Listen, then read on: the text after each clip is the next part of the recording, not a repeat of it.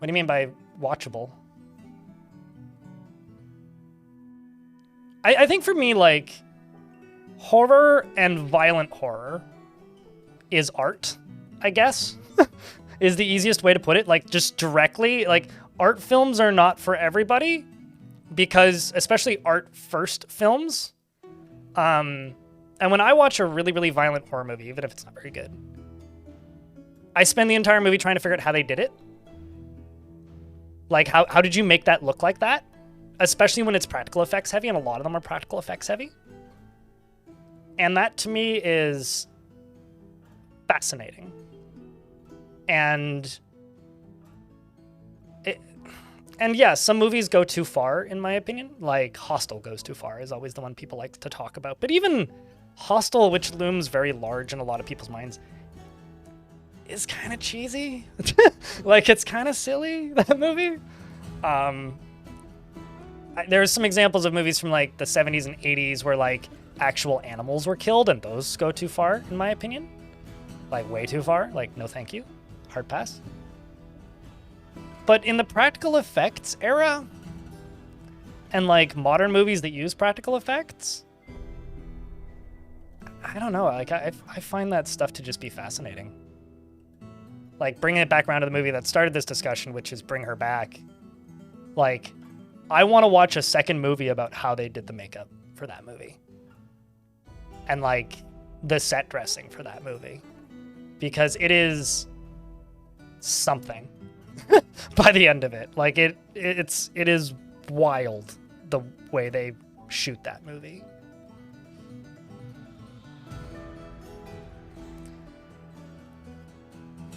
And this is why they shouldn't make a Dwarf Fortress movie. GeoBeetle. Here, I'll stop wasting all this time. Let's play some Dwarf Fort.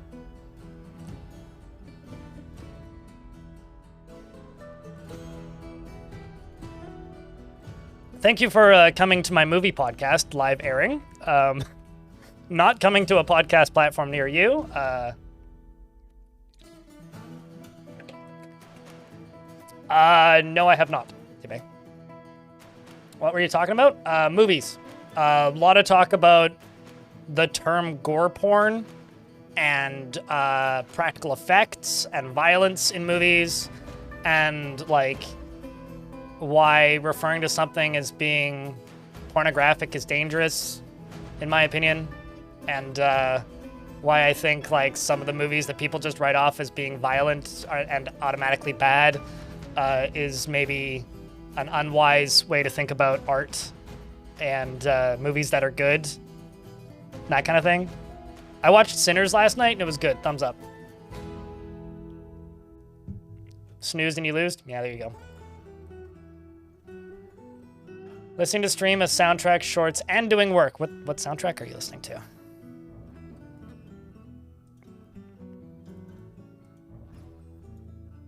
Ah, Wavepool. There we go. Fortress Wavepool.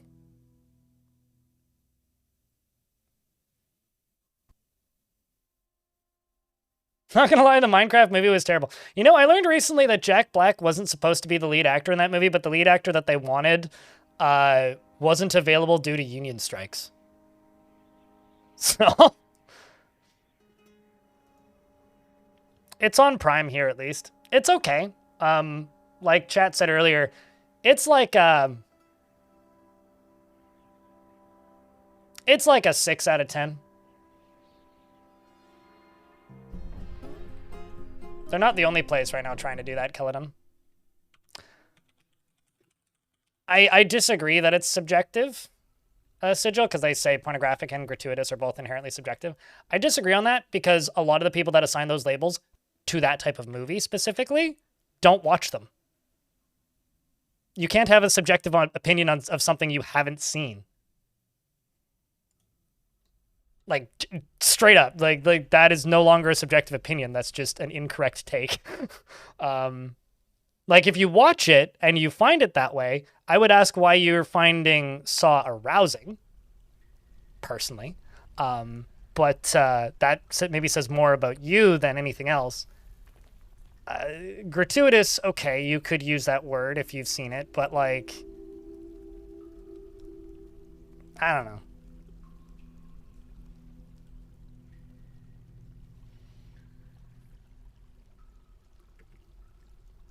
All right, so in this fortress, the named dwarves are Boudica, Nisbet, Hammerhead, Shrubbert, Ankh, Darut, Mac, Breways, Wilmer, Beetle, or Rattle, rather, and Darius, as well as Grumpy, and Snail, and Leopold, and Friscoborn, as well as Union ID, as well as Radbug, and Laya, and Wrath of Seth, Sleepy, Tim, who we'll get to in a second, Gunmetal Unicorn, Faminoir Letteran, Tackler,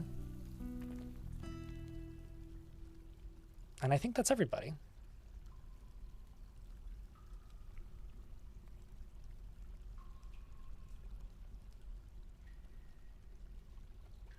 No, the state of Michigan is doing very similar stuff. Sorry, I'm just adjusting my monitor slightly so that I can see, because the light is reflecting off of it at an angle that makes it hard to see. So Tim is our fortress founder, and Tim and his lover are both members of the starting 7. We went through and we gave the starting 7 generic-ish names. So like Hammerhead, Mac, Nisbet, Boudica, Shrubbert are all members of the starting 7. And we did that so that I could keep better track of them, because I feel like I've done a terrible job keeping track of the starting 7 recently, and I wanted to do a better job of that. So that's why that is. If you would like to name a dwarf, at least for the Twitch side of things, I've now enabled the requests queue. So they should be available now.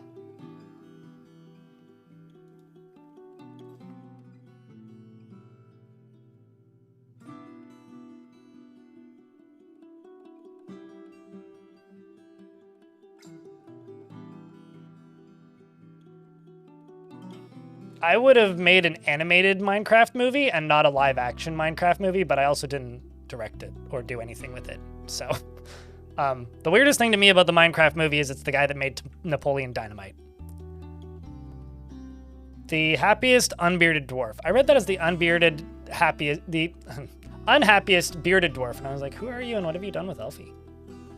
You're a planter. Checks out reasonably well. She pursues matters with a single-minded focus, often overlooking other matters. She feels best when everyone gets along without any strife or contention, and she is often sad and dejected. She is confident under pressure and only rarely feels strong cravings or urges. She generally acts impartially and is rarely moved to mercy. Did I read that right, or did I miss that part? She generally acts impartially and is rarely moved to mercy. Yes. She does not easily fall in love and rarely develops positive feelings. She is often cheerful and likes to brawl, is somewhat fearful in the face of imminent danger, and often feels lustful. She has a tendency to go it alone without considering the advice of others, and is not particularly interested in what others think of her. She has an active sense of humor, and she has an active imagination. She's slow to anger, and she has a tendency towards forming deep and emotional bonds with others. She clicks her tongue occasionally when she's bored, and she needs alcohol to get through the working day, and does not mind being outdoors at least for a time, and is getting used to tragedy. She dreams of crafting a masterwork someday, and personally values war and doesn't feel strongly about the law. She likes lignite and electrum and rubicel, as well as white stork leather, circles and anvils, and the sound of the heliotrope embrace. And when possible, prefers to consume sunshine and absolutely hates bark scorpions. She hasn't killed anything, and she's a broad body with little fat, and a jutting chin, and her teeth are crowded. Her flattened, narrow ears have nearly fused lobes. She worships Zudan Lal, which is the keeper of blankets, the god of fortresses. And YouTube folks, the first person to put 3 pickaxes into the YouTube chat can name a piece of furniture or a dwarf. All right, so we are behind on bedrooms, and moods are kind of bad. The reason moods are kind of bad at the moment is because at the end of the last stream, a bunch of troglodytes got into the fort, and like the dwarves won the fighting against them, but they kind of rotted in the hallway. And then I had some trouble trading for a bit. So I think I may actually move my trading above ground to hopefully minimize that. I've got some bodies I got to get rid of. Zol, my goat, died, or Zell, my goat, died. And the fortress goes all the way down through. So somehow stuff got in through here because I forgot to cover a hole right here. And that allowed several troglodytes to get in, and the dwarves fought with them, and it was horrible. But thankfully, they're no longer a going concern. Down here, we have a pretty fun little minecart thing. So the way it works is minecarts get filled up with stuff up at the top here.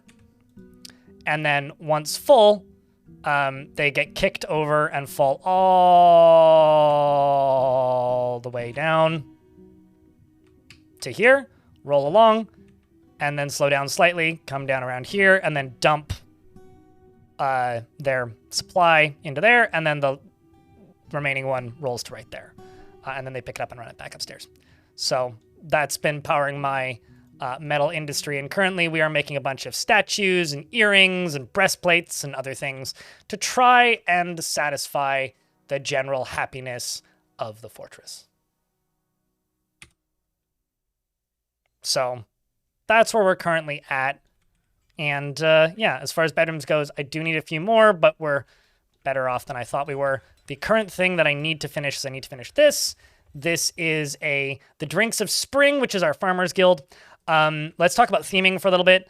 The theme of this fortress is I want to tame the ocean. We are an ocean fort. As you can see, there is an ocean here. If I actually open up the animals menu, let's see. There's currently no ocean-specific animals here, but there was. There was ocean-specific animals when we first arrived. We had orcas, but they haven't come back. So I'm kind of not really expecting to see them again. Down here, I need to solve or finish up that guild hall. We need to finish up more bedrooms, but I got some that are underway here. We need to get things smoothed up. And the main focus of this fortress is armor smithing. And the idea here is that with a big enough armor smiths guild, all the dwarves will learn armor smithing skills, which, as you can see, is actually happening. And if they all learn armor smithing guild skills and join that guild, then we will get armor artifacts. Because something that I've found that's really scary about the new sieges is just the skill that the enemies can have.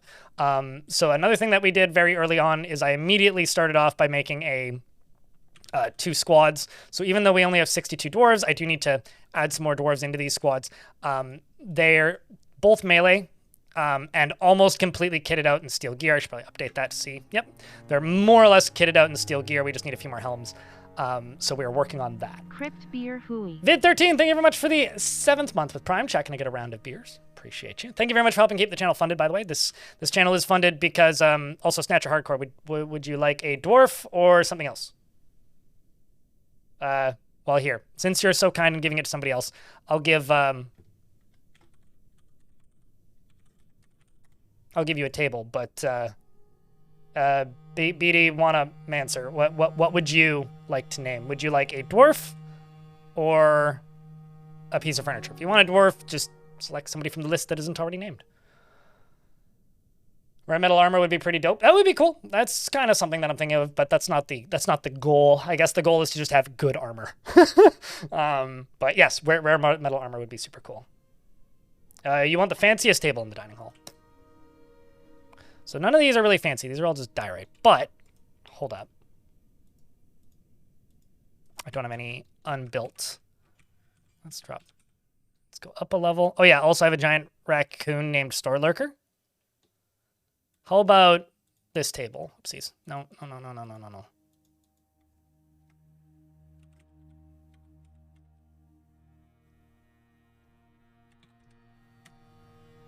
I think I spelled that right. You are a silver table, my friend. In the Temple of the Chapel of Blankets. Yep, that's where you live. All right, so let's just finish up this guild hall. And once we're done finishing up this guild hall, we're going to make more beds. And then I'm going to see about fixing up these moods, because the moods got bad as I started saying right when we got into game here, because we got some troglodytes that ran into the fortress, and the dwarves got into a fight with them, and it's very unfortunate. And we could have just talked it out, but they weren't so into talking. Instead, they just kind of grunted at us funny. So the dwarves got a little spooked and maybe sort of kind of killed them all. So we are trying to remedy that, because there was a bunch of miasma in the stairs for a bit, but nothing too crazy. Nothing we shouldn't be able to sort out pretty quickly, I think. This is a crowdfunded channel, so I make a living because people throw subscriptions and bits and subs at me. If you like this channel and the way that I do business here, do think about me if you happen to have a Prime subscription, because that is truly what keeps the channel funded. I would not be here in the way that I am without people subscribing to the channel. So if you have a hat next to your name, or if you have access to those emotes, thank you very much. You're the real ones who keep this channel here the way it is. So thank you for that. And aside from all that, if you're just watching, especially if you're on the YouTube side of things, don't forget to leave a like on the stream, because likes tell the YouTube machine to promote the stuff I make.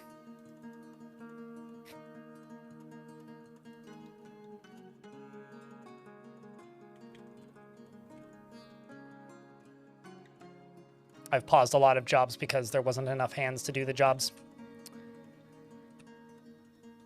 And Nat's my name. Thank you very much for the Prime. And Dolphin emoji. Thank you very much for the Tier 1. Appreciate you greatly. It's almost Hype Train. Trogs appearing in your fort gave your tavern patrons a hell of a good time. Most of them were visiting warriors. They're like, finally a threat to kill!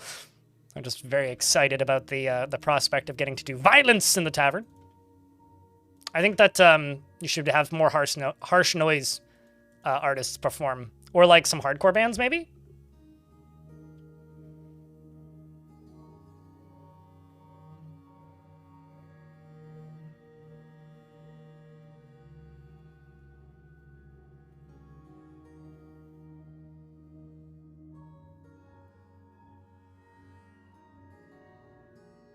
What would you prefer your username be then?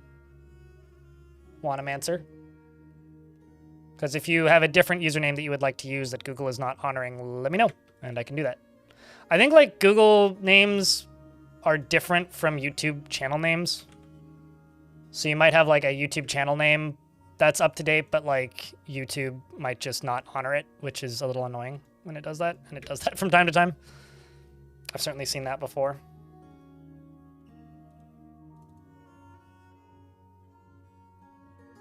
I mean, I can rename it to something else if there's something else you prefer, but it's up to you. Lots of poets, not many musicians. I mean, poetry is a skill, musician is a separate skill, so that depends on what people in that world are training, right?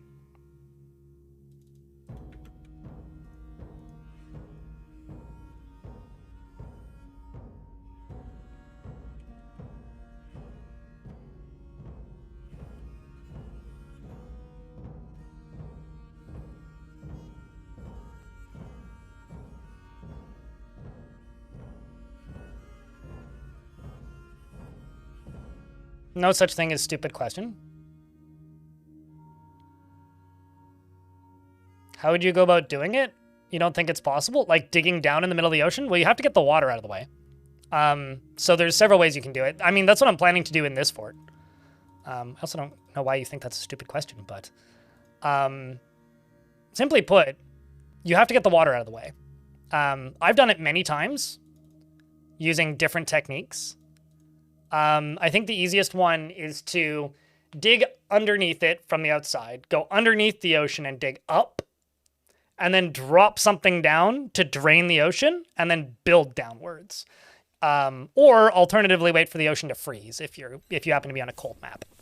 But no, it's absolutely possible. I've done it several different ways over the years. This ocean doesn't freeze, so I will be going through the ocean. I wanted to do that last stream, but I was just in too much physical exhaustion to continue. I'd been streaming for like 9.5 hours at that point. There is a fungus gnat flapping around. It's basically a fruit fly. And I want to kill it. And now it disappeared from my line of sight, which means it must have landed somewhere. I will get you at some point today, you stupid bug. So yeah, no, you ain't bothering me, and that ain't a stupid question, but let's see, I did it in Machine Waters. I did it in Apple Bottom a different way, but that was a very shallow ocean. I did it in... it has been a while since I've... Trying to think, like, what was the last fort that I drained to the ocean? I actually can't remember off the top of my head. I think those are the two that are coming to mind at the moment.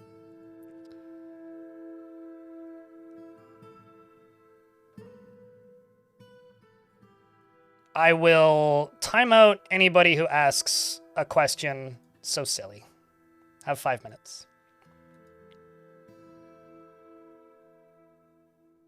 This is an untamed wilds biome, not a joyous wilds biome. So they will not appear here.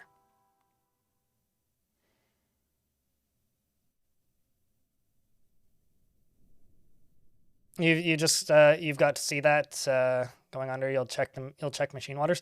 Machine Waters, I dug through a frozen ocean. If memory serves. But we did have the legendary floating camel. It was floating for quite some time. Also, chat, if I got $1 every single time somebody asked about mermaids, I would make like an extra $20, $30 a day. So I'm just saying, we need a mermaid tax here. It'd be very good for my financial future. So chat, what were you guys up to this weekend? Let's keep the chat moving. I know it's Tuesday, so a lot of you are at work, but I've never seen a sperm whale in fort mode, period. The only time I've seen them is in arena mode. When I've manually, like, clicked spawn. I've seen sharks.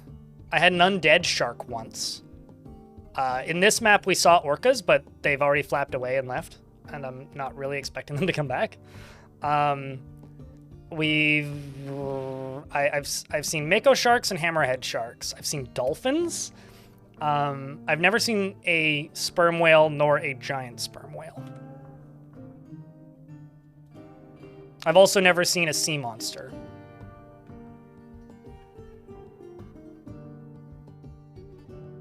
Are there even whale people? That's news to me if there are.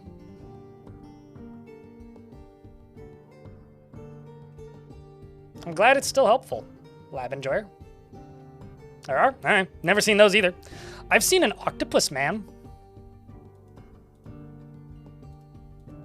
Which kind of just looks like a mind flare. Just kind of funny.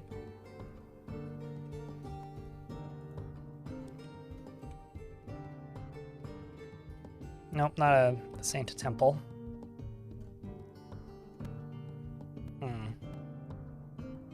Octopus.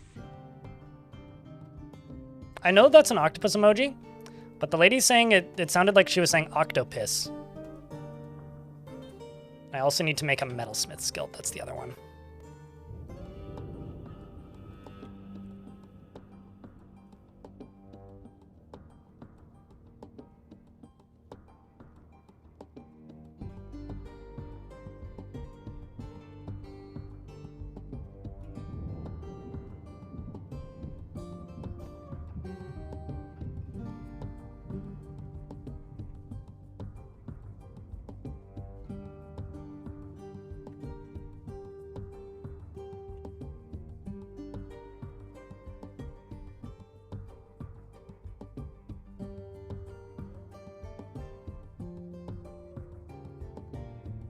What, like Octo Pilsner? Is that where you're going with that?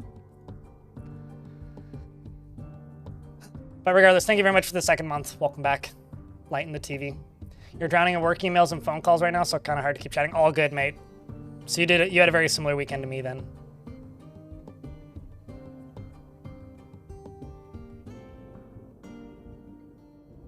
The best oracles are amphibious. They're a powerful omen.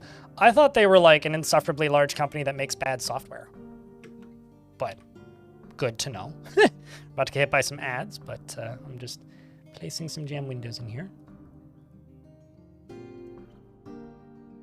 Thought I told you to not cut rock crystals. Oh well. Need to get this up to a value of 6,000, so that's going to take a little bit. I need to check my engraver skills.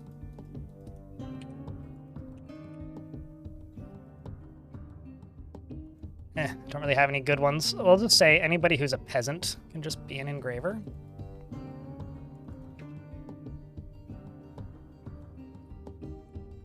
You didn't know about Ulm until recently? I used to find them, like, pretty frequently.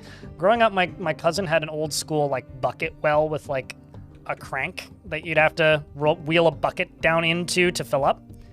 And that thing was fascinating because you would get a very clear picture, I guess, of things like ulms and stuff that would come out in the water at the bottom of the bucket. They used it to water their horses. Let's pause game for 1:30. Would be for style-given invaders that could just build up to you. Wait, what? So far, I think it's possible to build floating fortress with cave-ins. Is that possible? I thought that that was like a thing that was possible and then not possible again.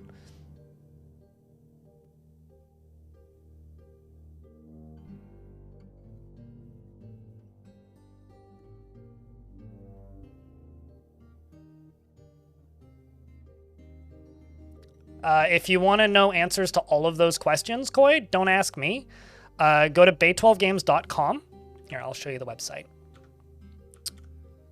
Because all of this information is public, and all I do when people ask me these questions is tell them what I read directly after doing a quick Control F.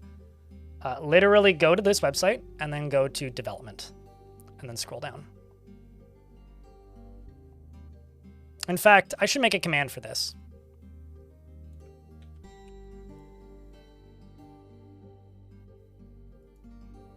I'm just going to make a quick exclamation point bay12 that just links to that.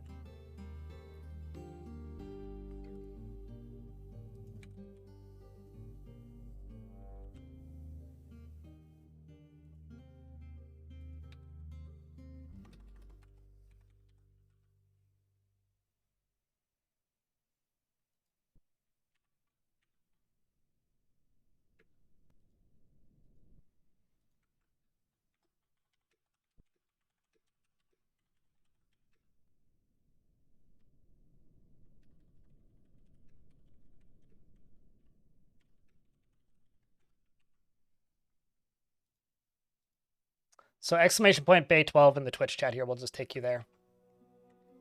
Then how are you communicating in chat, Snatcher Hardcore? Busted. They said that they can't read in the YouTube chat. So I was like, well then how are you communicating with other people in chat? I call shenanigans, my friend. All right, we're through the ads.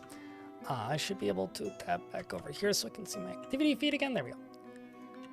Okay, how's the value of this doing? Still at 2,000, right? I should unpause.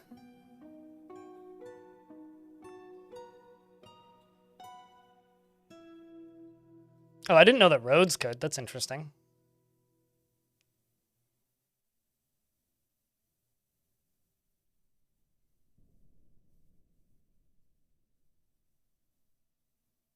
To wall off the water. Yeah, that makes sense. That's like, I don't know, kind of a little silly though at that point. At that point, like, you might as well just make a not floating fortress on supports underwater. Because what's going to topple it down there? Since the last Future of the Fortress?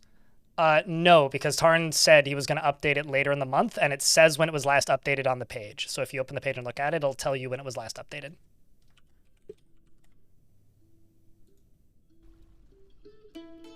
Like literally at the top of the page it says, last updated February 12th, 2025. Which was when they released the plans for the Siege update. And in the Future of the Fortress, Tarn said that later in the month, they're planning to do another update to it. Which is basically like after a large series of features that were planned was added. This is now going to be my life. Now that I've added that command, people are going to be like, has it been updated? And it's like, open the link and look. You tell me.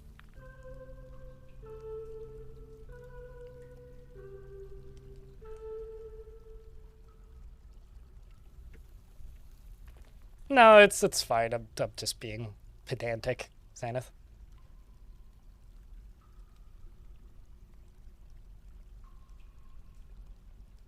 A front door for the baddies so that I can drown them with the ocean. That's what I'm planning to build. Lighten the TV.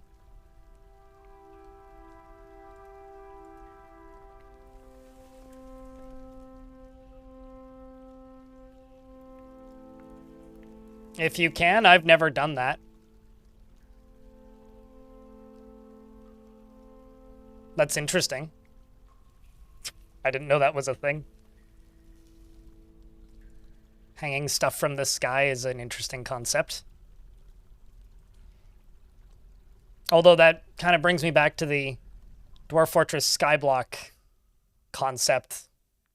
I really want somebody to make a map for Dwarf Fortress that's literally just like Minecraft Skyblock.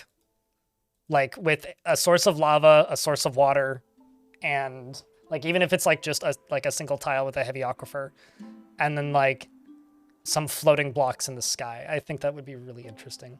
You have a stupid idea? Only one? That's a challenge. You've only heard about it? No testing?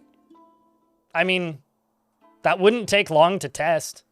You'd literally just need to build like just get 7 dwarves, turn on Fast Dwarf 2, chop down every tree on the map, and then just build a staircase up to the highest level, build a wall piece, and delete the bottom of the staircase.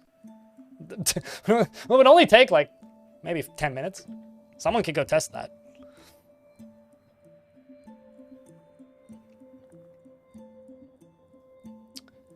All right, Elfie, are you in the YouTube chat?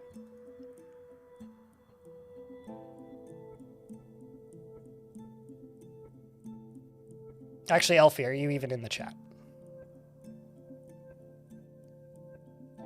Because I'm going to put my foot down right now. YouTube chat. Every single time somebody mentions mermaids, I will time you out for a minute.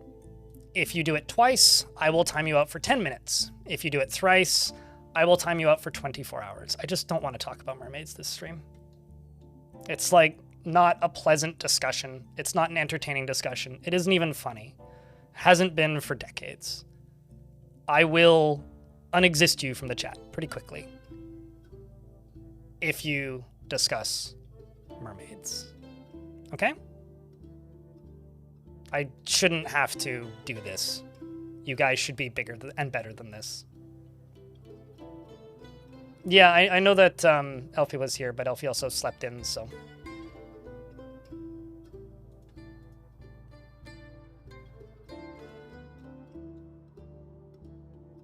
Thank you, Baron Balloon. I mean, like, we did a lot of surface fort stuff, and I got to see a lot of the limits of what they can do in surface forts. It's still not quite high enough value. Just engrave some more floors. So I want to see what they do against water-focused defenses. You can talk about whatever you want, but if you talk about Dwarf Fortress-specific context murder of mermaids, I will just time you out, because I don't want that conversation in my chat. Period. It is the oldest, most insufferable Dwarf Fortress meme on Earth. It is just vomit-worthily disgusting and dull as fuck to talk about. If you want to talk about it, go to your own DMs. Get it out of my chat.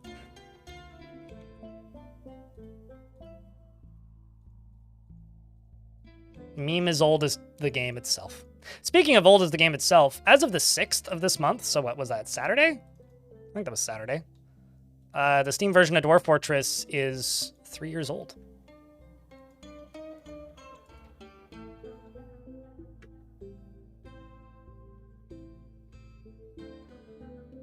That a layer of water will prevent them from digging wherever that water is covering? That wouldn't be too surprising, but if they can get around it, they will.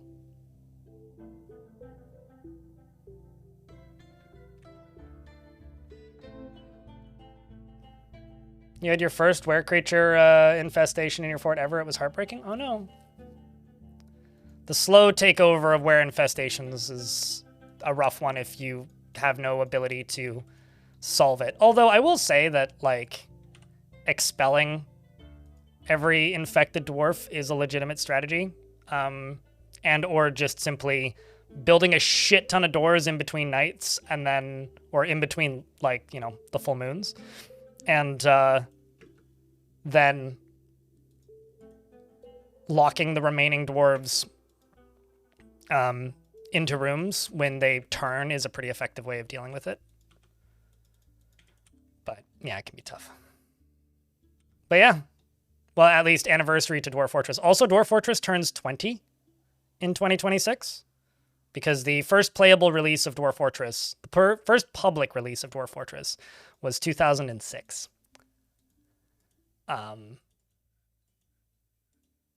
So Dwarf Fortress is turning 20 very soon. Right alongside of the Xbox, which I think just turned 20. Was it the 360 that just turned 20, or was that 25? It's one of the two. Microsoft's biggest fluke success.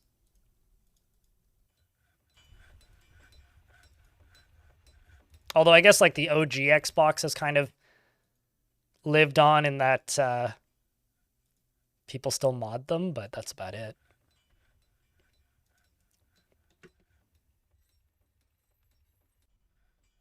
So like a year or two before I first downloaded it. Oh, I was just saying that I'm taking a hard stance on mermaid discussion in the YouTube chat. Every time people bring up mermaids, I'm just going to time them out. Like, first offense is a minute, second offense is 5 minutes, third offense is for the rest of the stream. 24 hours, basically.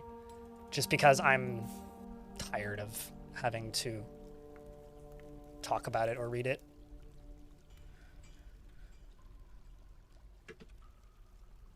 Like, it's funny, the first time you read about it, by the 100,000th, it's very old. And I'm done with it.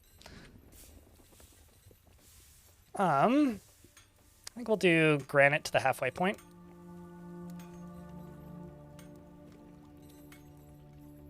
Not to be mean, but I'm just going to make a point. That goes for the Twitch chat as well. Single Z-level fort for the 20th birthday. I mean, I think it was the 18th birthday of Dwarf Fortress. I streamed the first public release of Dwarf Fort.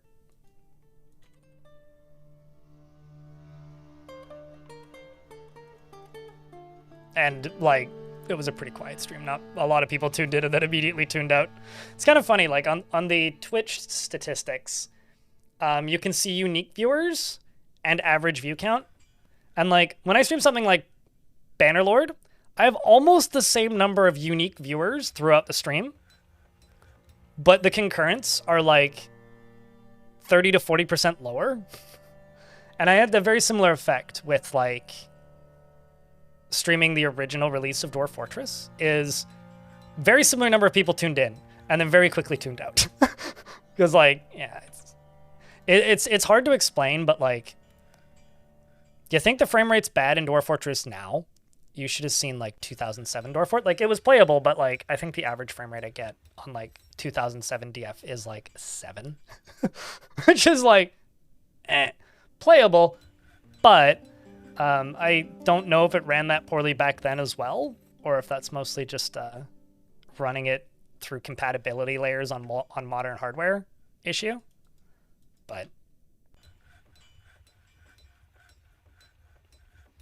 basically, on paper, or Dwarf are powered by works of the pump. It gave you pressurized liquid from a pool. Sure. I mean, there's a few ways to do that, like an anti-riot cannon. I'll tell you this, like, I didn't quite build my lava setup well enough in the last fort to be able to have pressurized lava, which is on me. Like, I should have done a better job, but I didn't. And the goblins would see the lava and then walk around it, which super caught me off guard. Was not expecting them to do that. So you'd have to like account for that probably. One of my minors has given birth to a boy. How adorable.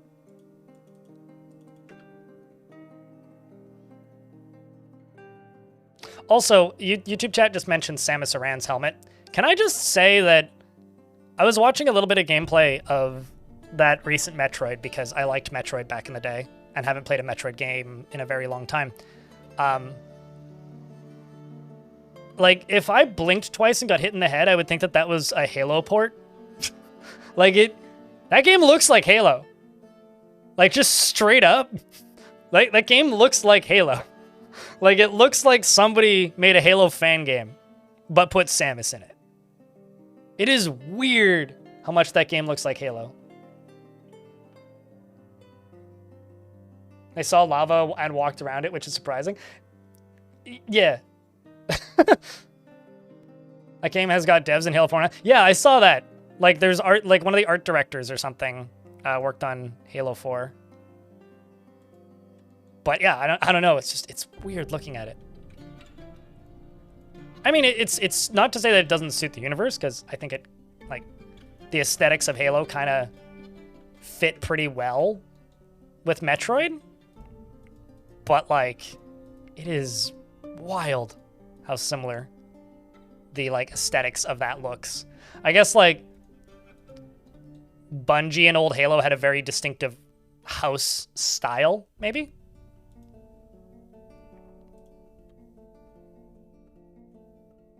At GameStop for the 360 launch, and the following year was nuts, but nothing compared to the Wii launch.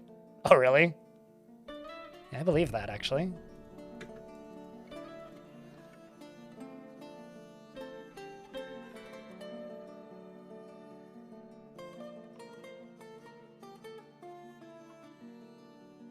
Can you just make a thin vertical reservoir? A thin vertical reservoir does not pressurize lava. You need multiple stacked pumps to pressurize lava.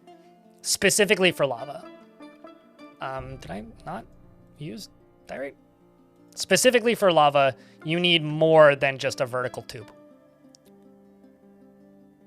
You need a lot more than just a vertical tube. Vertical tube will not do it. You need vertical tube next to vertical pumps.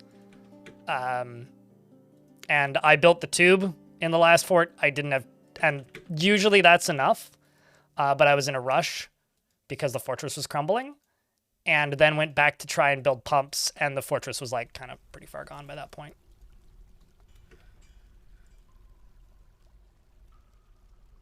Bearded military dwarf.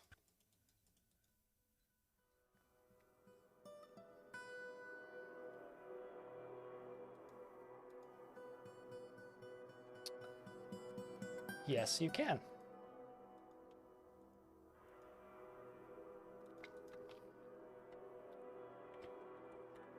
I don't think... Did you have a dwarf in this fort previously, Oscar? I don't think you did. I think you were in the previous fort. You have a wife. Your nephew lives here. You have 2 lovers and 5 children. You're 50 years old. That's a busy life for 50. That's, like, busy for a human. Anyway, he has no confidence at all in his talents and abilities, and is not careful with resources when working on projects, often spends unnecessary effort, and he prefers to be alone. What? And is brave in the face of imminent danger. Okay. Prefers to be alone. Has a wife and 2 lovers. How many kids? 5 children. Prefers to be alone. I can see why he moved here without any of them. He doesn't cling tightly to ideas and is open to changing his mind. He has a noticeable lack of perseverance, and he prefers to present himself modestly. He is a friendly individual, and he is comfortable with others that have a different appearance or culture. He is curious and eager to learn, and he has a sense of duty. He becomes very rigid when he's angry, and he laughs very loudly whenever he's surprised. And he needs alcohol to get through the working day, and is getting used to tragedy.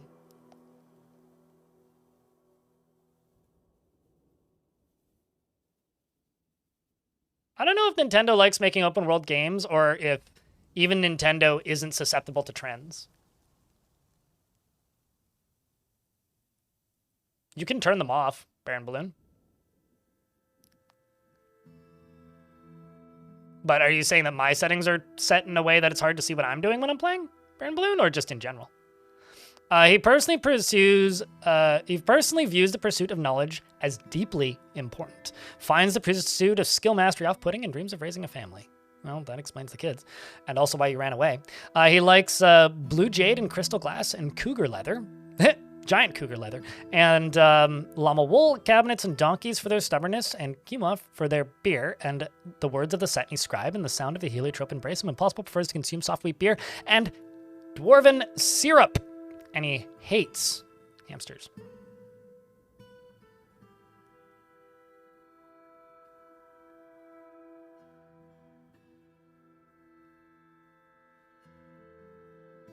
Oh, when you're trying to fight from horseback in the field? Okay, I thought I was trying to figure out if you were talking about the game in general or like my streams of it. I mean, you can turn like the god rays and lighting down to like nothing. Like, if you set that game down to its min spec, it kind of just looks like Warband. Which, you know, fair.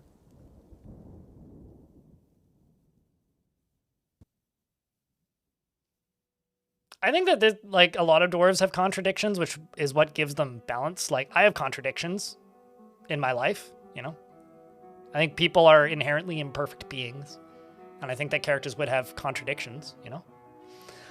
His sideburns are clean shaven and he has a very long mustache, and like him preferring to be alone and like liking danger and running away and leaving his family just means he's a shitty dad, but he still wanted a family, you know? His sideburns are clean shaven, his very long mustache is neatly combed, his very long hair is neatly combed, and he has a very high-pitched voice. His slightly hooked nose is quite long, and his slightly thin irised aquamarine eyes are slightly close set. And he has no kills. Welcome to the fort. He's also adequate. I need to get him training.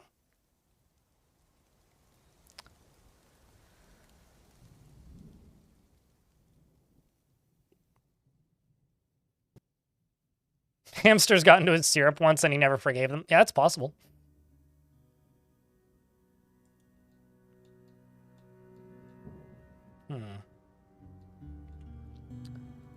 Value of this is not quite done yet. God damn it. Okay, hold up.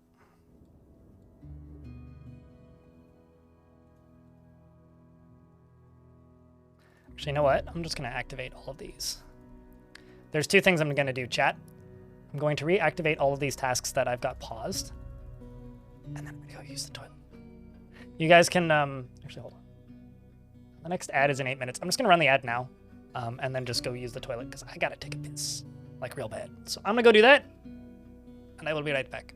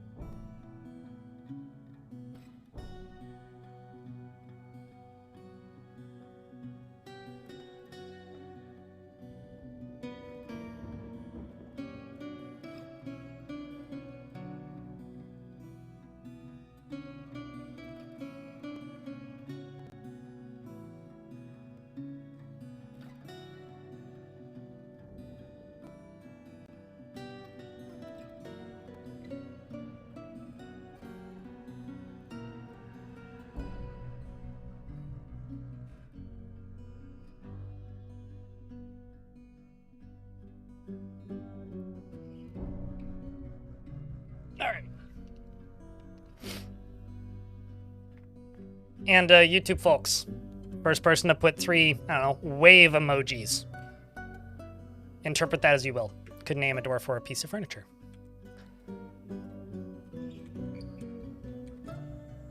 Now that I'm up to here, let's just build some more bedrooms.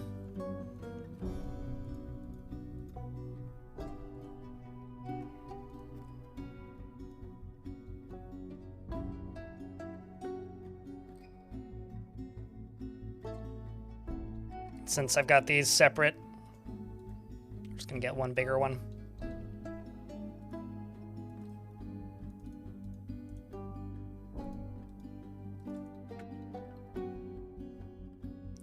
The purple rock? That's granite, if that's what you're talking about. Unless you mean like this. That's quartzite. This is also granite. Quartzite's more of a pink color, I'd say. Something else I'm gonna do is I'm gonna go to the 2 shops max. 1 shop max for that. 2 shops max for that. And I'm going to plop another display up in here. Let's just get this one sorted so I can work on the next one.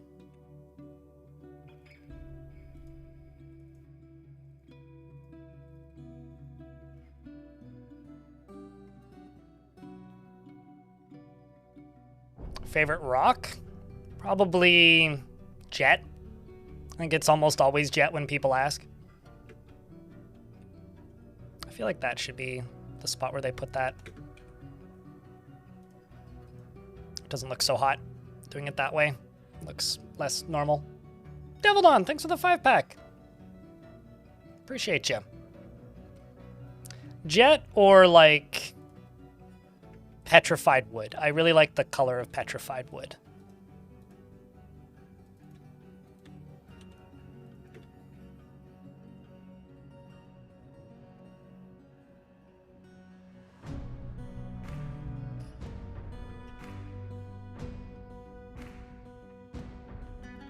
It's a curse that we all have to bear. Joe Beetle. It's a curse that we all have to bear.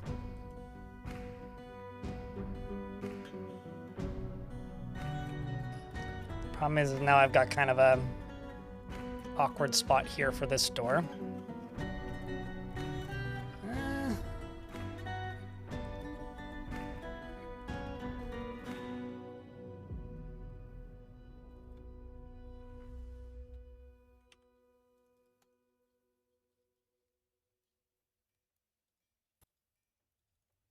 How about I do it this way instead?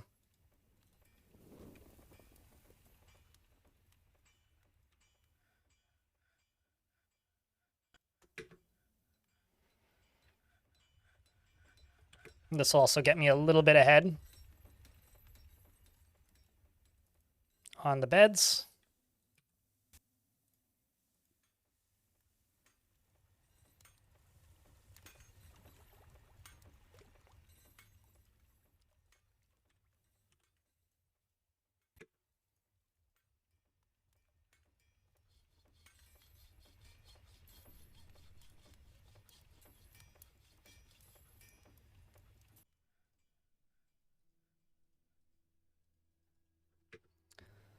And there we go.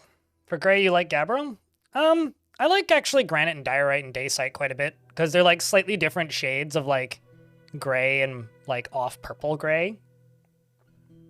So Zelkin, what would you like to name? I mean, Sargasm did it as well, but we could give you a piece of furniture if you don't want one. I don't know why you did it if you don't want one, but here, how about I give you a window? But Sargasm, what would you like to name? Would you like a dwarf? Okay. Out of the top happy ones here, select somebody who is not already named. Which is why you like it? Sure. But I would rather use Gabbro to make lava-safe stuff or like mechanisms or like that kind of thing. But that's just me.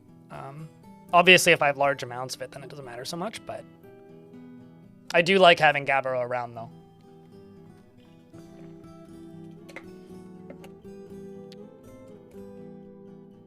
Not a mimic. Can do that.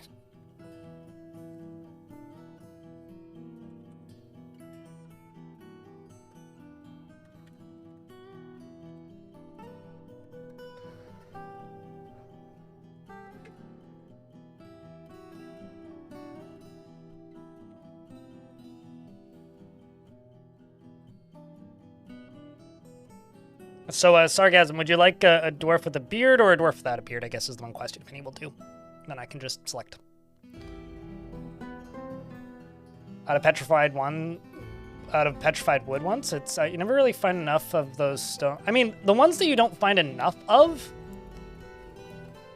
are the ones, in my opinion, that are the cool ones. Because those are the ones that you have to use as, like, off accents or, like, a pop of color somewhere. Like, I think that if all you have is one color, that kind of sucks. But that's why the, like, discovery of, like, a different color, even if it's just a small vein, is like, okay, I will make this, like, a triangle of flooring in, like, a tavern. Or, like, a dance floor checkerboard pattern with this other weird color that I found a few of. I think that's fun. I really like that. So I don't think a room necessarily needs to be all one color in order to use that color.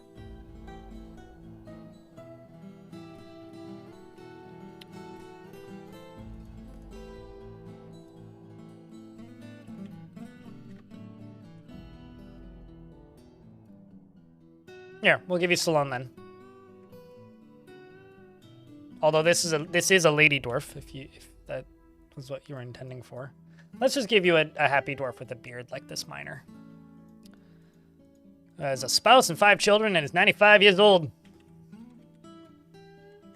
Sargasm is married to Zenang and has a youngest son, Athil, who was just recently born, and Ingiz, who's his eldest son. He's got 2 sons. Or his 3rd eldest son, rather. His eldest in the fort. He's frustratingly sloppy and careless with every task he sets to carry out. He's quick to anger and he likes to brawl, and he has a tendency to consider ideas and abstractions over practical applications, which is why it's a good thing that he has a pickaxe equipped so that when he brawls, he just, like, removes their face immediately. He always wins. He is often cheerful and generally finds himself to be quite hopeful about the future. He's not particularly interested in what others think of him and doesn't often experience strong cravings or urges. He blows out his breath when he's annoyed, and he points and shakes his finger when he's angry. You can alternate engraved, not engraved, and it always looks good. Sure. Until you screw up one of them. And then a dwarf just gets pissed at you. He personally has a great respect for fairness and views cooperation as a crucial driving force in the world and dreams of creating a great work of art. He likes chalk, lead, and emerald, as well as Rami paper and battle axes, bucklers, coffins, and the satiny scribe. And the sight of the glittery suitor, and when possible, prefers to consume giant hornbill and sorghum beer and absolutely hates lizards.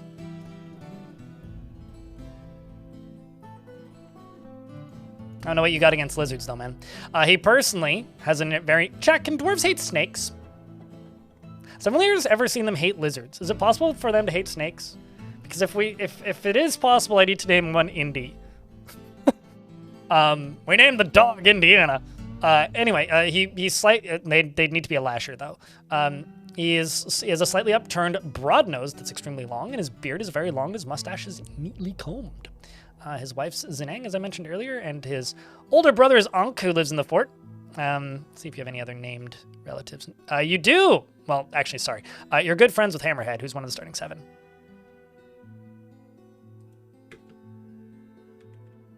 They engraved the wrong title. You assigned it! That'd be like management screwing up like an order of something and then blaming you for it, and it's not even your job and you didn't do it. As if that ever happens in real life, you know?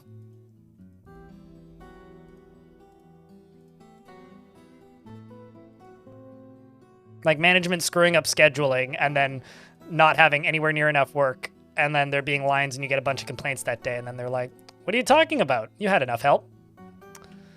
It would be like that happening. As if that would ever happen in reality. I mean, come on, we're far too organized for that as a society.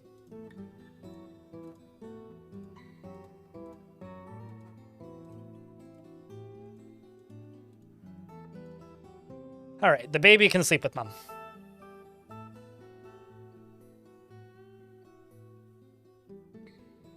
I'm sure. I have no idea what that is, or when that happened, or why that happened, or what that has to do with anything, but I will agree that that is definitely what happened, Baron Balloon.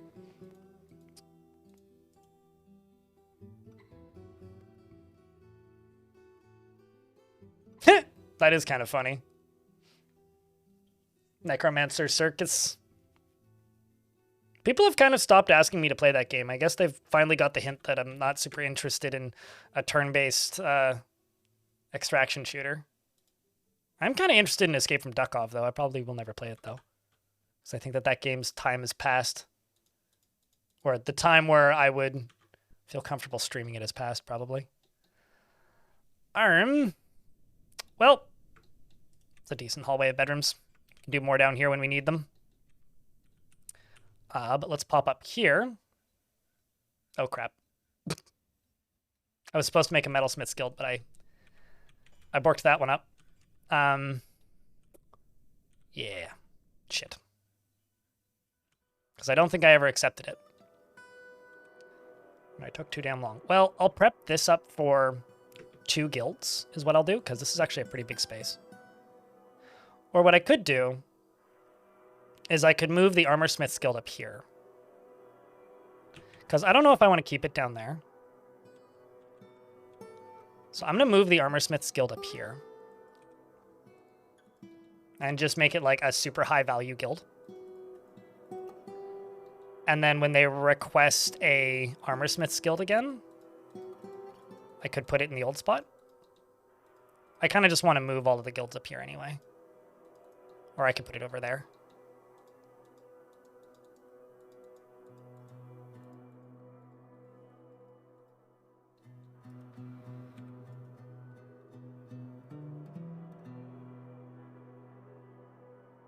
No, it's totally fair.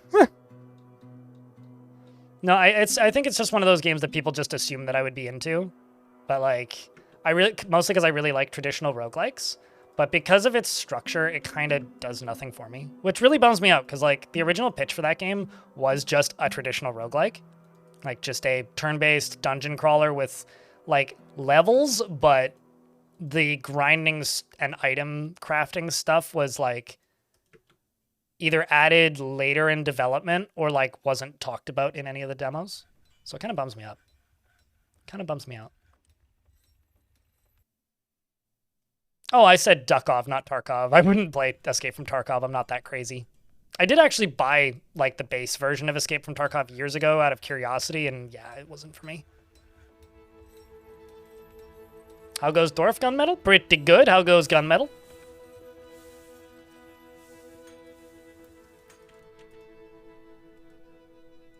Still not satisfied, goddamn.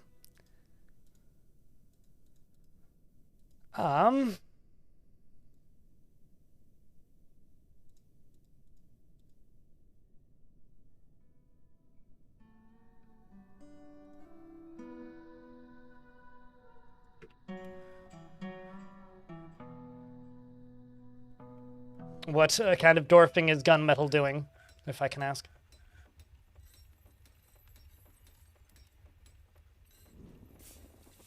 Because allegedly a lot of people are cheaters. That is one of those games where, like, if you're not good at the game, too, like, a cheater is indistinguishable from a player that's just really good at the game. Like, I've seen people play Escape from Tarkov where, like, the streamer will just turn around and fire off 2 shots and just, like, down a guy from, like, far enough away that I didn't even see them. But, like, you know, if you just play a lot of those games and you're used to figuring out what, like, silhouettes look like, you can just pop somebody at, like, 500 meters, and it's like... I'm pretty firm on a cheater is indistinguishable from somebody who's just very good at that game.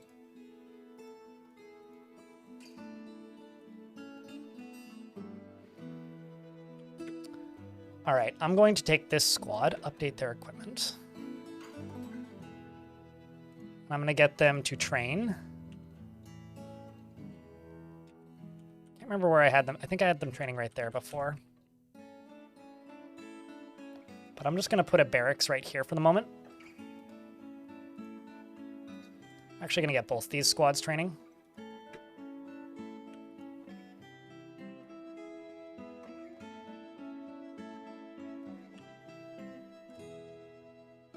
I actually, for a period of time... So I used to play a lot of the free-to-play first-person shooter Crossfire. I played quite a bit of that game at one point in my life. And the mode that I liked the most in Crossfire was called Ghost Mode. And Ghost Mode was half of the players were invisible and only had melee weapons, and the other half of the players were visible, but like could use guns. And the invisible characters made this very loud, almost loud, like Darth Vader breathing sound. And what the game didn't tell you is if you turned the gamma all the way up on your screen, the invisible enemies, when they're moving, were perfectly visible. So I had a nice-ish set of headphones and a bright monitor and just turned my gamma all the way up. And I actually changed my name to Haccusation because of the number of times I got kicked out of matches for cheating. Because I just turned my brightness up and was like, okay, pop, pop, pop, pop, pop. That's a whole team dead.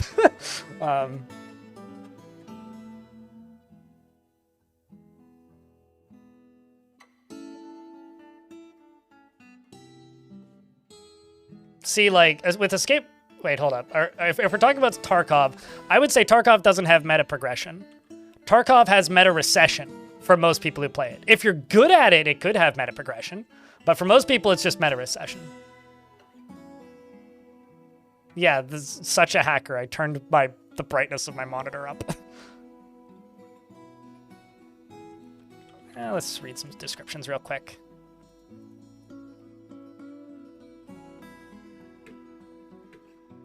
Want to learn something? Fight, be extravagant, socialize.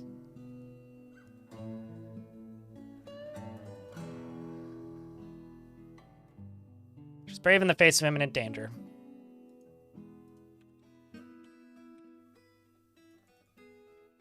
How about that other thob? These are just the ones at the bottom of the list. Wants to fight, be creative, craft an object. Dreams of crafting masterwork someday, doesn't care about friendship. He's fearful.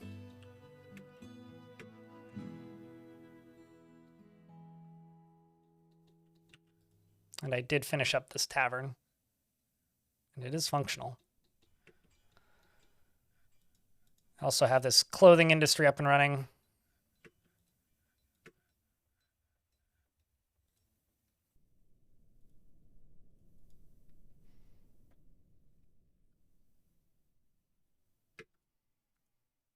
I'm actually just going to go here and say dye cloth.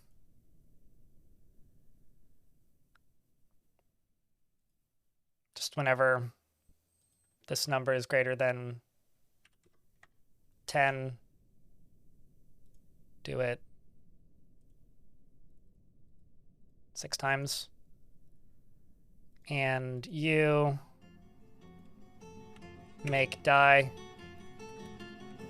Can I just do a make generic dye? Okay, hold up. Let me check this. Make dye. Is there anything I have? Okay, I need empty bags. Leather. I got 81 leather. Let's just make 40 leather bags. 50. And leather backpack. And leather water skin. Paul Harvey, thank you very much for the 36th month. I'm gonna, whoops. Gonna right click accidentally. Let's do 20 and 20. Chat, can I get a round of beers for Paul Harvey? Please and thank you.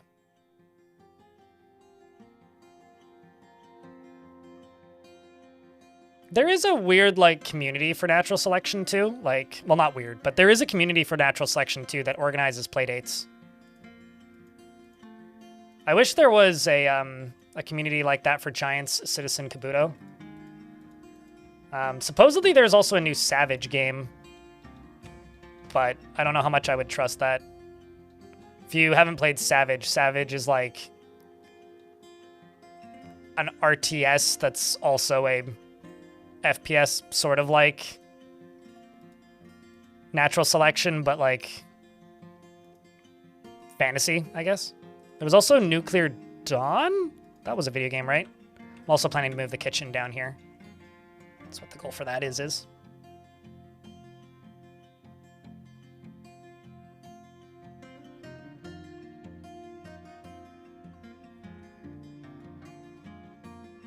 Kind of wish you could do more, even more automation, like you enjoyed, as in like you like the current one, or you missed the old one? Because I think the old one was a DF hack feature, if that's what you're talking about. But if you mean the current one, yeah, no, I agree. I think, well, you can already do a lot in the work orders screen. It would just be nice if it was easier to do a lot, because there's a lot of things that are just like not clear that you can do them to begin with. So I think the biggest fault of it, at least for me.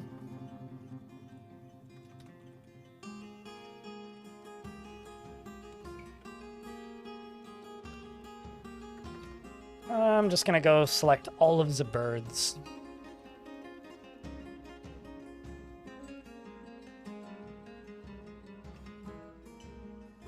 Then move some nest boxes into there.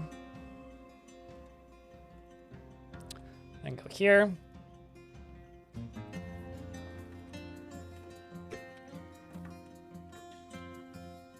Let's make 4 of them.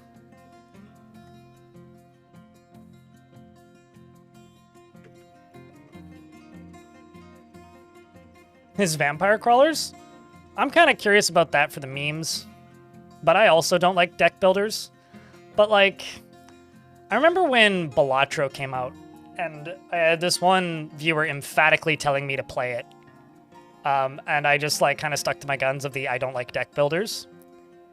And I still feel that way. Like, I still don't think I would like Balatro, but at what point do games like that stop being a deck builder and just directly become like a slot machine? Because honestly, I think games like that have more in common with like slot machines than deck builders. Like, yeah, you build a deck, but building the deck is like a means to an end to just get the slot machine. Okay, I keep selecting granite. I want diorite.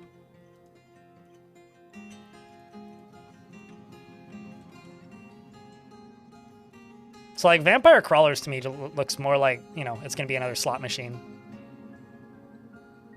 Balatro is not a luck-based game. Sure, but I'm aware of this. Thanks. How do I put this? The effect that you get from winning a game of Balatro is very different than the effect that you get from winning a game of Slay the Spire, you know? Like, Slay the Spire is a turn-based combat game. Actually, here's an example.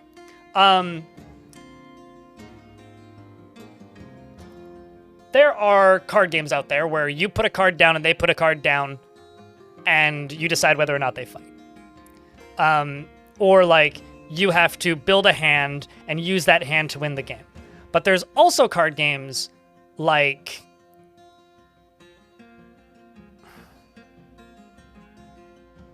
Speed, where like the idea of the game is to put down cards faster than the other person and then smack them when they try to like put your hand down to stop other people from putting cards down.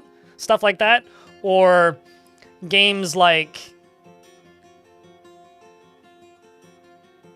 you know, well, like one is just kind of a JRPG combat system with a deck. The other is a slot machine with a deck. It's like the dopamine effect that you get from it is very, very different. Like, I gather that it's not a luck-based game, and I'm not accusing it of that. It is a strategy game that you get tools based on how far you've gotten. But it's a very different kind of dopamine that you get from it. No, because my chat is terrible at making shorts. So like if you clip it, GeoBeetle, then sure. I would love it to be a short. But I will forget to go back. Chat often says, somebody clip that. And then I look at the end of the stream after I stream something and nobody clipped anything the entire stream. It's like, it's a very common thing that happens in this chat, actually.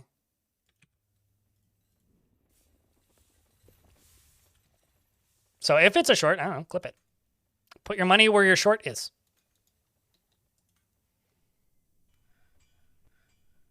Most of my chat does, it turns out. Darius.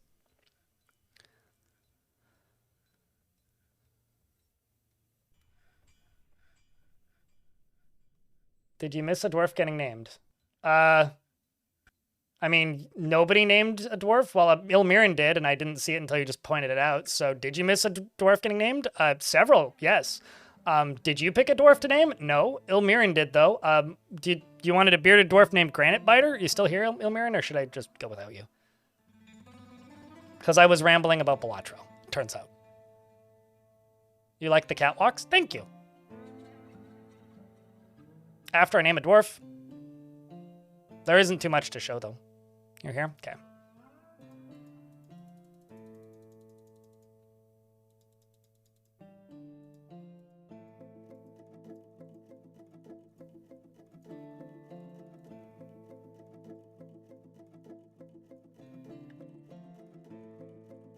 Granite Biter.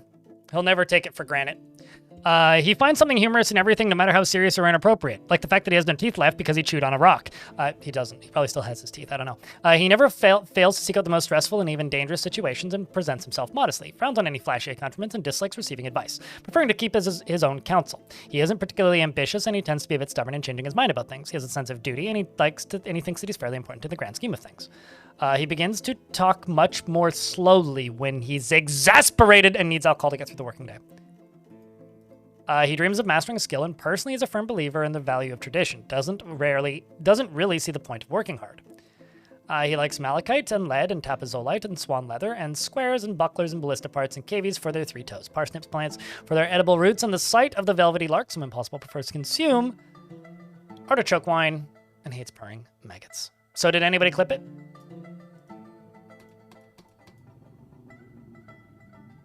Did anybody clip that bit?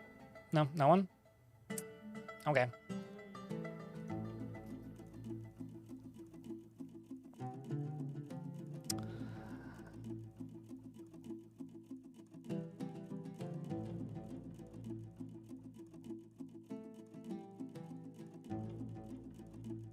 I mean, that's not what I'm trying to say, cracker lacquer at all, but okay.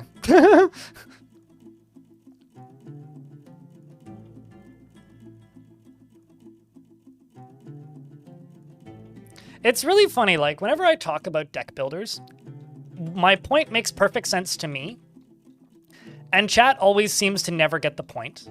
It's been very vexing and perplexing for me over the past few years. Like, it's very rare that, like, especially in, like, the current era of, like, video games, where, like, I will go and be like, yeah, this thing about a deck builder. And then chat's like, oh yeah, no, this completely different thing that like wasn't my point at all. And I'm like, that's not what I was saying or what I meant, but okay. Like I've been saying for years, there is no such thing as a roguelike deck builder because single player deck builders have existed as long as tabletop games have existed. And they've always just been called deck builders. And so there's no such thing as a roguelike deck builder because a deck builder is inherently a permadeath thing. So if you're like, oh, well, it's permadeath. Okay, cool. Still not a roguelike. There was games with permadeath before roguelikes.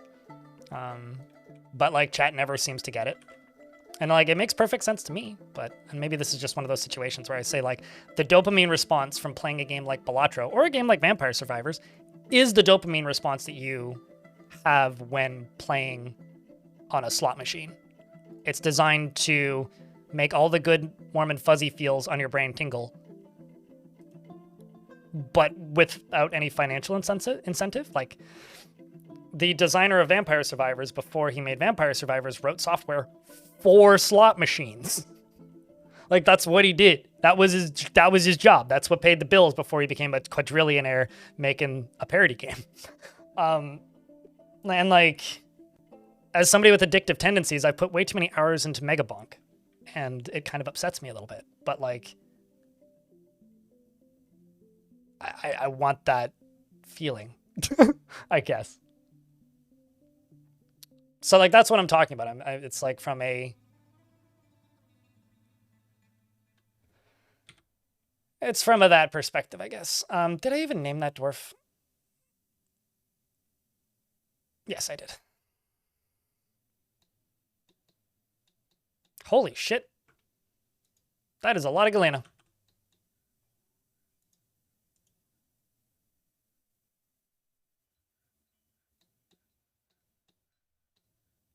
Like, holy shit indeed.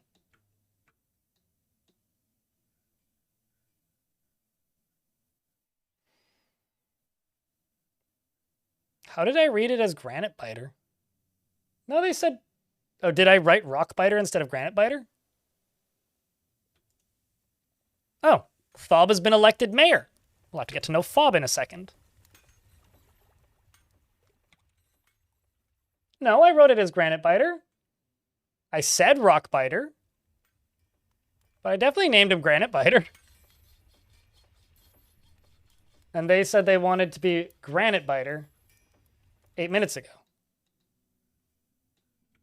Oh, okay. I see. I've never actually seen the Neverending Story. Fun fact about me.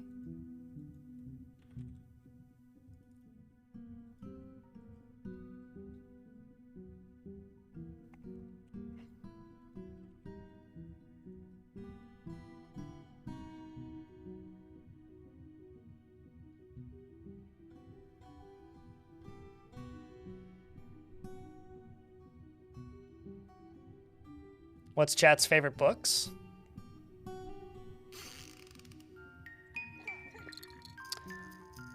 What is my favorite book? I mean, my favorite book that I've read recently was probably Dark Wire, which I guess is true crime.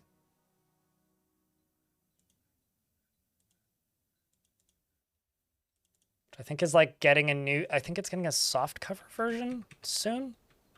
Oh, shit. Well, that's kind of exciting.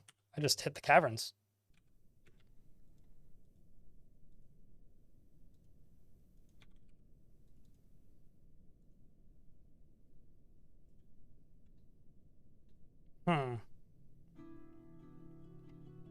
I wonder if it would be worth digging directly through this and making an exit into the caverns for the trade caravans. Or if creatures would appear right there.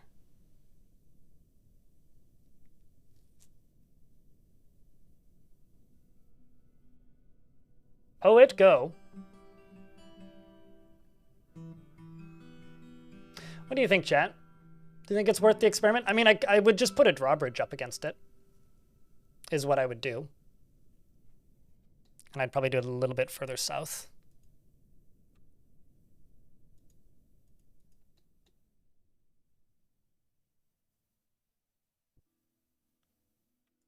Yeah, why don't we do that?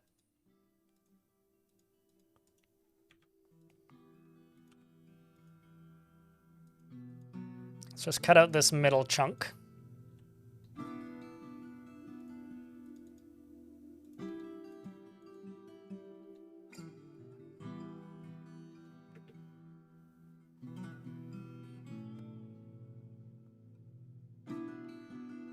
Yeah, I don't know. I think like this year is the first year that I read fiction since like high school. Dilfo Masonsaurus, whose name I still can't say properly. Dilof, thank you very much for the 23rd month. Welcome back, man. Chat, can I get a round of beers for that? Thanks for helping keep the channel funded. As always. Appreciate it, dude. So like this year, like I read a couple Stephen King books that I got for super cheap.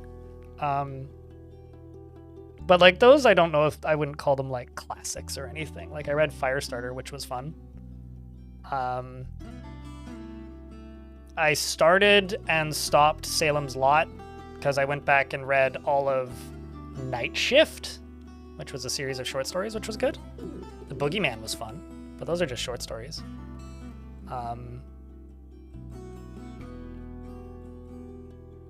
Yeah, like I don't think I've read like a series of fantasy novels since the Harry Potter books were ongoing. Like to give you an idea, like I remember reading the last Harry Potter book vaguely and then not finishing it. I'd read all of the other ones up until that point, but I didn't finish it because I was in sports at the time, and maybe you knew this guy too, chat, but there was this one guy who was in the sport that I was in who got a PDF copy of the book early and like just walked around like periodically spoiling it for like the 3 weeks before it came out. So I like At a point, I knew like how the book ended and who died, and I was just like, you know what? I just don't care anymore. I just kind of never finished it. So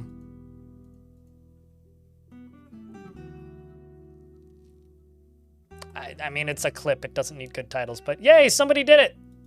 I'll have to watch it later and see if it would work as a short.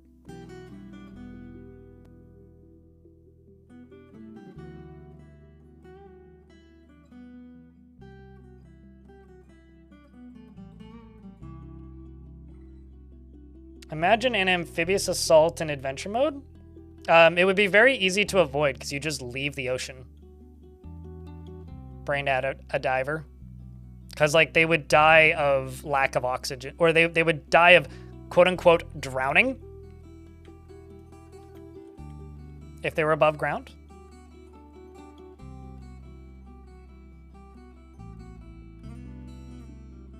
Okay, so there's just too many tasks again. This whole fortress is, like, chronically overworked. I think I'm going to take my better squad. Jump to them. We're in an ad break. I will leave the game paused. I'm going to set them to off duty and take them off training for a little bit, but let them keep their gear equipped. Just so I can have some extra hands. Just so that I can have some extra hands. Uh-oh. Why are you so pissed off? Oh, you saw a troglodyte die. Yeah, that'd do it.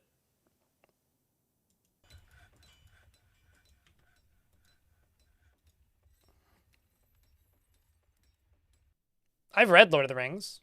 I read Lord of the Rings, like, years and years and years ago. I read Lord of the Rings by taking turns reading it out loud with my older sister.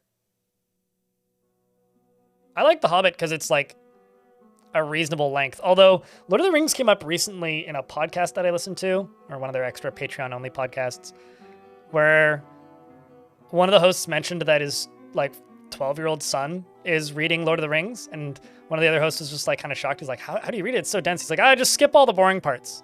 He's like, I read that book when I was like 12. You just oh, do you get to a really long description of mountains? Flip forward a few pages. It's like, yeah, I guess that's doable. But because you can kind of get the gist of Lord of the Rings without like reading the exhaustive details. But yeah, no, I read Lord of the Rings a long time ago. I read The Hobbit like twice. You skipped all the songs? Yeah, I mean, that'll save you a couple pages.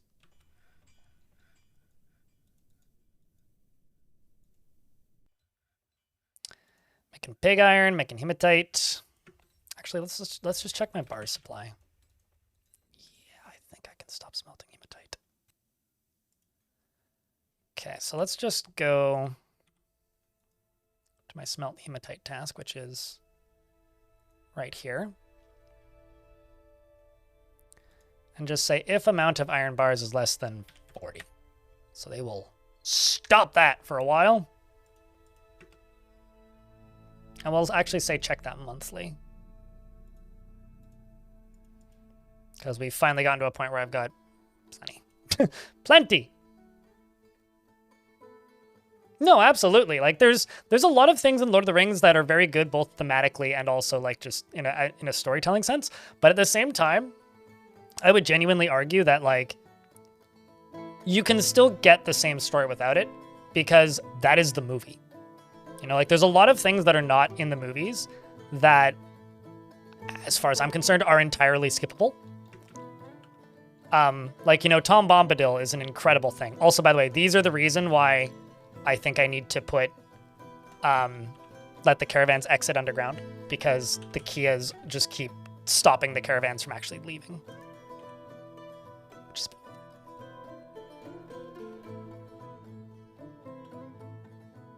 I like how I just unpaused all of these jobs and I'm just about to go pause them all again.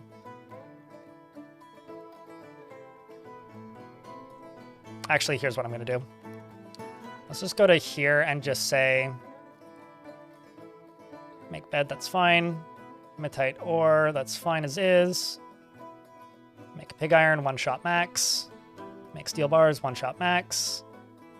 Make steel statues, one shot max. Process pigtails, that's fine. Cut gems, that's fine. Lavish meal, that's fine. For a drink, that's fine. brew fruit, drink, that's fine. Let's do 4 shops max. Dye cloth, that's fine. Make leather bag, that's fine. Leather backpack, that's fine. Leather water skin, that's fine. Okay.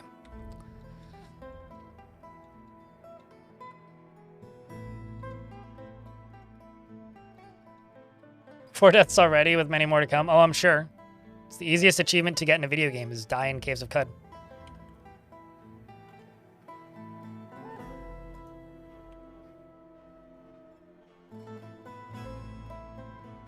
Gonna also rejob other dwarves.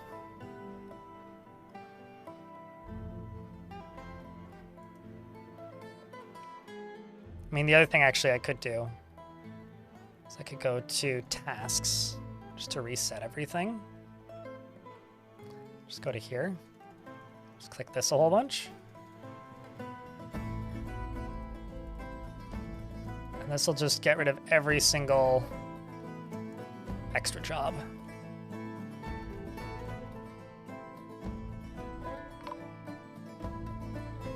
And you want to become a wizard in CDDA?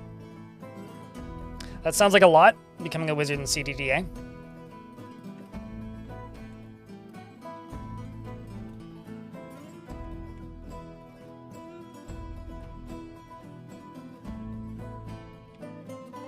There we go, that's what I wanted to see. It's just everybody, well, maybe not everybody, but a lot of people just doing that. Also, desktop. I'm just gonna go to labors, chores, and just say you don't do any chores whatsoever because you are pissed. I want you to just go play make-believe for a while and make your day and life happier. That actually what surprised me about that, Baron, isn't that there's a magic mod for CDDA. It's that magic isn't in vanilla CDDA. Like, that's actually more surprising to me that's a mod than anything else.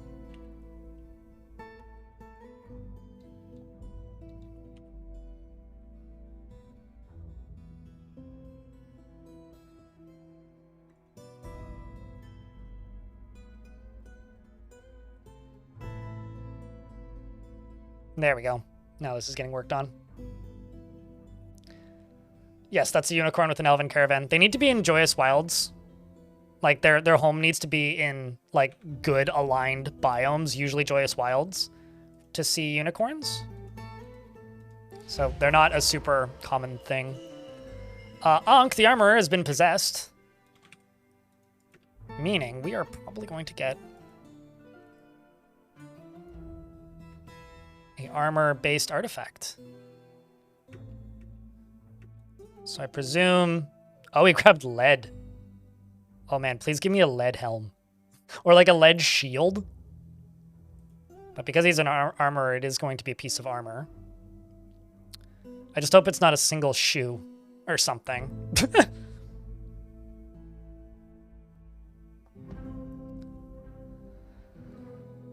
I mean... that's what Bright Knights is for, right? Oh no, it's oak. I think that's the name of that fork.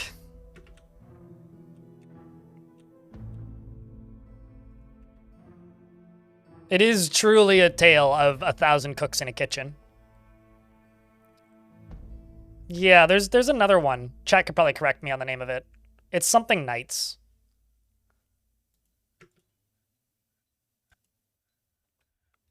Okay, so lead bars, pecan wood, granite, and rough milk quartzites. I also have a mayor now, who's going to require an office.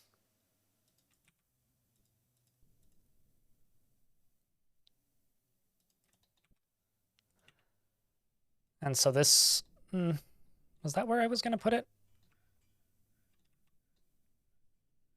Yeah, I think that was where I was going to put it. Just feels kind of crappy now. I think I'm going to cancel that and instead put it on this side.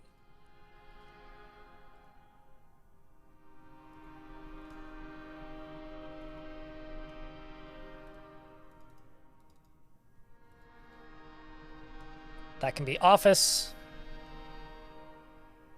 and that can be dining hall. The mayor. So this is diorite is what I was using, but I'm not married to that, so it doesn't need to stay diorite.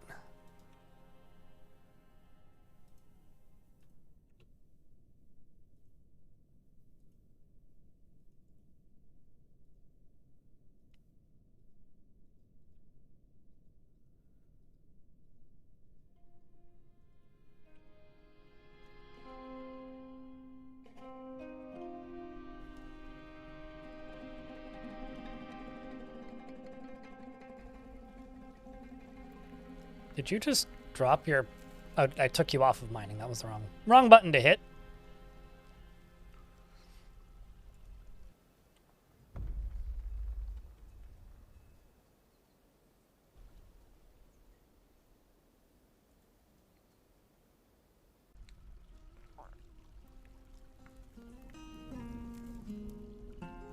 Yeah, I like CDDA. I know that this is very hypocritical of a person who plays a lot of Dwarf Fortress. I find it to be too much.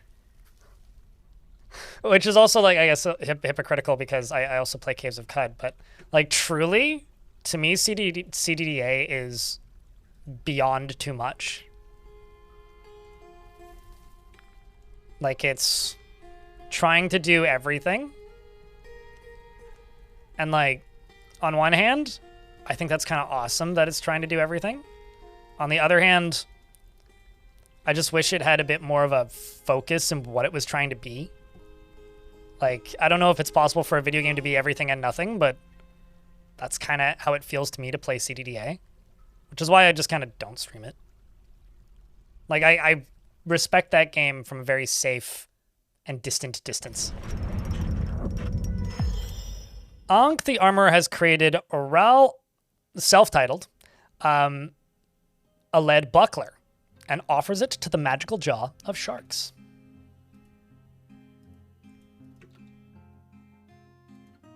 This is a lead buckler. All craft store ship is of the highest quality. It is actually not that heavy, and it is encrusted with oval granite cabochons and baguette-cut milk quartzites.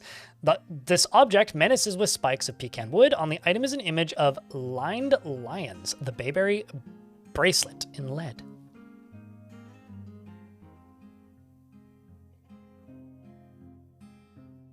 I mean, Zomboid and so chat could probably elaborate on this more. Zomboid and CDDA come from the same rule set for a tabletop game, I think, initially. Like, they both kind of come from the same place originally.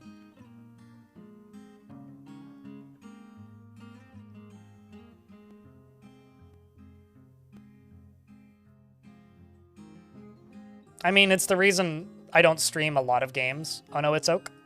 Like, I feel crappy having to over moderate my chat. And I feel like I need to do that whenever I play a game like that, but anyway, yeah, it's just why I don't play that game, at least on stream. Since I'm going to move the Armor Smith's Guild up here, I'm actually just going to put that on a pedestal in the middle of this.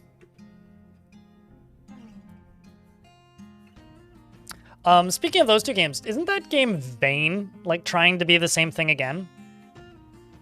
But, like, first person? Like, trying to be a first-person Zomboid? Also, this is what my minecart route does, if anybody hasn't seen it yet. Just have to wait for a dwarf to come over here and kick it. Then it falls, does that, then dumps the boulder straight in here.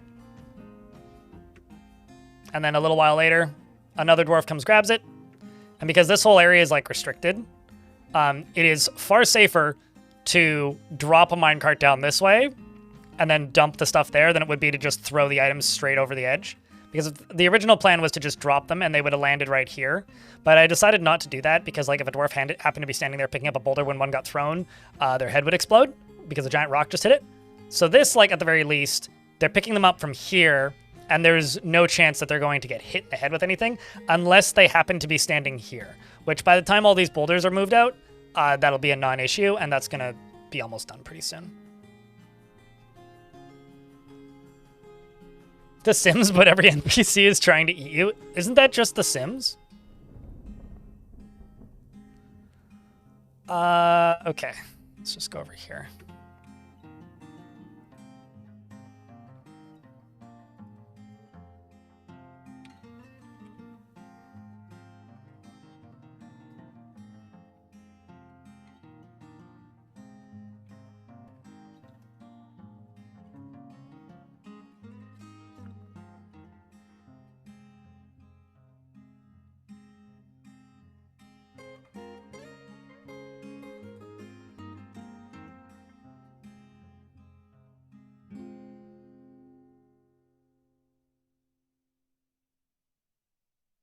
Project Hail Mary?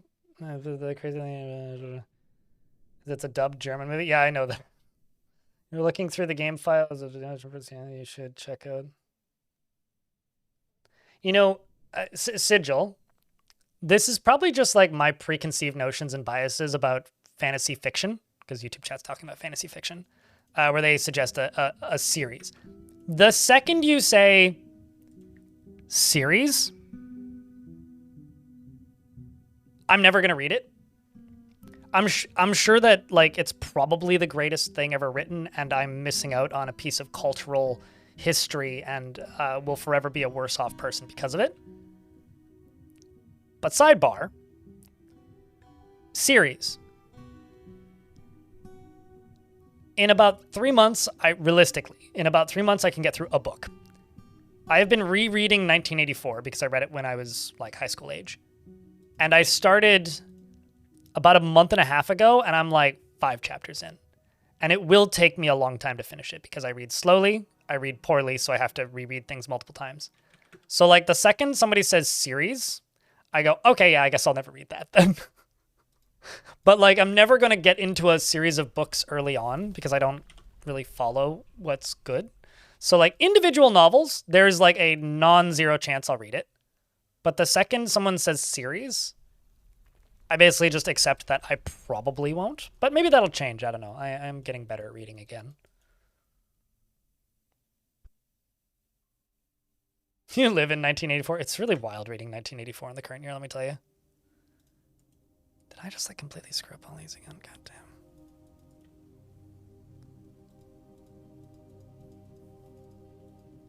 Just presuming I did.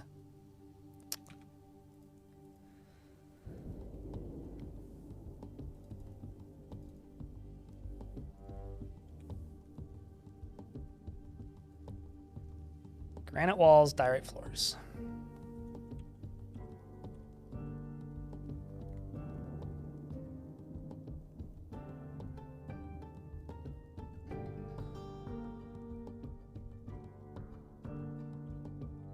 Hello, Henning. How's things?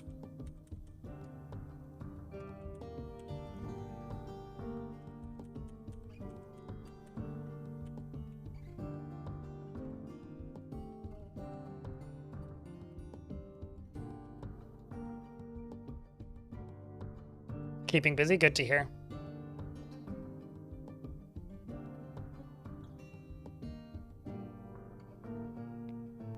I can when I'm using performance-enhancing drugs. Oh no, it's oak. Coffee and ADHD pills. Then I can read and I can focus. Otherwise, I can't. I don't even think it's like an anymore thing. It was just something that I was forced to do when I was younger. And like, I would read books and I would read them well enough to like be able to do a book report or whatever, but I would never actually like comprehend them enough to like enjoy them. And it was always work for me. But that's been something I've been trying pretty heavily to change.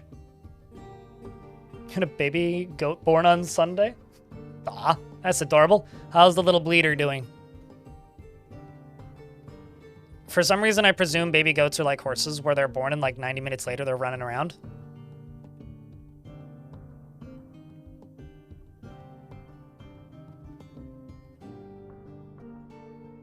Why do I really want somebody to have a goat that they name Justin Bieber now? Like, anyway, it's funny to me.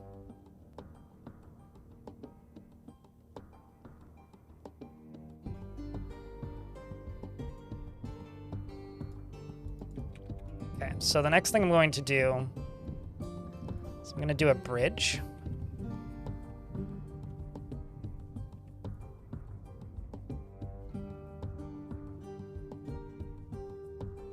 I'm actually going to have to do 2 of these, probably.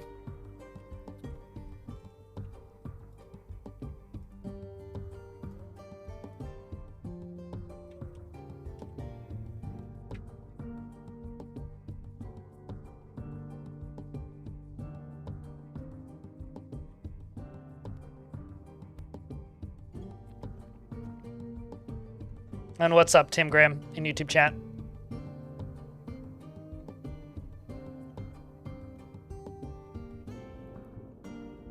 The Dispossessed? Is it bad that I don't actually find 1984, like, to be distressing or upsetting? I actually think that book's kind of funny. Like, it does read like a comedy to me. Getting another round of migrants.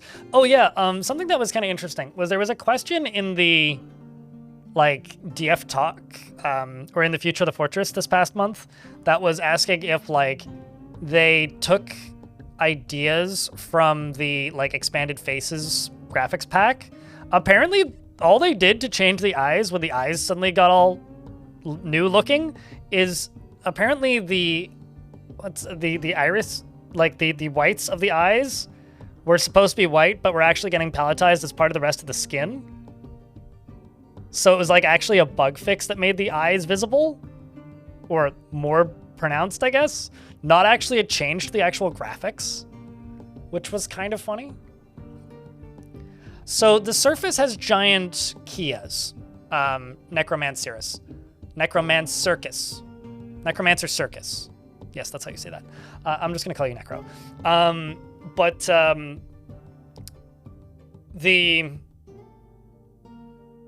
giant Kias don't bug the trade caravans when they're going in, but they tend to rob them blind on the way out.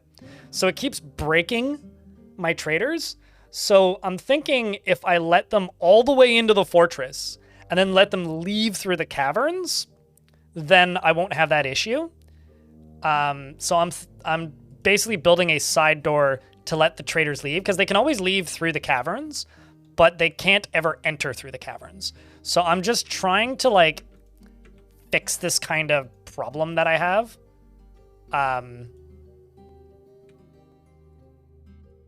Without, like,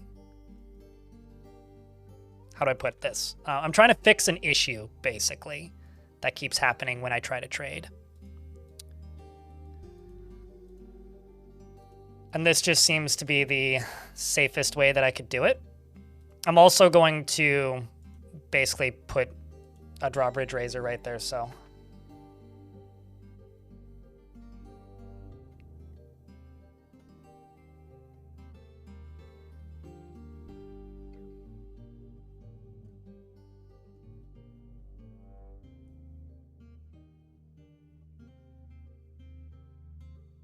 Because there are too many bird robbers, very dwarfy. I mean, yeah, that's kind of what I'm thinking. Swifty wants a happy bearded dwarf.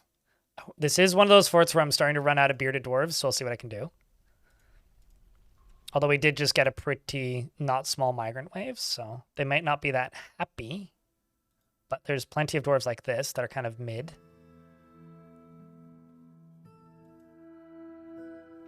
Or one of the new arrivals. So yeah, I don't have anybody who's like happier. But I could give you, like, Erush. I mean, I have beards. They're just not ecstatic or anything. They're just in the middle. So if that's okay with you, we can go with that.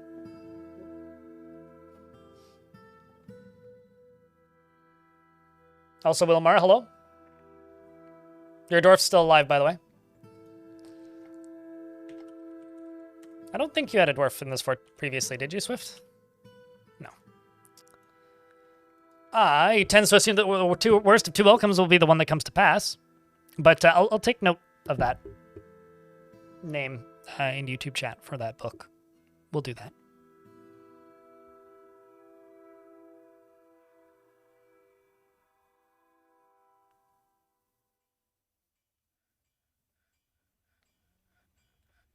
Sounds interesting, Sigil. Okay, let's read this. He tends to assume that the worst of two outcomes will be the one that comes to pass and doesn't tend to hold on to grievances. He is grateful when others help him out and he tries to return favors. He doesn't handle stress well and he is very humble. He's quick to form negative views about things and he tends to avoid crowds. He lives a fast-paced life and he is curious and eager to learn. He has a sense of humor and can sometimes act without deliberation. He is a friendly individual and he is often cheerful and often nervous. And he laughs in a unique way whenever he's annoyed. He needs alcohol to get through the working day and does not mind being outdoors at least for a time. I do have another thing to mention about books in a second, but I'll finish reading this first. He personally finds eloquence and artful speech off-putting and dreams of creating a great work of art. He likes malachite and silver, as well as lapis lazuli, warthog leather, and picks and leggings and masked lovebirds for their loving nature. The sound of the drum of trumpets and the sight of the glittery suitor. When possible, he prefers to consume reindeer cheese and bayberry wine. How festive. And absolutely hates moon snails. Your worship, I know Satatod Kaspera Dirlu. I have no idea what the hell that is. And you're a member of the Coven of Squids. What in the shit is that? I think it's the god of death, but I'll find out. Hold on, squids. The rain. Oh, it's the god of the rain. Yes. You worship the god of rain. Chocolate rain or something. Where was I going with that? So the thing about books, the author that I found the easiest to get into again after, like I said, basically not reading fiction for over a decade. Just due to finding reading difficult. Is Stephen King. And the reason I find his books so easy to read is because of how he formats his chapters.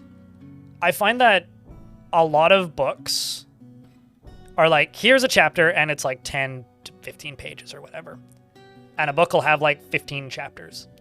But I find that the formatting of like, this is a chapter, and it's like a line in the sand, but there's like 14 mini chapters in that chapter spaced by like half a paragraph in each page. I find that way easier to get through because it's like, here is like a chapter, which is made up of 15 self-contained like mini chapters. And I find that way easier to get through because it's just like, oh, I'm going to finish this chapter. Oh my God, it's another 18 pages. Versus, I'm going to finish this chunk of this chapter. Oh, it's another half a page. Okay, I can do that. And then I'll be like, all right, I'll read another second one. And then I'll be like, oh, I'll read another one. I'll read another one. I've read 6. Actually, hold on. 1, 2, 3, 4, 5. Yeah, 6. I've read 6 books this year. Which is like 100 times more books than I've read in the last 15. Well, yeah, actually.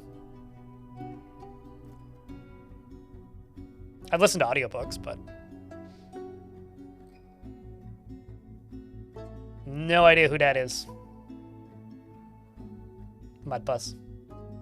You can never get a world with a bunch of religions. Even if you get a bunch of religions, you'll also just end up with one dominant one, almost always.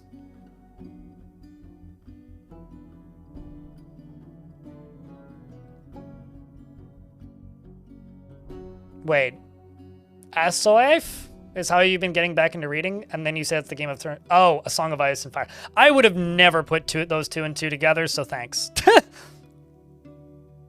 Like, I realized that that is what that series is called, but like, yeah, I never would have like read that out of that. That looks too much like a word to be an acronym, I guess.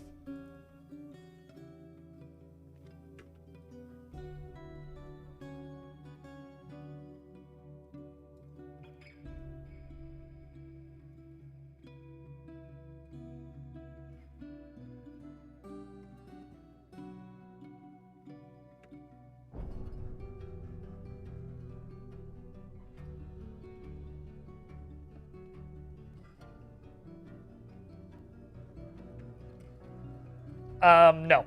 Elf polls. There is no player... Jesus, I thought I'd solved that. Oh well.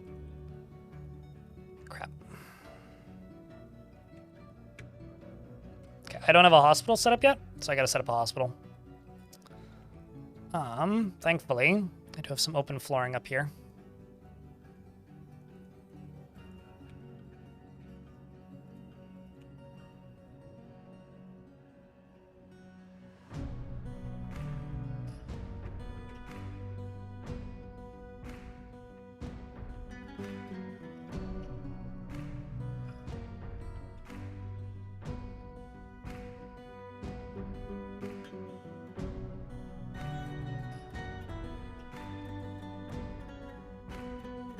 Stunned, injured, ability to grasp, somewhat impaired. Okay. Hammerhead got injured, but still fine. Nisbet got injured, but is still fine. Okay. We're in an ad break. You know, honestly, I think that was the first workplace incident. So, honestly, the sport's on year 3. That's pretty good. Like, seriously? Like, if we're gonna go by, like, Dwarf Fortress standards, it's pretty good.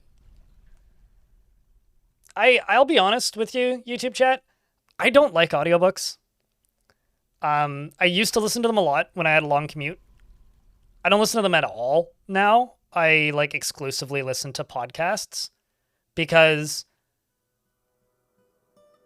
I can listen to a podcast and then like not pay attention for a bit and then like kind of just get the gist. With a book, like that's a lot harder and I don't like rewinding. And unless I'm sitting on public transit, I'm always going to be focusing on something else that I'm doing more than the podcast or book. So like I don't care if I miss a bit of a podcast. I do care if I miss a bit of a book. That and like I kind of don't like the way Audible works. And Audible kind of has a monopoly on audiobooks. So I kind of just don't listen to audiobooks anymore. And before you guys mentioned like 15 different like sources for audiobooks, please see problem A. So problem A plus problem B equals I will just read when I can and focus on that versus audiobooks. I don't like audiobooks.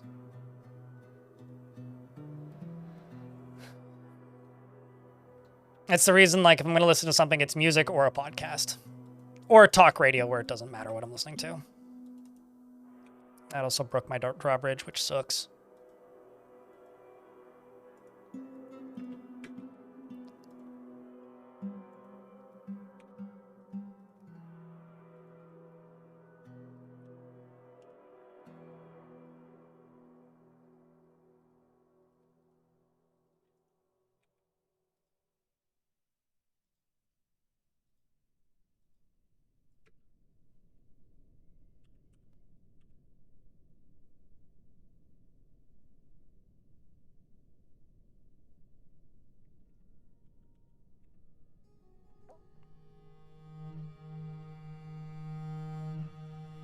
You're actually impressed that none of the miners didn't die?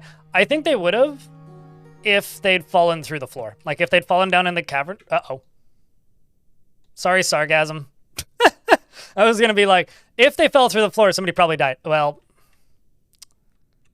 that answers that.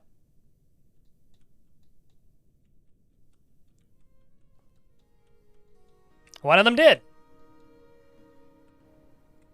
Like that one? Yeah. Why do you keep bringing fucking donkeys into this goddamn fort? I don't want your fucking donkeys. Sheesh. I guess the donkey sausage is probably pretty good. Now where the hell am I gonna bury dwarves?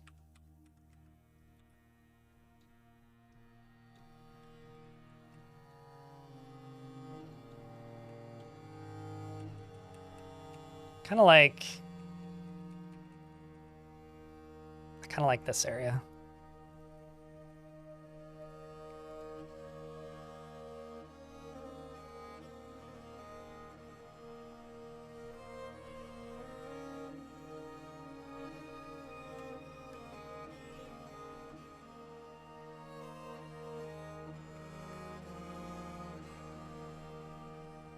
You've had donkey sausage, it's pretty unremarkable. I believe it. That it's unremarkable.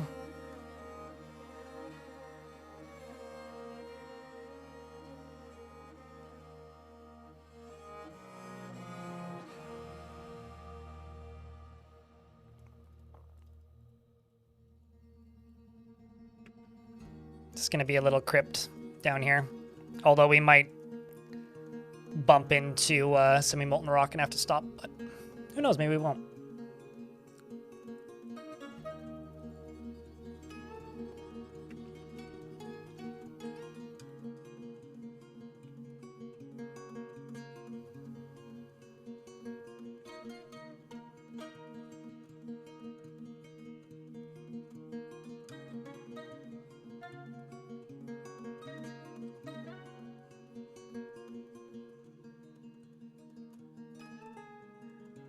You diagnosis required.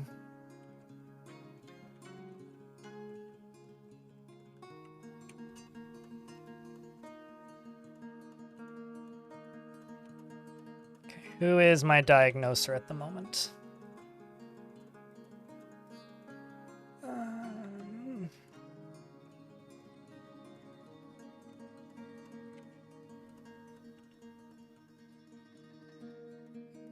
Oh.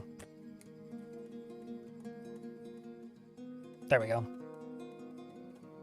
And Granite Gutter is in this squad, so I have to set the squad to no orders.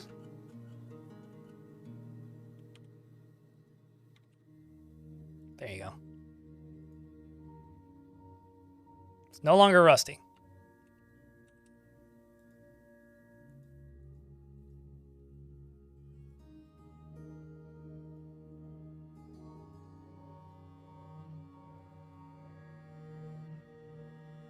Well, it seems that everybody's had... Just needs setting. Stuff smashed apart.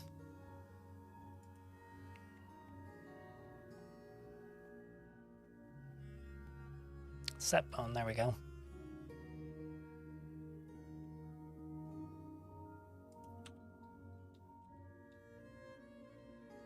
Well, good news is these dwarves appear to be getting tended to pretty quick.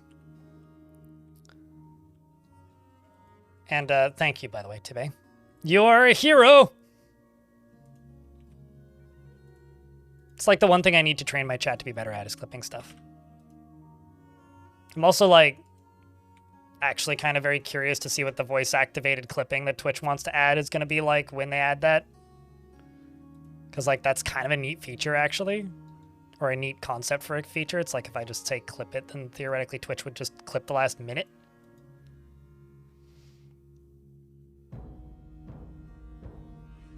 Which, that's something I'm actually kind of keen or curious about that Twitch is working on. All right, so this upper area here, I'm going to basically just cover this with granite. Nothing super fancy, just cover it in granite.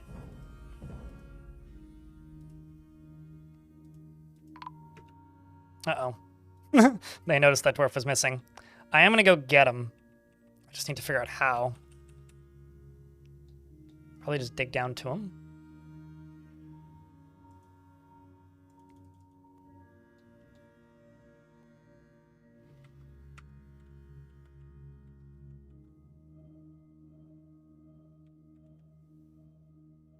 Let's just go... Nope, not that. Let's say F8.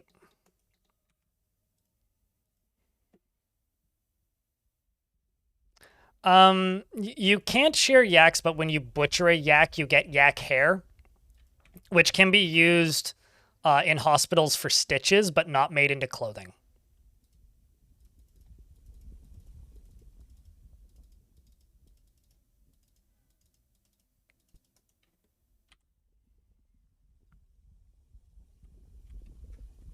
Rock coffin. Let's make them all out of the same material. And just make 20 if the amount is less than 10.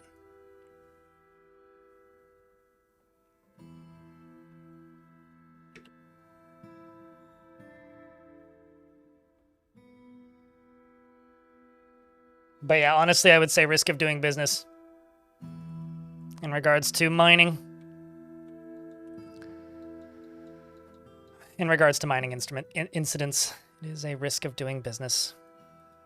And I also like the fact that it's like in the middle of the screen. I'm like, well, nobody died. I mean, shit. I guess I guess somebody did. There's something very funny about that. Like grimly funny even.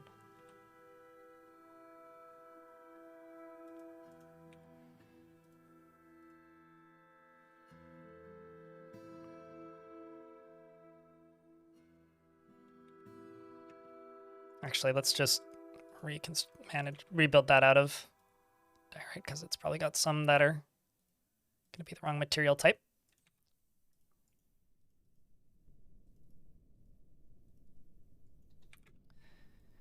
And for in here,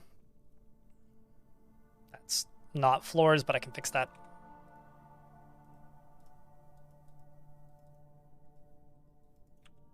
Also, how's these skills doing? They're getting better. Learning slowly.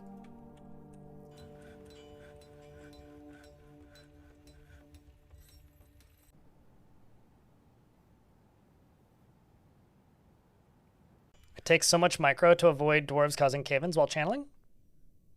Not really, just do one layer at a time. Unless like you're outside and you've already dug underneath it. It only does if there's an overhang, I think.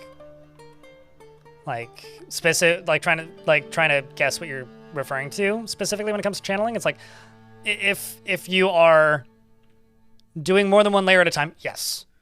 If you're just doing a layer at a time, I don't know if it really causes that much micro.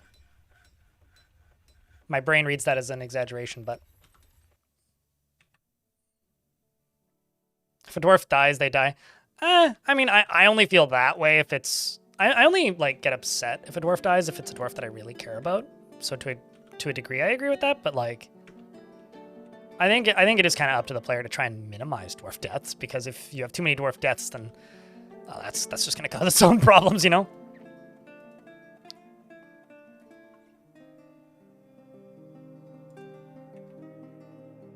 Just trying to get this all walled off.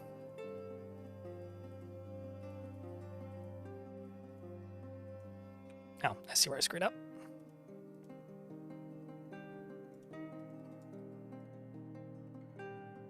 Why is that one dwarf so angry?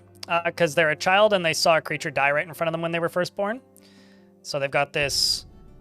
They saw a troglodyte die, so they've got like this reoccurring trauma, which I've got them disabled from chores and I'm trying to fix them a little bit. It's still reversible, like they're not too far gone and like most of their thoughts are happy, so it depends on how they process that trauma. If they process it positively, then I'm sure that kid will recover. If they don't, they might not, but I'm doing my best. It's almost always a very simple answer like that. It's usually just like, oh, well, this horrible thing happened to them when they were a kid, or this awful thing happened to them as a kid, and now they just have to deal with it.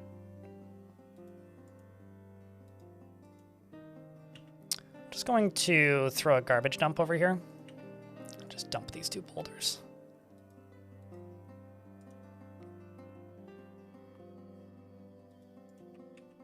Okay, that's done. Why is everybody so thirsty? Like, we're not in a burrow, are we? No. I mean, there's tons of cherry wine. Just go get some.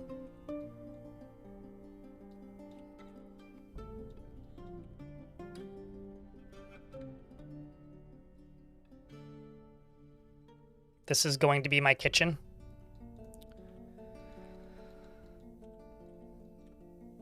Maybe it's just too long of a walk.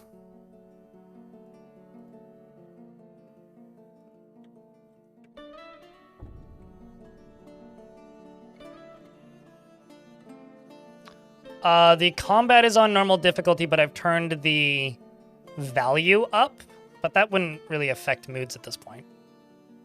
Aside from that, I failed one guild hall, but that would have happened regardless of the difficulty. No, I've got combat on normal, and I'm going to keep it on normal until I figure it out. Which I still haven't, because that's going to take time. And outside of the combat, what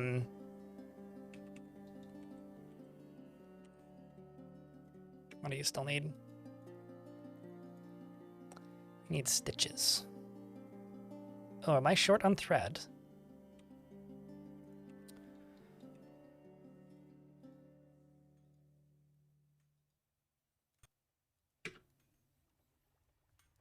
Let's process some pigtails. I don't think I have any animals I can shear. No. I do have thread that I could spin, so we'll spin some thread.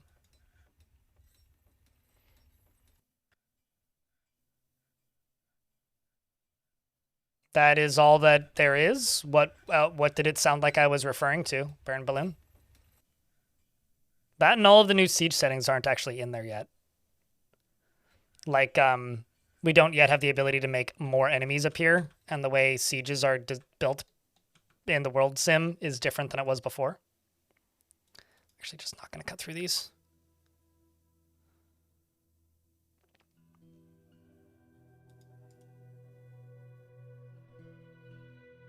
But yeah, if I made it sound like there's new difficulty settings, there's not.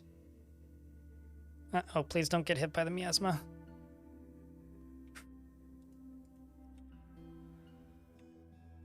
So that's my bad if that's the case. Because that was not my intention. It is just combat, siege, frequency, more or less, and economy. That is the only difficulty settings we have.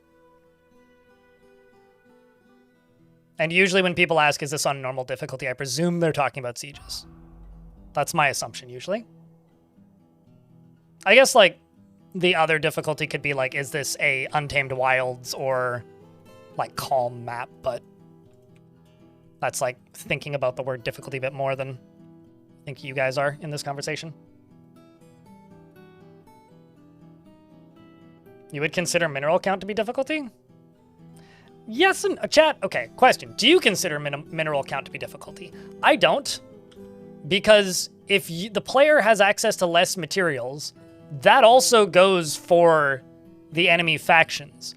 So, like, if material is frequent, you're going to get attacked by stronger enemies more often with better gear, because they will have access to better gear.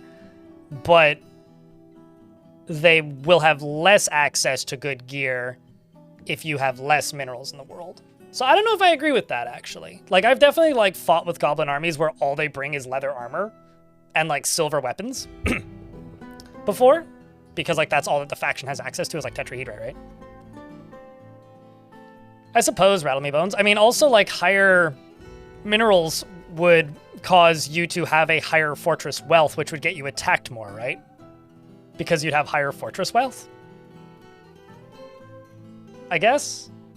I mean, like, obviously, if you settle somewhere with no metal, then yeah, but that I would agree with, but I don't know. I guess I don't think of, like, lower materials as necessarily more difficult. It just requires you to be more resourceful, I suppose.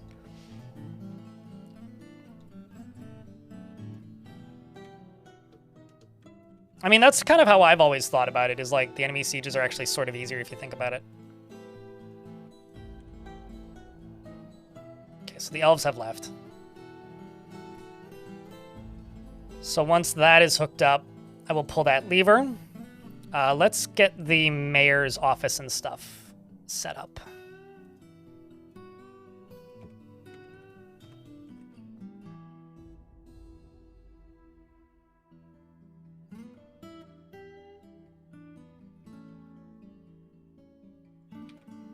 Let's do...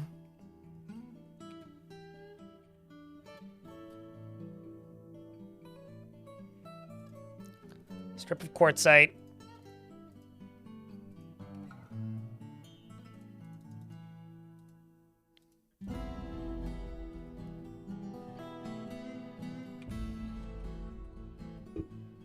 Need 7 of something.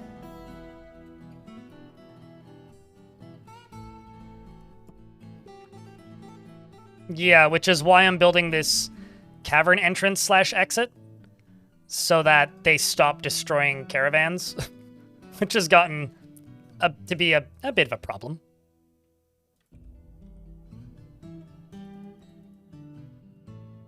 There is a clip of me somewhere saying that if I settle in if this map has giant Kias, I'm gonna, like, Alt F4. I kind of thought about it when I saw them arrive, but this isn't a surface map, so, or this isn't a surface fort, so I should be okay.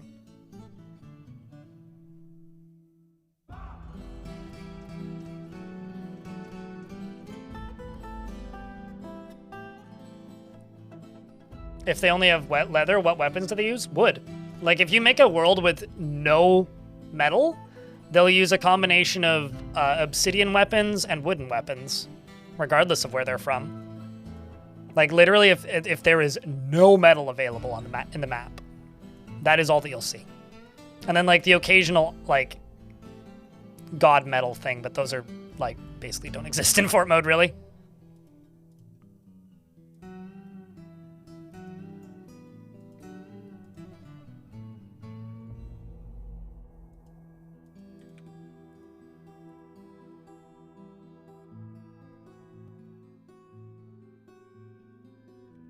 So that'll be dining room.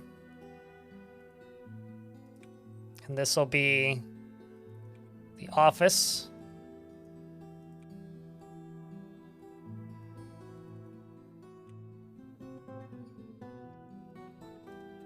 Office, this is designated, oops, designated to the mayor. Actually, I wonder. Oh, that's cool. I just learned something. Did you know that you can have an office that's owned by somebody, but also, like, part of another thing? So, like, this office is part of the tavern right now. Which means dwarves will hang out and dance in the mayor's office. Which is kind of funny, actually. Huh.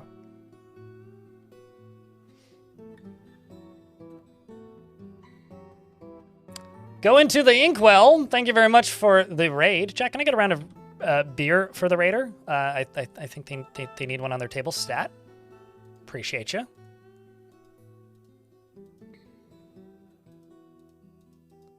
All right, so I haven't really gotten to know Thob at all.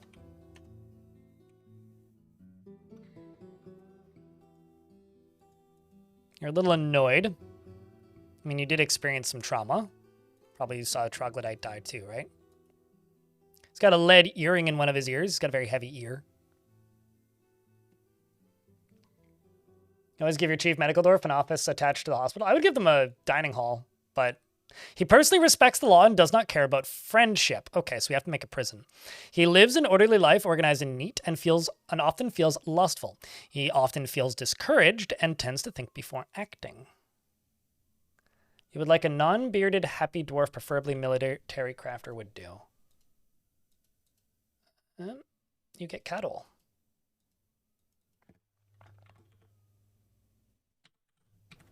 Moreb, you're tough, but you avoid fights. She truly treasures the company of others and does not enjoy participating in physical confrontation. She works to square this natural tendency with her respect and martial prowess. She presents herself modestly and frowns on flashy accoutrements. She lives a fast-paced life, and she occasionally overindulges. She has a tendency to go it alone without considering the advice of others. She has a calm demeanor, and she could be considered rude. She is somewhat quarrelsome, and she is bothered by this since she values friendship. She does not often feel lustful, and she does not easily fall in love and rarely develops positive feelings, and sometimes she can handle stress. She holds her breath when she's nervous, and she whispers when she's nervous, and she needs alcohol to get through the working day, and likes working outdoors but grumbles mildly at bad weather. Dreams of creating a great work of art, and personally finds romance distasteful, is somewhat put off by trade and commerce, and dreams of creating a great work of art. She likes satin spar and copper and milk quartz, as well as crystal glass and pigtail fabric and the color Carillion, as well as windows and animal traps and sheeps for their wools, and the sight of the silkiness of mirth, when possible, prefers to consume brook lamprey and passion fruit wine, and rice. Ooh, I like rice. And she hates snails. She has a copper bracelet on her right hand. She's incredibly tough and has a broad body, and she's very fat. So she's like the frontliner. And she worships the god of fortresses, who's the keeper of blankets. Back to my mayor. Chat, I want to give this mayor a nickname. Like, not a name from chat, but like a nickname. He doesn't seek out excitement. He doesn't often fall in love. He rarely develops positive feelings, and he does not easily hate or develop negative feelings. Because something I'm trying to do with this is when I have a dwarf that I want to name that I think is interesting, I want to know what you guys think. Because, like, they do value the law. So maybe we could call him Judge? Likes alligator snapping, turtle shell. What does he look like? It's a broad body with impressive muscles and a great load of fat. Welcome back, Stone. How was your lie down? Mayor Dread. It's kind of where I was going, but he doesn't necessarily seem mean. He's got a ponytail. His teeth are tangled. His nose bridge is concave. He has a grating, raspy voice. Although, it doesn't say deep grating, raspy voice, but... I'm thinking maybe judge. Because he values the law. Like, that's his, like, strongest personality trait, is that he respects the law and does not care about friendship.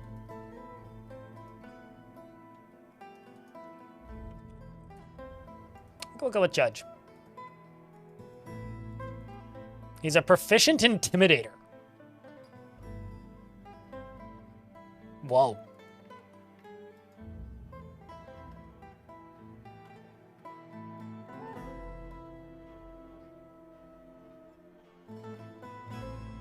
He yelled at a priest. Well, he's proud after being elected.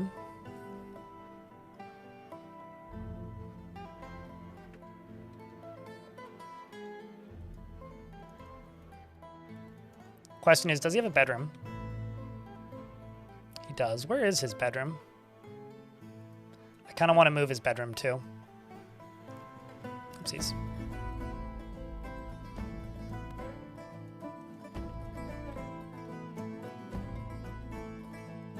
I'm kind of amazed that I actually have a hunter. All right.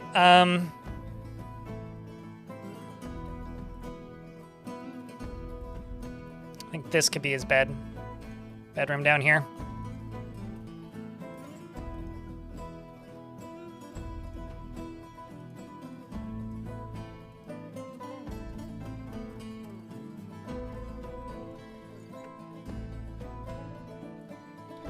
Future captain of the guard? Well, I mean, the thing is, he's already the mayor, so I don't know if I'd want him to do captain of the guard and be a mayor. But I think he'd be better as a captain of the guard than the mayor.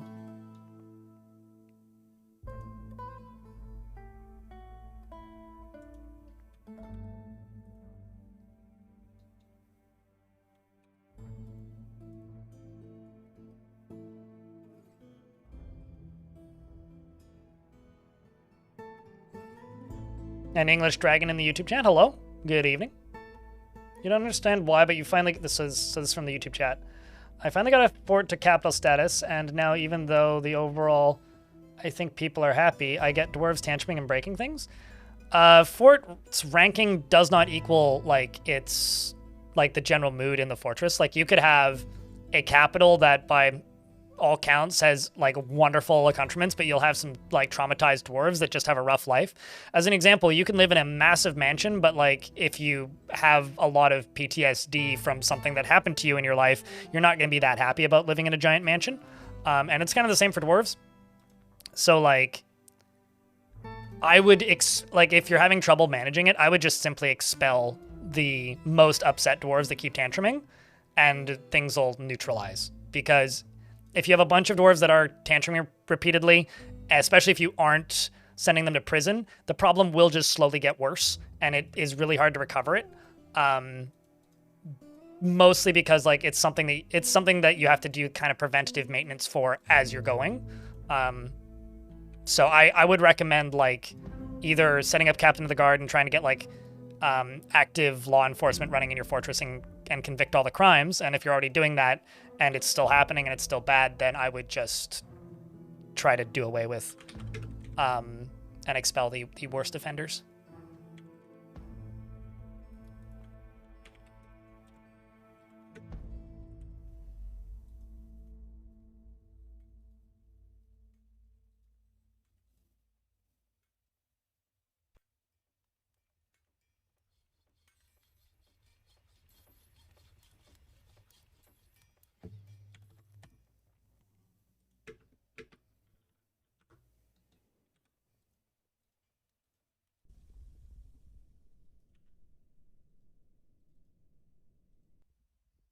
I'm going to go down here, and I'm going to make the first of the tombs.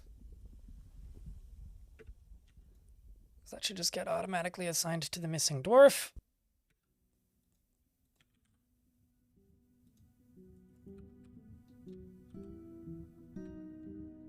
And then I'm going to dig down over here.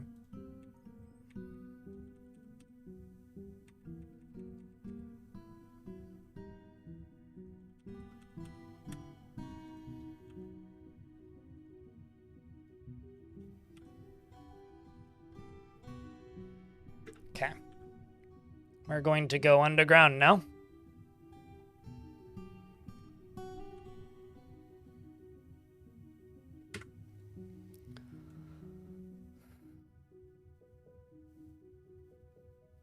Money equal happy. If that worked, people would be a lot happier.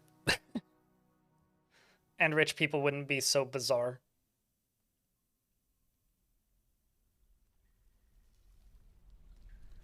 So yeah, if you have dwarves that are tantruming, it's those particular dwarves that need to be dealt with, either positively or negatively.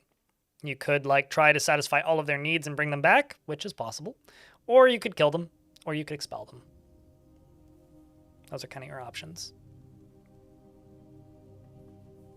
Or do what Painter in Twitch chat said, which is put them all in a squad and tell them to go fight something they can't win against. Like tell them to go conquer and occupy a dwarven or a goblin stronghold or something. Without armor or weapons. Like, because you do need to micromanage those particular dwarves. It's why people always want to know why I have one particularly angry dwarf when I have one angry dwarf. But like at the same time, to take a line from Deep Space, who also streams Dwarf Fortress, if you have like 150 dwarves and like 30 of them are super mad and tantruming occasionally, as long as you have a prison set up and you make sure to convict all the crimes as they come in, you're gonna mostly be fine. You don't really need to worry about it until you start hitting like the 50, 60 really pissed off dwarves, because that's about the point where the fort will collapse. Unless you're getting like brawls with lots of deaths constantly, which I think are actually... There was a question in the recent Future of the Fortress that leads me to believe that they might be a little bit broken at the moment. And that wouldn't surprise me much, actually.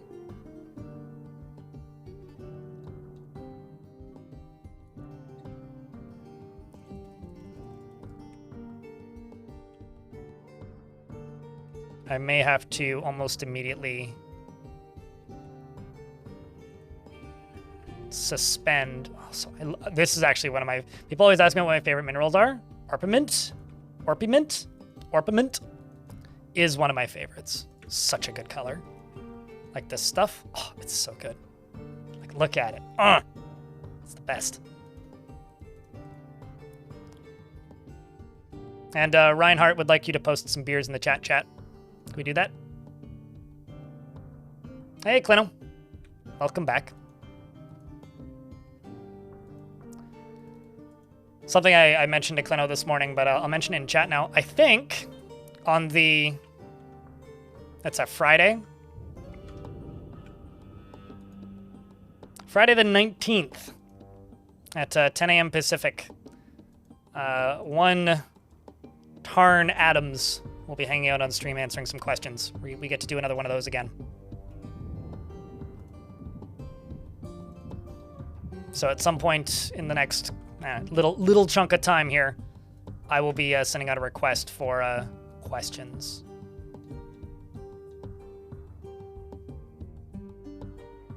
It's Clino's second favorite show that I host.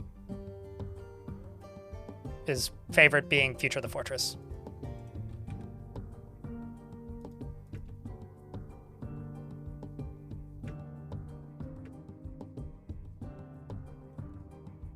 Let's see what they still need to equip.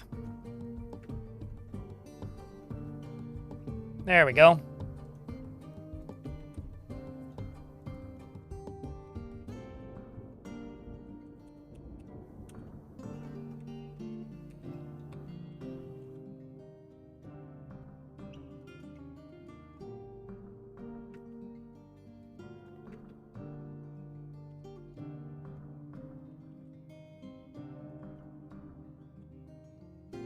I wonder. Okay.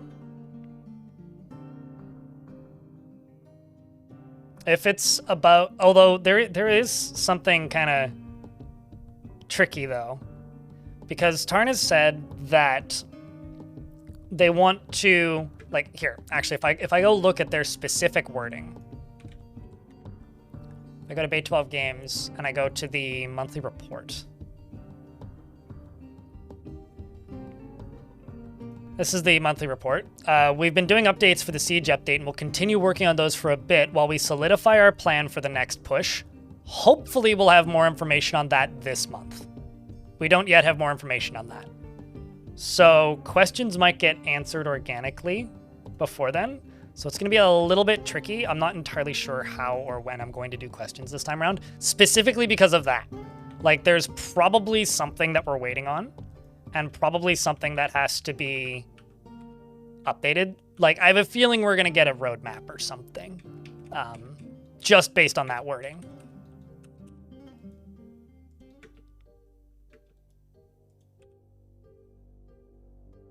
Okay, where are you exactly?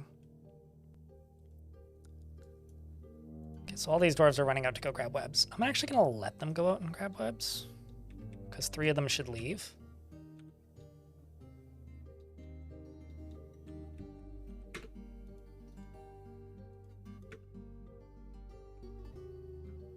It's actually a pretty cool cavern.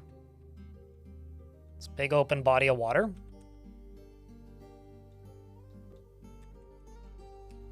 Difficult to defend, but cool.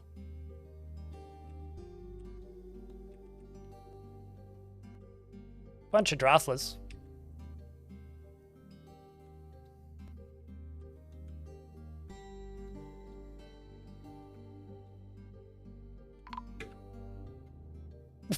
They only just found him dead, yet they've hauled his body and everything. Okay, well, at least they found him dead. They figured out who the skeleton was, I guess. Now they're going to go haul the body into the tomb. Got it. I'm just going to pause these 3 tasks. Jump down to these dwarves and just watch this. Let this get built. Awful caverns. Yeah, I did turn the openness up. I guess it wasn't open enough for you, but I don't want them to be too open. Also, one more thing in regards to moods for dwarves. If a dwarf is listed as haggard, it's going to be really hard to satisfy them again. And if a dwarf is harrowed, it's going to be almost impossible. Just a little bit of advice, I guess.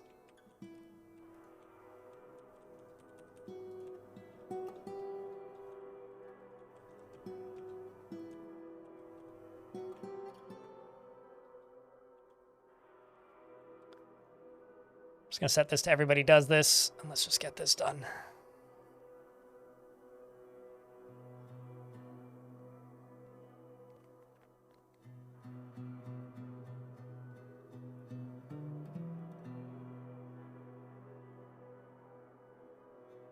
I really wish that the community could figure out as a whole to refer to magic differently, because yes, Tarn has been working on magic stuff for a while now. Every single major patch has had some sort of update to the magic-related things, obvious or not. Initially, when the adventure mode came out, it had a bunch of magic stuff in it, but I don't think it's what... Uh-oh. A dumb war dog just died to a Drothla, who's now enraged at all enemies, and just, like, the dog's head just landed there. I'll send the squads down here to go deal with this Drothla, which is unfortunate, because Drothlas are beautiful creatures, but I think it's probably my dog's fault, actually. Anyway, the way people talk about magic, it really sounds like it's like going to be one giant update, but it's like a series of small features that Tarn's going to be adding over the next couple of years. The big weight isn't a thing anymore, and the quote-unquote magic update, as Tarn discussed it for so long, is also no longer a thing. Okay, so the other thing I gotta do is I gotta make stills, because currently I have none.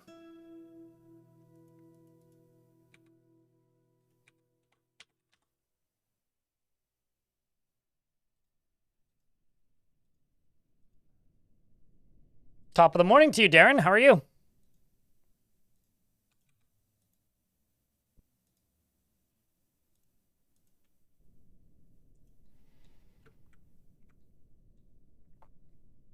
You would be very happy? Yeah, that's just what I'm hoping for. I'm really hoping that the next roadmap answers all of the questions that people have. Because I've got plenty myself, too, that I'd also like to see answered.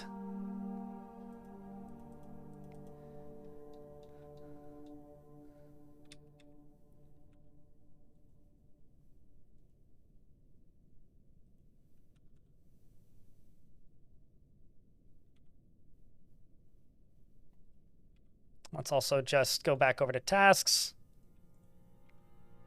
And let's go back to plant gatherers and say only select to do this, but add in some more.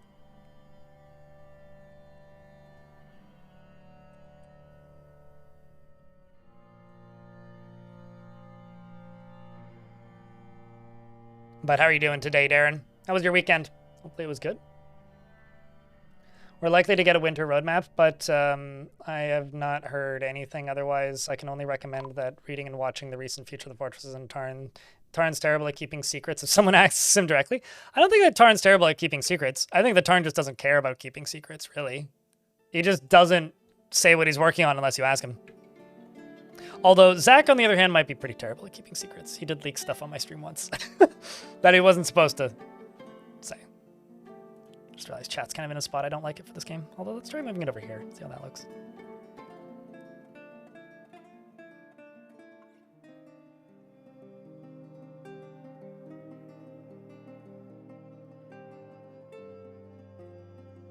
Spent this morning handing out diabetes pills,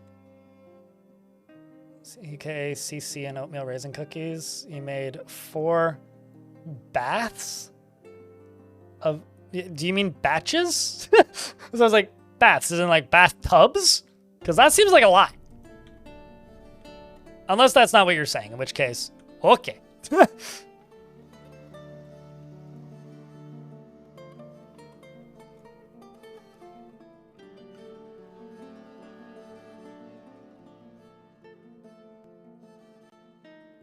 Should also check what the mountain home wants again.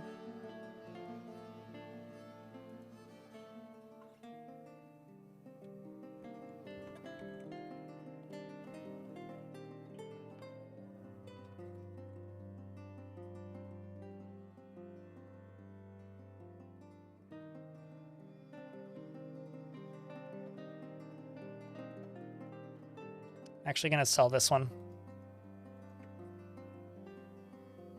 What did Zach reveal that time? The number of composers working on the game. And it was really funny because it was like immediate guilt. Because he was just like, we have this many composers. Oh wait, we're not. And then like Tarn audibly like flinched. Followed by Zach going, oh, we weren't supposed to sound, were we? So pretty funny.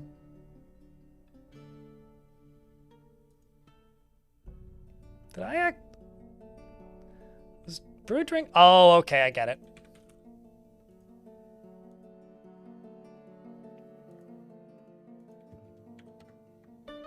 Let's actually just say less than 100. It was just funny. It was also a long time ago now. I don't know, actually. A little supernova. But if you play in with lower materials, like I do, they want blocks and quivers. Okay. How much leather do I have? It is actually useful. Because at the very least in my case, I'm out of leather. At the very least in my case, I often... let's actually just let this area run for a little bit. I often run out of enough high-value items to trade. So if I can make a bunch of cheaper but higher than normal value items, it's actually useful. It's one of the reasons I like playing with lower minerals on, so that I'm forced to interact with like the scarcity of items and figuring out like what is a higher value item than another thing, so that I can prioritize that thing. Because it's actually like worth it if you're playing on lower mineral scarcity. Because like it's harder-ish to just gimmick it. But I don't know. It wouldn't surprise me if it gives you additional reputation, but I don't actually know. I'll buy all those logs from them that they brought. I'll buy the barrels. Buy the buckets. I'm not going to buy the picks. Or any of the clothing. I will buy all of the cloth.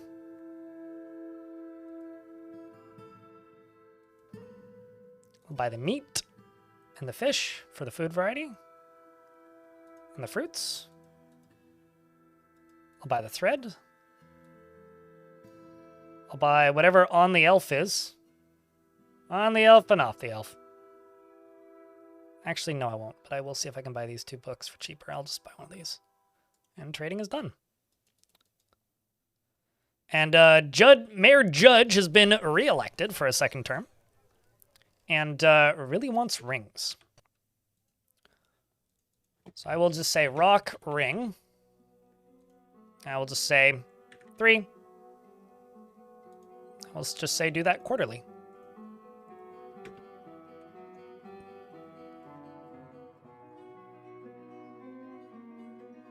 With gold studs. That's very fancy of you, Clino. That is very fancy. I'm gonna need to shape this area out a little bit better.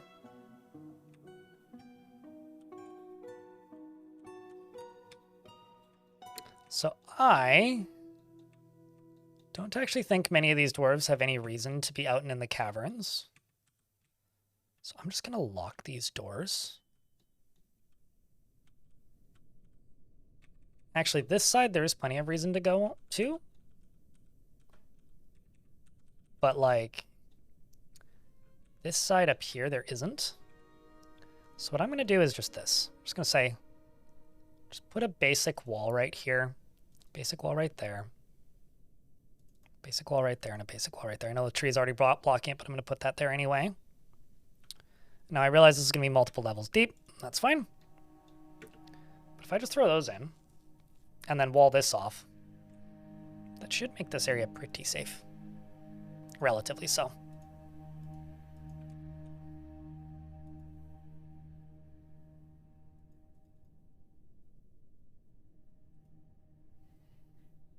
Ammo in general is extremely valuable, but like if metal is rare, I wouldn't sell my ammo for anything unless it's ammo that I can't use. In which case, then I'm probably not encrusting it. Like, if you're playing with rare minerals, it makes more sense in a lot of cases, in my opinion, to focus on using that stuff for you. Especially if you're playing like this current fort is, where it's also high economy difficulty.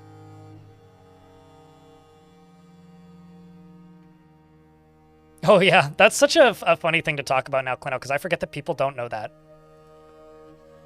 Like, I remember people were, like, freaking out thinking wagons were bugged or removed from the game for, like, the first day or so that after Dwarf Fortress released on Steam. Like, genuinely, like, to me, that's one of the funnier results, I guess, of the Steam version was that.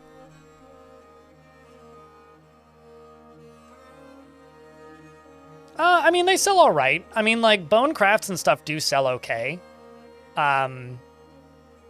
But it really makes you value the higher value things, and I really like that. That is the main reason I like playing on the rarer mineral options, is just because it makes me feel like it's worth seeking out those items.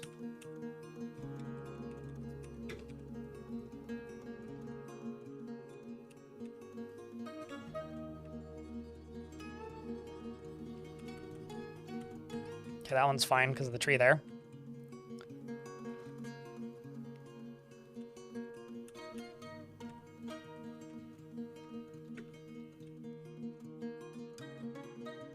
Then we'll get another round of bedrooms made.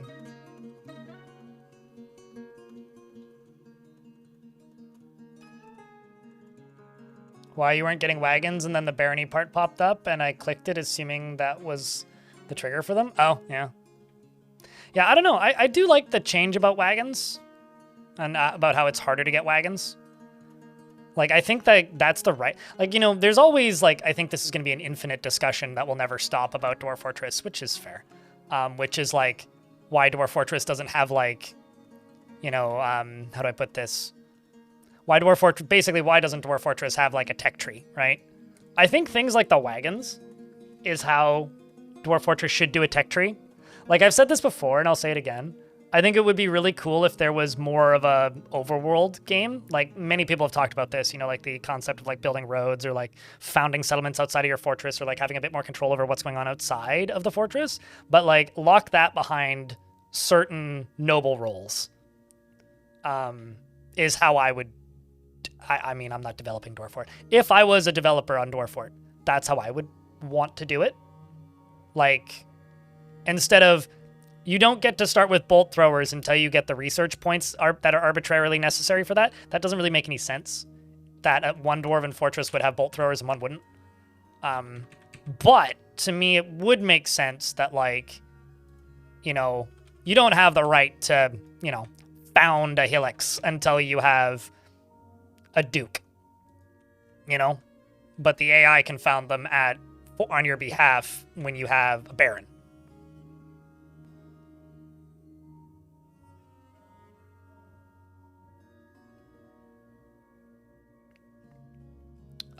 You hate tech trees for some reason. It automatically makes the game feel the same. I don't like tech trees because I feel like it's wasting my time. It's actually like a large problem that I have with a lot of like modern run-based games as well. Like, I want a game that I can beat on my first run if I'm good enough at it, in air quotes.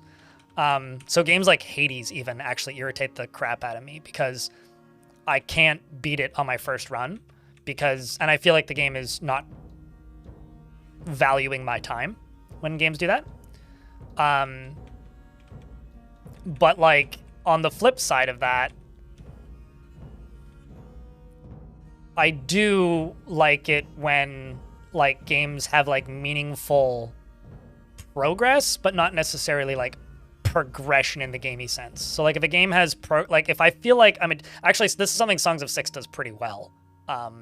Like there's a lot of menus in Songs of Six that you literally can't interact with early game because like there's just nothing you can do with them. Like they don't do anything.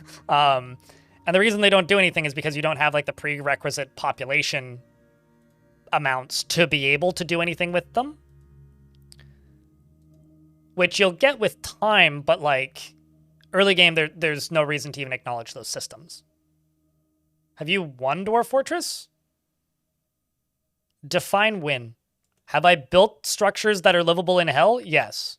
I don't know. Have I had fun? Yes.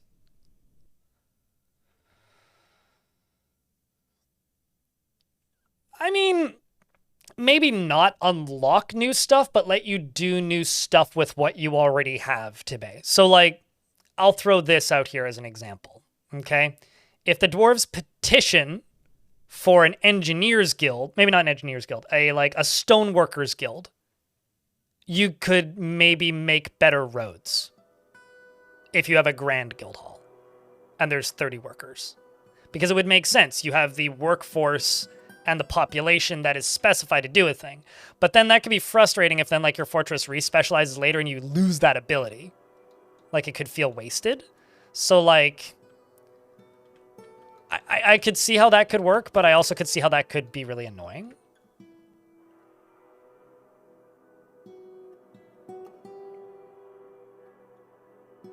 But like maybe establishing maybe if you have a siege engineers guild hall and they petition for it, then you could send rams or something.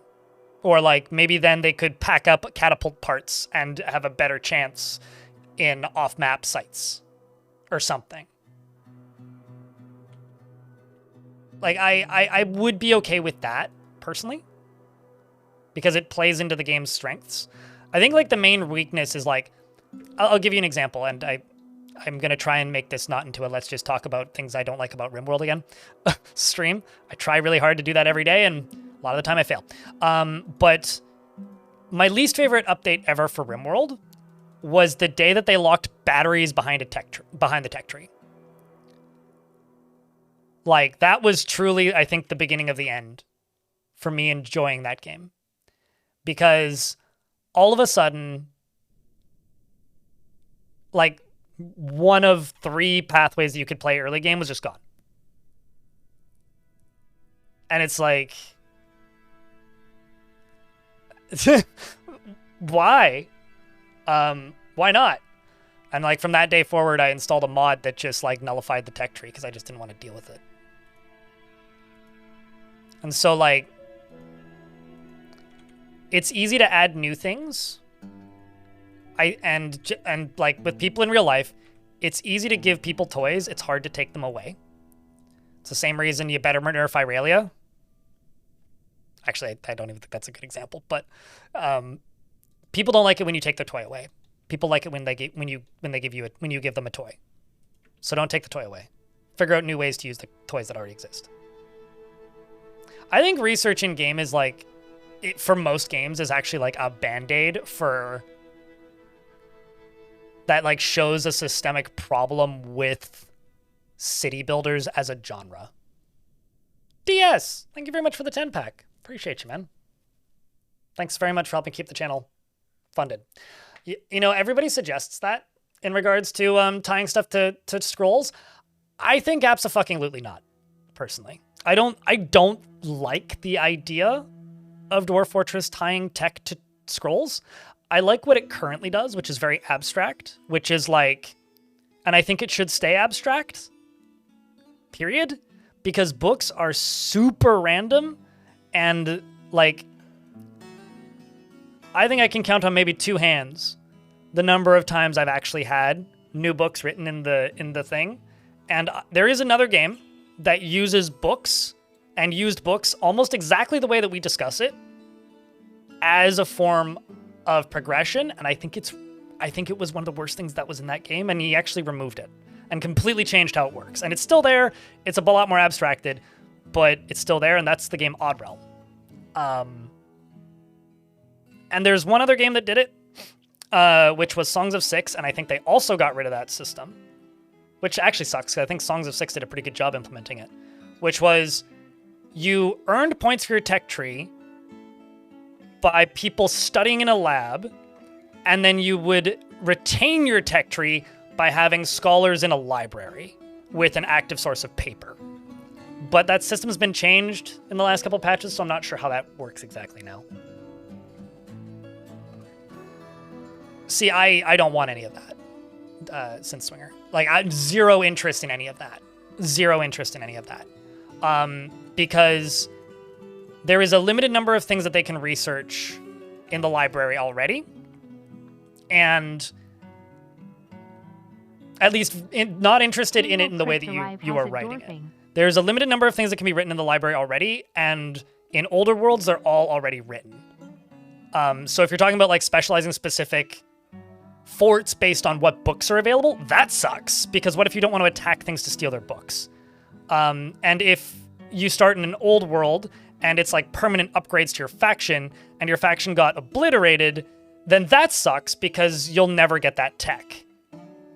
I don't like that. I'm not a fan of that. The thing that I've been like rooting for in the favor of is like use the library as a way to like unlock the history of the world, or like legends. Like I think it would be super cool if legends could interact with the library in some form, where I should just chuck a cage trap down here and not worry about it. Where if rock mechanisms. I mean, everybody always jumps to the bookkeeper for this, but I think it would be cool if you have like an active scholar, they chronicle history. So like basically would let you open up the legends for your fortress as they're happening and as they're discovered. And like if you say this is me completely bullshitting and none of this is officially coming to the game, please do not take this as fact. Anyway, if like for example you had a group of goblins come into your fortress, right? Their history would all be blanked out and you wouldn't be able to click on it until like you interrogated them or like they discussed enough that you found out like what they do. And then that wouldn't immediately spoil like, you know, thieves and stuff. It would take a little while still to like suss them out. Yeah. But they work better if you provide them. They still work the same otherwise. Okay, there you go. I didn't actually know that, but now I do. I need to make more bedrooms. Some ads are about to run, and I'm going to build bedrooms while the ads are running. And Rolf, I would just like to say a big thank you for the 41st month. Welcome back, man.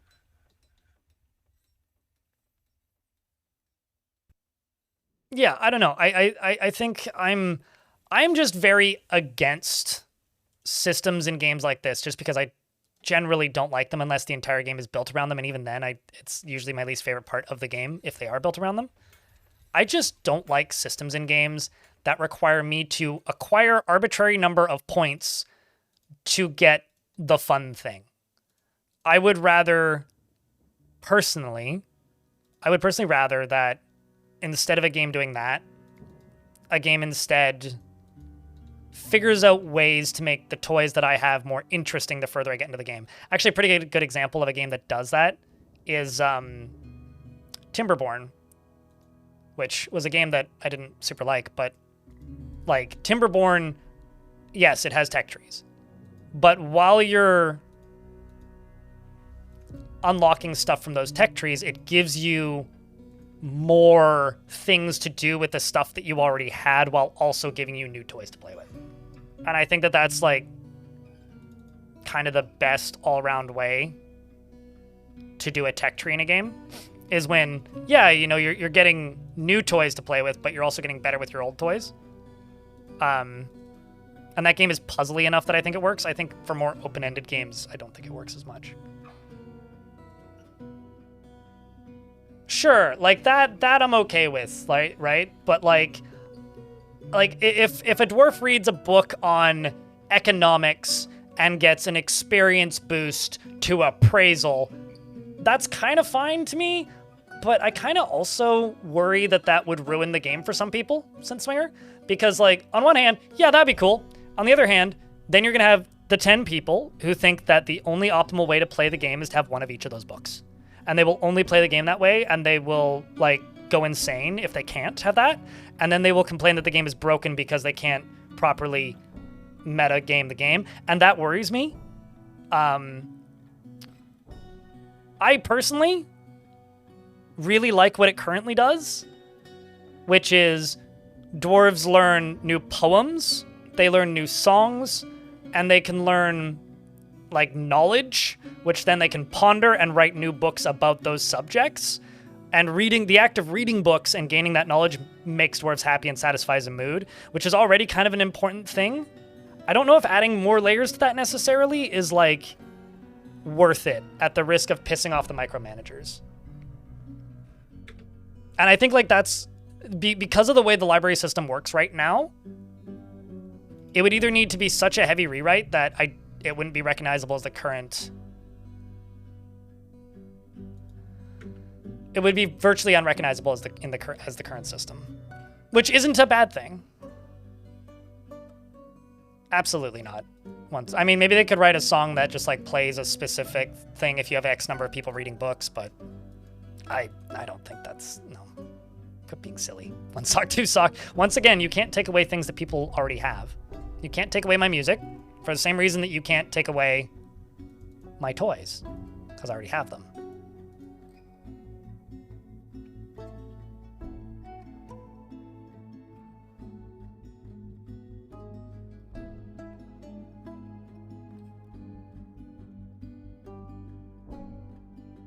Yeah, and also probably what would happen is everything would be invented in the first 10 years. But playing in a world that young is boring.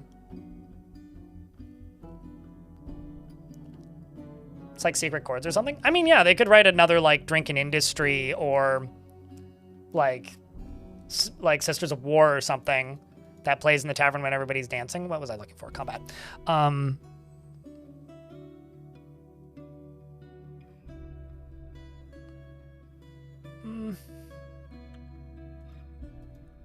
I don't know about this one.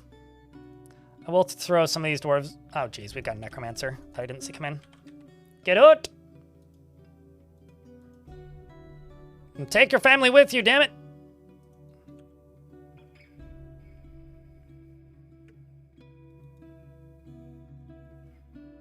Oh shit, I didn't actually get to trade. I took too long. Oh well. They do seem to be leaving the right way though.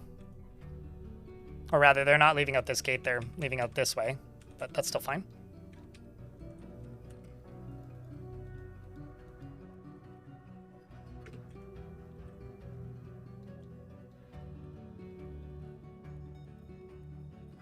I do use smoothing.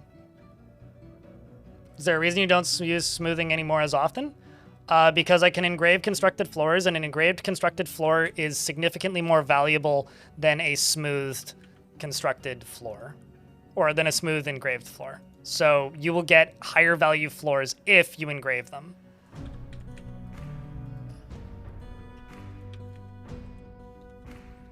After they've been built, rather than just smooth. So I do smooth areas in areas that I'm not going to build. But like, I just don't see it as worth it personally.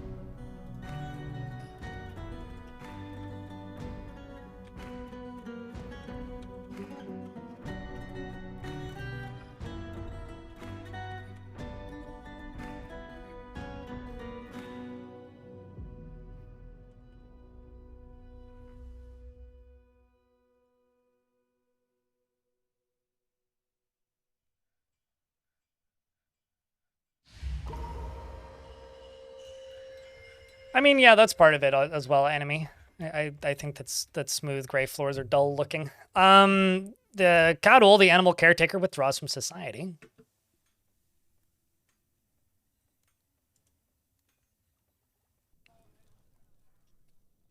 But yeah, that is part of it. Is that brick sad color?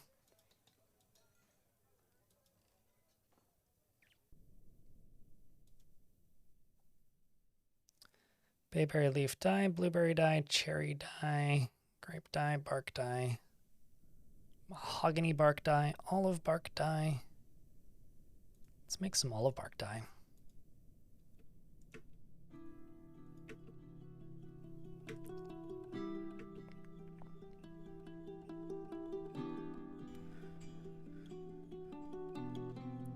Yeah, but like, you have to think about how that would play gameplay-wise. I think like maybe take the obsession with libraries and try and build a fort where you have your guys write a specific book. And come back and let me know how that goes.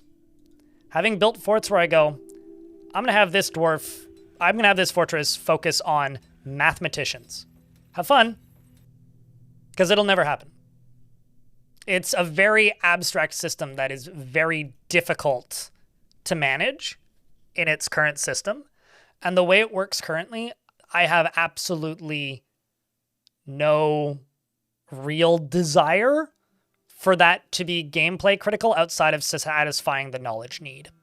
Which is why I think if you're going to add things to libraries, my opinion, and I'm not changing it, so stop suggesting other ones unless you want to just keep getting my opinion again, is it's too abstract a system for it to make logical sense. And it would require too many rewrites to that specific system for it to play well as a form of progression in any sense of the word, as far as I'm concerned.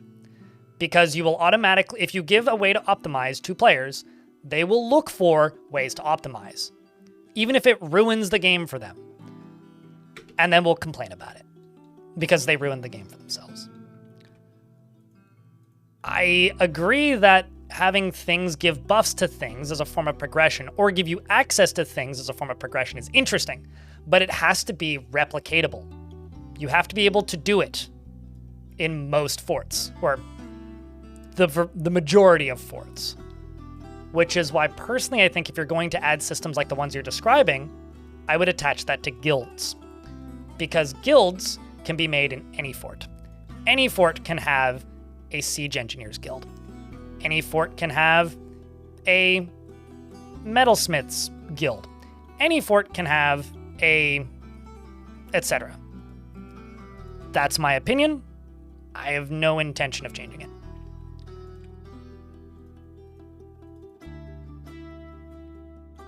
Thanks for coming to my TED Talk. Hope you enjoyed.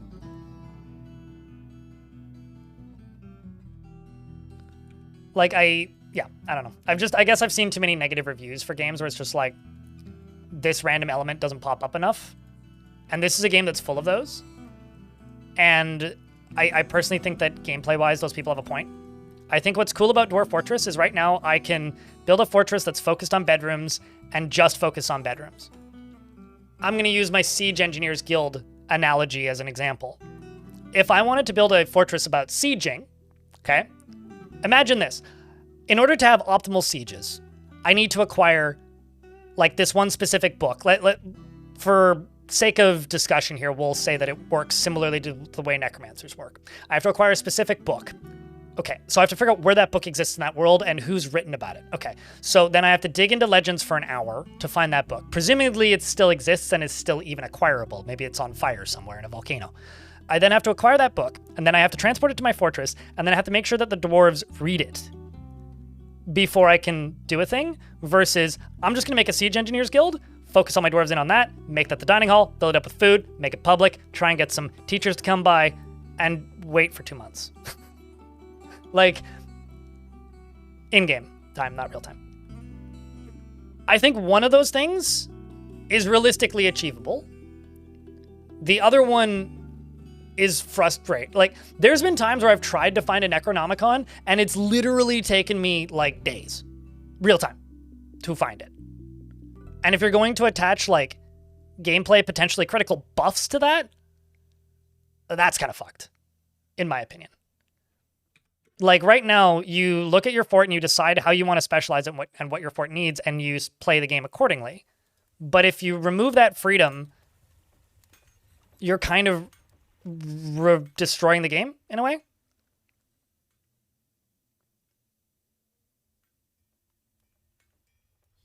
I don't agree. I don't think that's bad. No, that's a bad mechanic. Because to me, that would require you either A, attacking things, B, trading for 2 years, maybe longer, or longer, and C, it would require you making paper and copying books, or make no. I completely disagree with that. Absolutely not.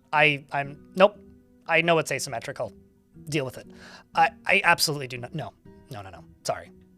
I'm just nope. Anybody who thinks that locking players out of things because of arbitrary requirements that are not just a thing that the player can go and do is a good thing isn't playing the same game as me, in my opinion. Like, we are playing different games, and you're trying to play a different game. So I'm just never going to agree with that take. Or that idea, I guess. Actually, here's the question. Why libraries? Why is everybody so obsessed with, like, one of the most obtuse, annoying to, like, accurately and consistently make function just due to the way it's designed mechanics in the game? Why libraries? Is it because it's, like, the closest thing to research analogy that other games have? They don't fucking do nothing, man. Ah! Okay, I'm actually a little mad. They don't fucking do nothing. What the hell? They literally teach your dwarves knowledge. That's not nothing. They satisfy needs. They make things. That's like saying the tavern does nothing. Just because there's other places they can socialize. It lets them dance, which lets them make merry, which lets them deal with needs. It doesn't do nothing. The fuck you smoking? Christ. Compared to the tavern, you think it's useless? You are well, okay, I shouldn't. Be nice. Be nice. You're dumb. That's all I got for you. Please look at what they actually do. Or listen to what I've been rambling about for the last hour. They don't fucking do nothing. Good lord. That's why it shouldn't be... Actually, maybe this is the best example as to why gameplay critical systems shouldn't be tied to the library, is because chat doesn't even know what it does. Boy. All right, what was I doing? I was doing something. Right, I was gonna turn up the number of doors they make.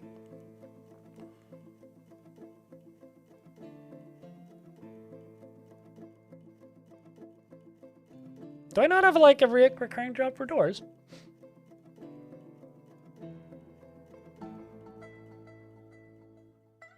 Am I me? I guess I am.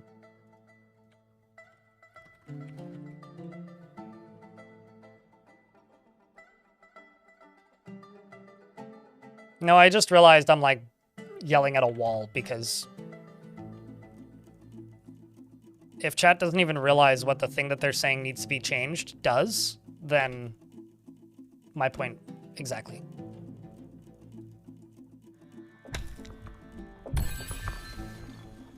I've discovered a downward passage. How?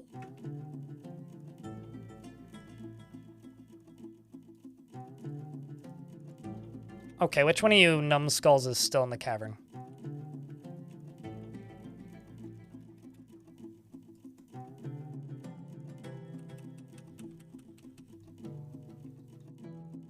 Is there another way into that half of the cavern?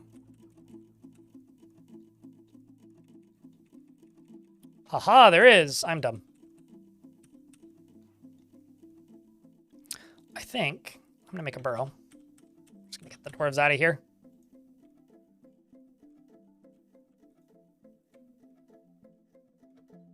It's probably a cat wandering. No, it's just I thought that this was more secluded than it actually is.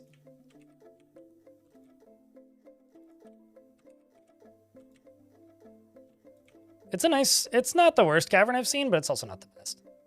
It's a fine cavern.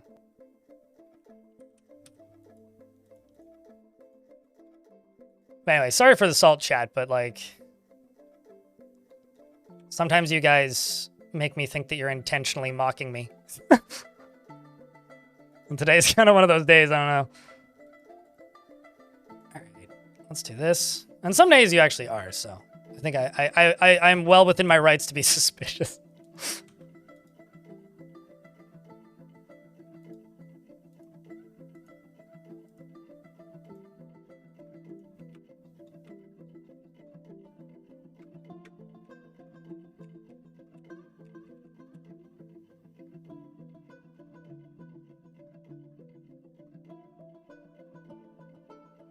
Oh, cheers, Avankir.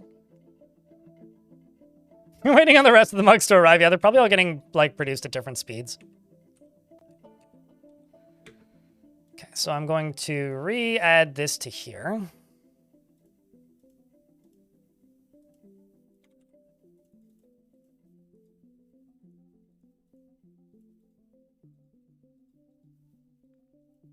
For clarity on that, Avankir ordered just about every single mug on the store.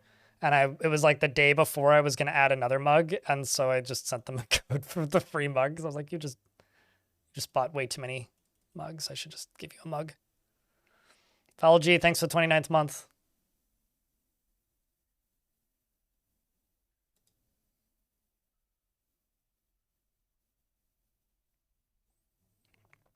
You know, Synth Swinger, I'm going to be completely blunt with you.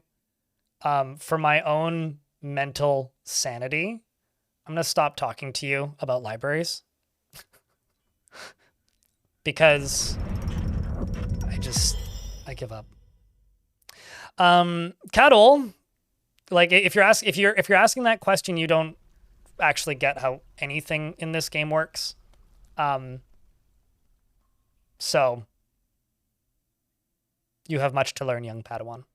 Cattle, the animal caretaker, has created Archimosus, a jacker leather chassis, and offers it to the magical jaw of sharks. This is going to be the mayor's pants, isn't it? Or no, the mayor's shoe. It's a jackal leather shoe. All craftsmanship is of the highest quality. It is encircled with bands of octagon-cut milk quartzites and spikes, and menaces with spikes of yak bone. The item is an image of skunk rack, the jagged steel cap in jackal leather. On the item is an image of Oko, Wayne Peaked, the human, and Anaxu, Ruthless Wraith, the goblin, in Drathla Bone. Amaxu, Ruthless Wraith, is striking down Oko. The artwork relates to the killing of the human Oko by the goblin Amaxu in the Winter of Apexes. in the water of Apexes in the early winter of 250. During, Chaz can make fun of this one, Cox Nostrop, the Assault of Clouting.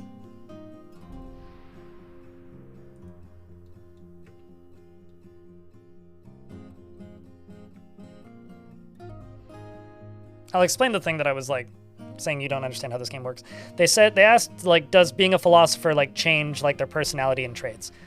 Dwarves' traits and personality changes based on what they do and their experience. Anything could change it. Being a philosopher specifically, probably not. But learning something could. Pondering something could. Having a rock fall on their head could. Watching somebody die in front of them could. Cooking a nice meal once could. Crafting an object could. If it does, then it is chronicled into here, right? And then you see the ones that they're remembering, memories. These are important memories.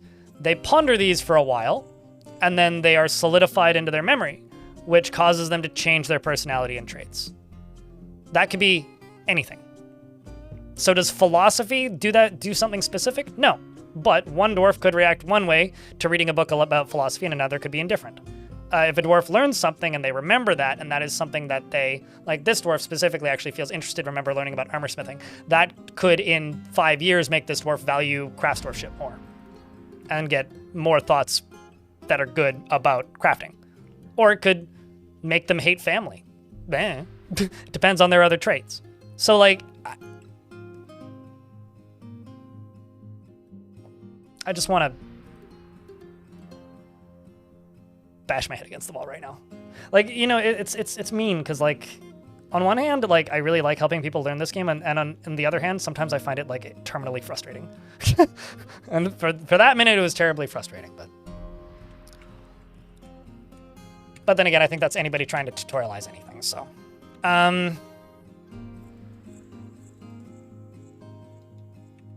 or just teaching in general.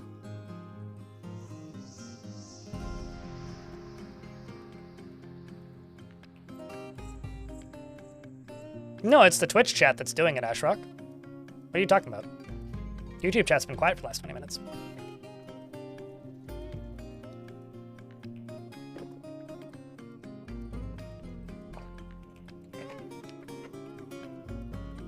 Okay, maybe not 20. 8 minutes. It was literally in Twitch chat.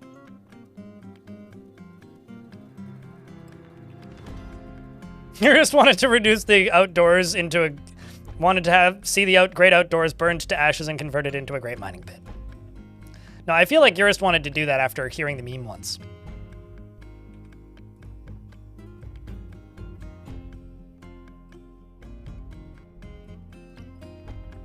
I just think that if you guys honestly think that libraries should do more than they currently do, you should try building a fort with nothing but libraries and messing with them. And one, realizing how fucking awfully tedious that would be.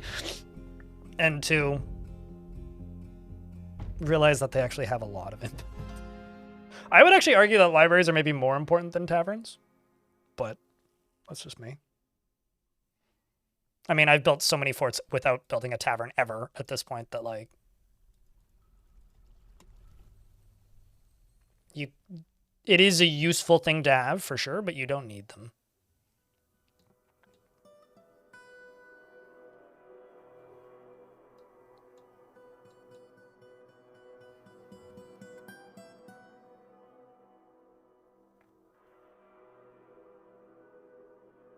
And a Necromancer Hellscape?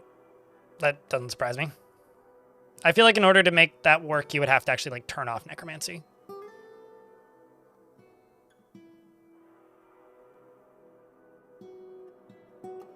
That's like I'm speaking to a wall part, yeah.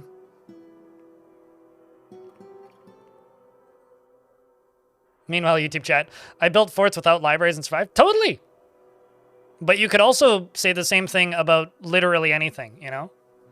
Like, that's the beauty of Dwarf Fortress, is that you don't have to build a library.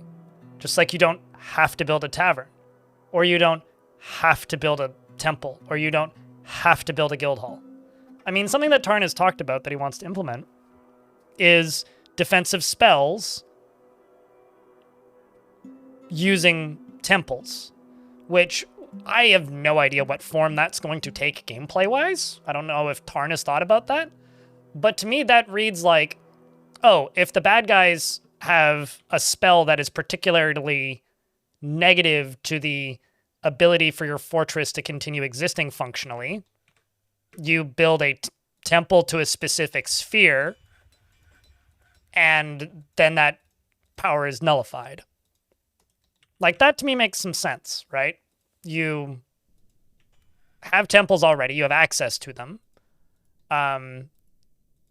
And maybe it isn't necessarily like God specific, but perhaps it's like if you have a specified religion with a religious leader in it, you could nullify a certain type of spell or spells entirely. Or maybe it's a proximity thing. I don't know.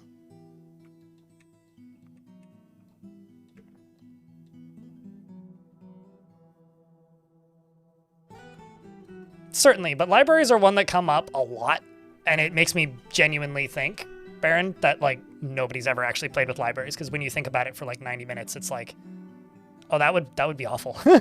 But I don't know.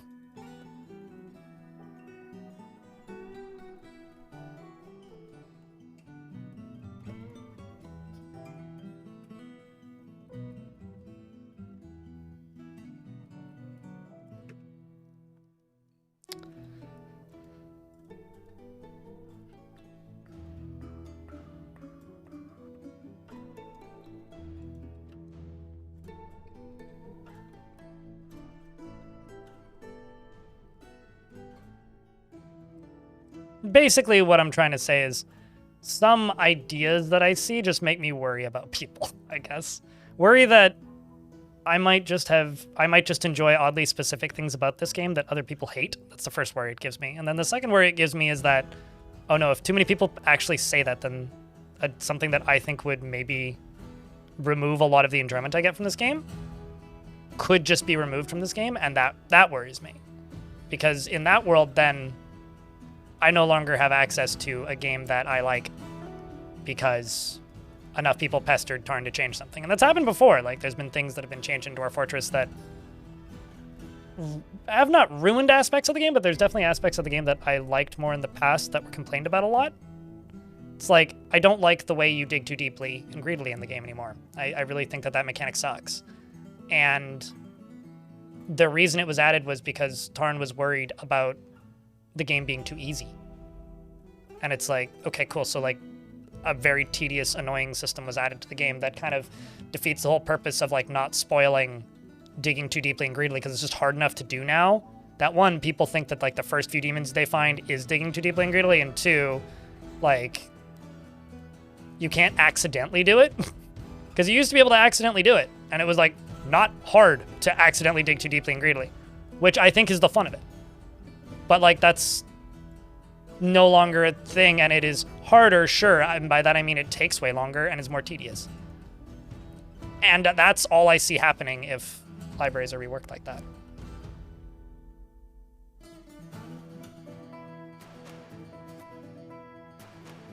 Like, libraries are a cool mechanic, and I really like having them in my forts. I have one in this fort. It's right here. Well, actually, sorry, I lied. It's right here. Like, I like libraries. I think it's a neat mechanic. I don't want it tied to any sort of, like, mandatory mechanic because of how tedious it is to build one from the ground up.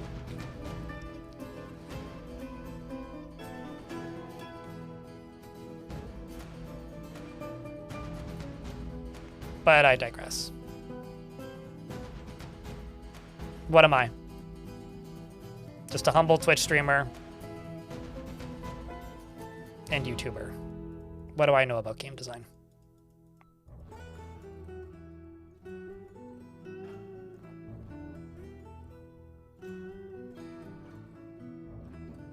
Yeah, I also like libraries, and I build them in most of my forts. Except for ones that have no books, because that's just a little sad. Unless I think, like, one dwarf needs to ponder.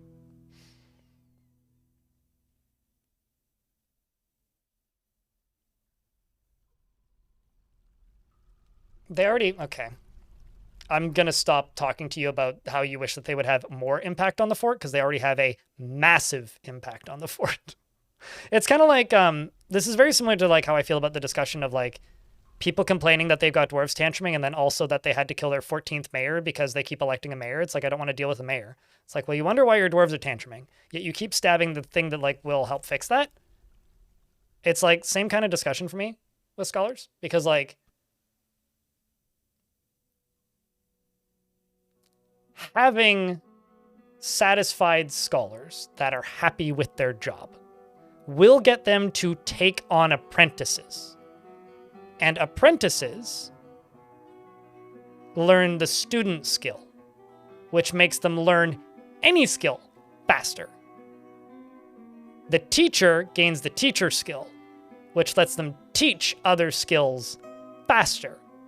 So if you have guild halls and a big library and a very skilled teacher, and that teacher learns, I don't know, weaponsmithing, you can power grind your whole fortress to a weaponsmithing fortress really quickly if you have a skilled teacher. Like, there is things you can do with it, but they're opaque enough systems that the people who like that system have a hard time figuring it out.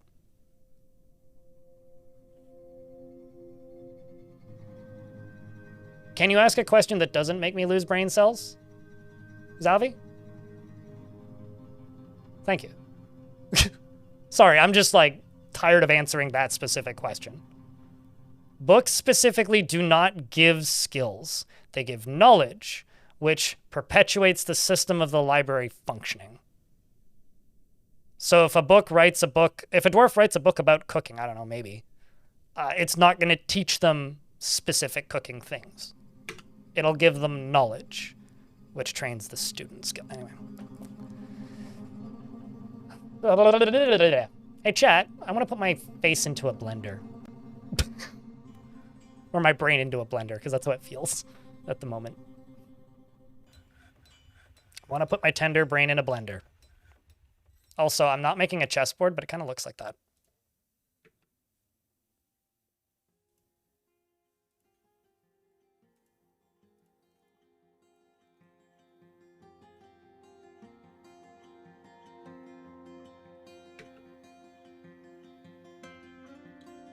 Can I get any of the happiest dwarves? Do you have beard preference?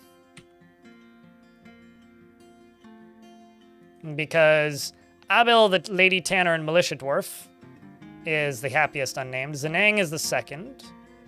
First one with a beard would be Cattle.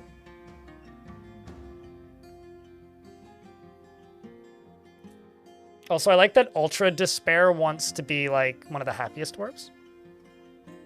Blender the program? Oh, true. That does make my brain feel like it's in a blender, so I'm sure that would work. Especially the video editor. Gosh. Weird if possible. Okay, then you'd want this one. Speaking of libraries, he's reading Captivated by the Monastery.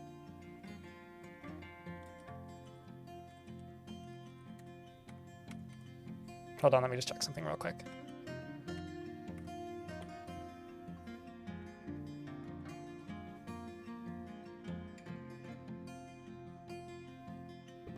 He is very impolite and inconsiderate of property. He can be very happy and optimistic. He is slow to trust others and likes to take it easy.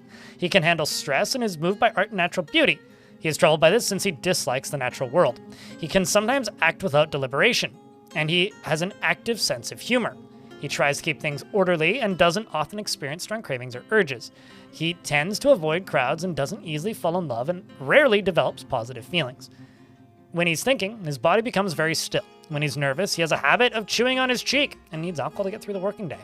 He personally views cooperation as a low ideal, not worthy of any respect. He feels that those who attempt to conceal their emotions are vain and foolish, finds maintaining decorum a silly and fumbling waste of time, and dreams of crafting a masterwork someday. He likes tetrahedrite and silver and emerald and coffee wood, jute fabric and leggings and bobcat men for their short tails. You're a furry. The words of the musical lark and the sound of the fabulous droplet and the sight of the velvety lark, and when possible prefers to consume giant sparrow, rainbow trout, and durian wine, and absolutely hates snails.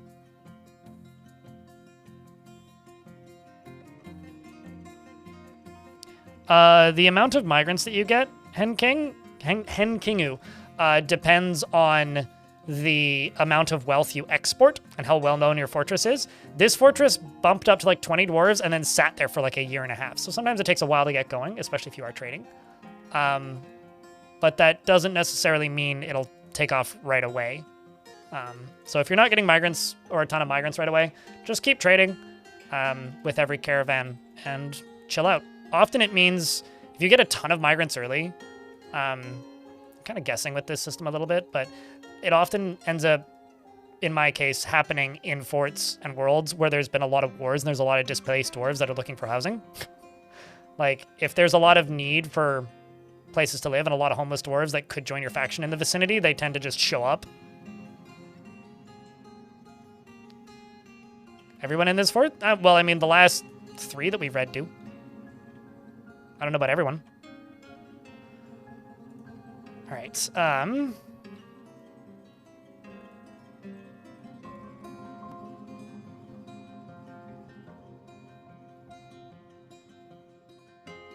Oh. I never did reassign my mayor to this bedroom.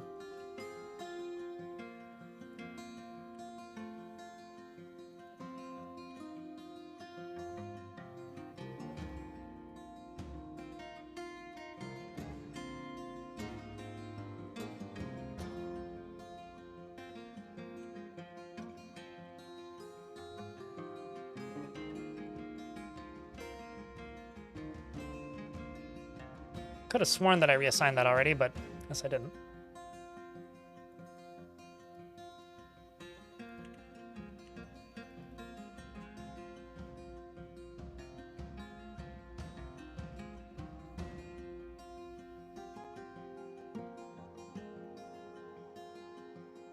Yes. The Civilizations tab only updates when either a visitor in a public room gossips about local rumors, or when traders say we're updating your world map. Like, that's something that I think would be really interesting if you could, like, I don't know, have more ways of updating the world map. I'd be keen for that, since we're talking about hypothetical features that don't exist. That's a hypothetical feature that I would be interested in on paper.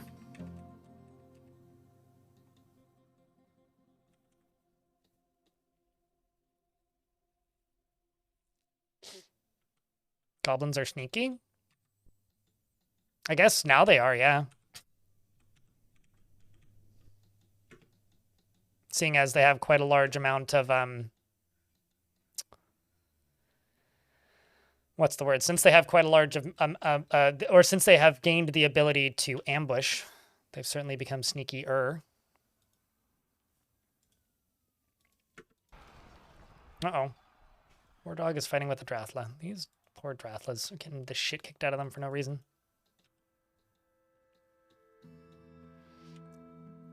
Let's find some dwarves that I can throw into the military. I can also move them out later if they don't like it.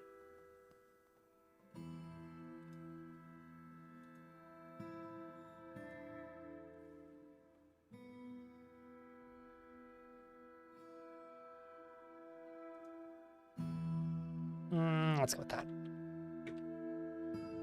Also going to check this squad. Let's check bars. Bars. We're currently making pig iron.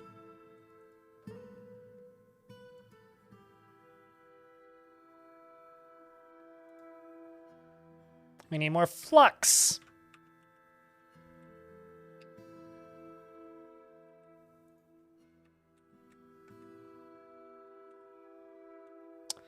Time to go mine out more marble.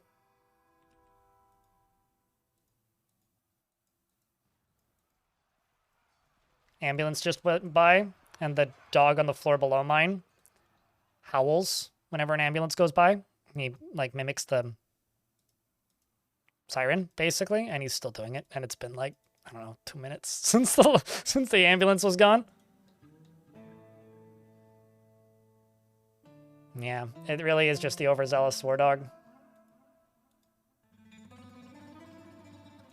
Oh, it is also like in the middle of the fort. It's a little bit awkward.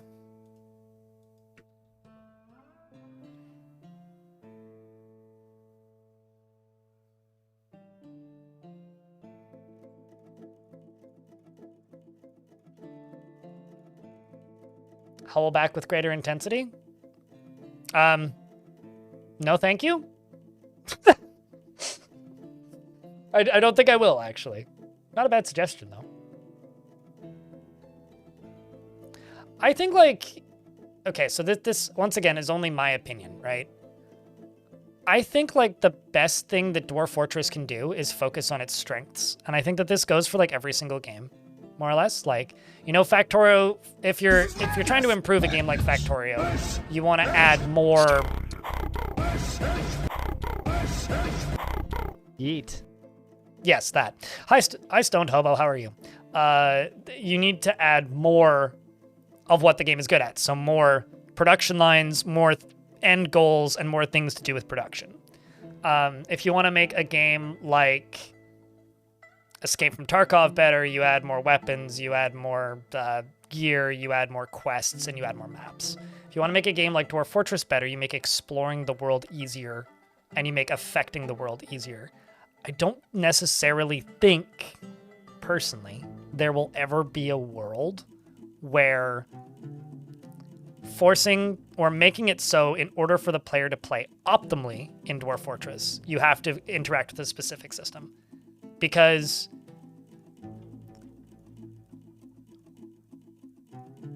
playing Dwarf Fortress optimally is already really difficult.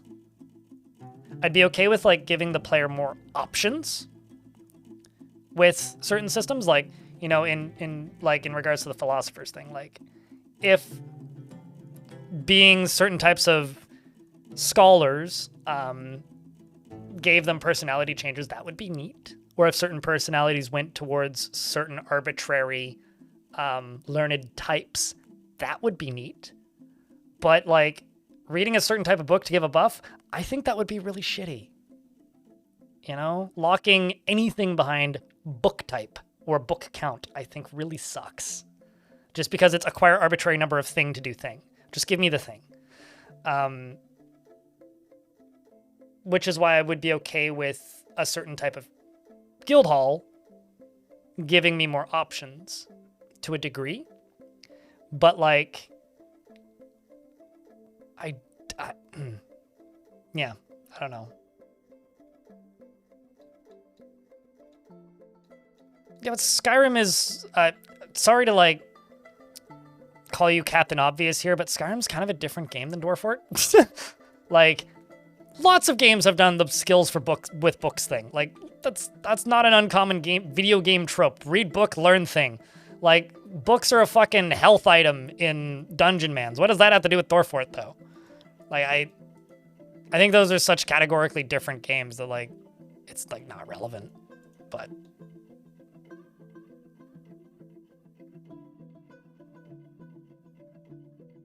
you know, my chat a while ago, Megalodon, decided that a baby goblin is a goblet. I don't know if chat still feels that way, but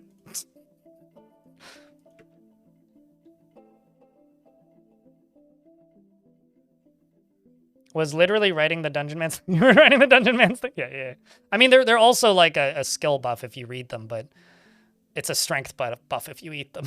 So you could read the book and, like, learn a skill and get, like, an experience buff, or you could just eat the book and get an immediate strength buff.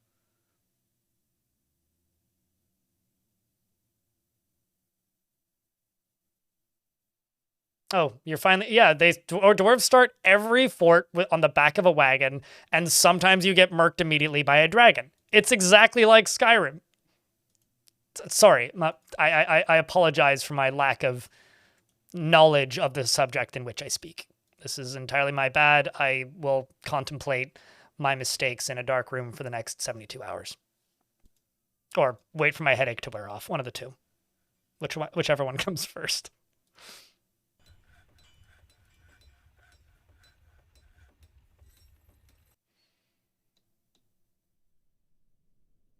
Getting a dwarf to write something is one of the most interesting things in Dwarf Fortress. Certainly, it is an interesting mechanic, and I really like the mechanic as is.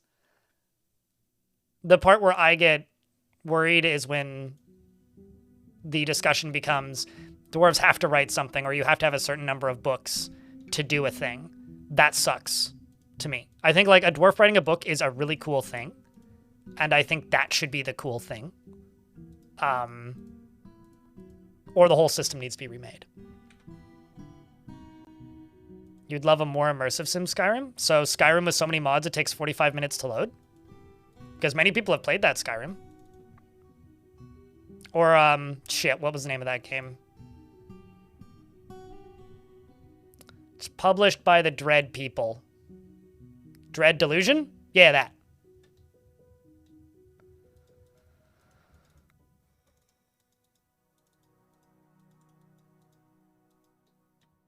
Although, in some ways, asking for a more immersive sim-y Skyrim might also be as much of a curse as it is a blessing. Because you might actually just end up with buggier Skyrim. Because immersive sims never fully worked properly. Unless they were like a level-based thing. Because there's so many systems. Like, immersive sims, impossible? Bet. Just bet. You know, I can actually say that I've played Underworld Ascendant. Bet. At least Skyrim, like, works mostly.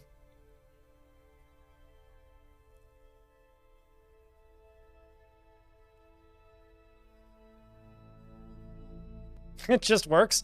How can you make a large bug more bug-like? By instead of making Skyrim, making Donkey Kong 64. Ba-dum. Psh. Got him.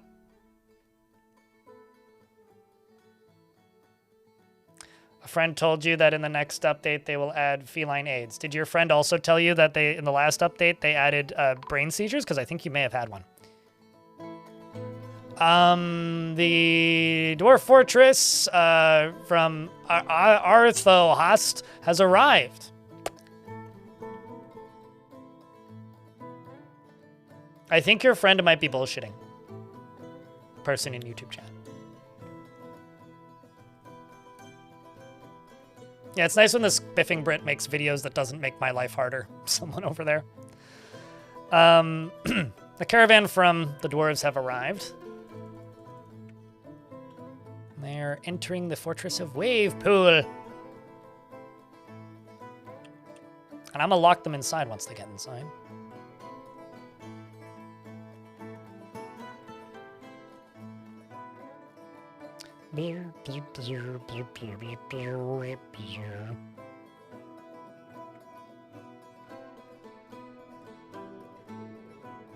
Well, actually, I think, how do you get a buggier Skyrim? By playing Skyrim on the PlayStation 3. I think that's how you get a buggier Skyrim. Since we're talking about how do you make Skyrim buggier, you play the console ports. The early console ports.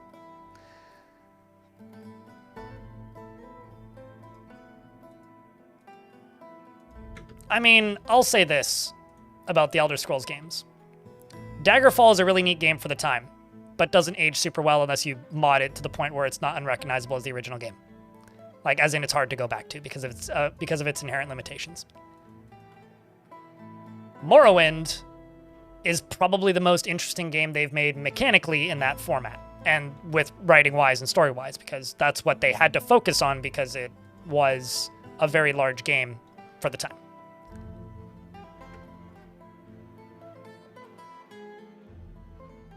Oblivion made it playable by normal people.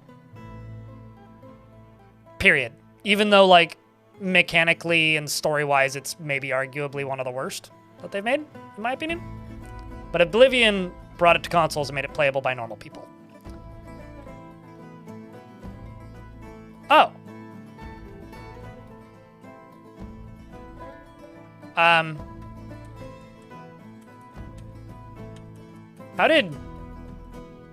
How did you get there?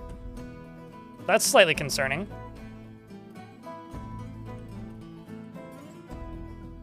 I don't know. It's a good question. I was just wondering that myself. How?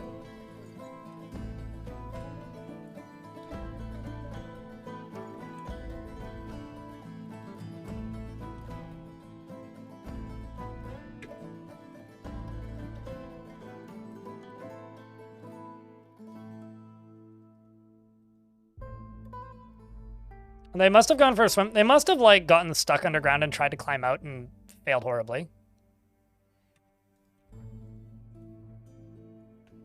All right. I need to take another leak. I will be back in a moment. When's the next ad running? In 9 minutes. I'm just going to run an ad break and take a piss. And then when I get back, we'll continue. It should be after the ads are done anyway. Now's a good time to refill your coffee or use the toilet if you got a BRB.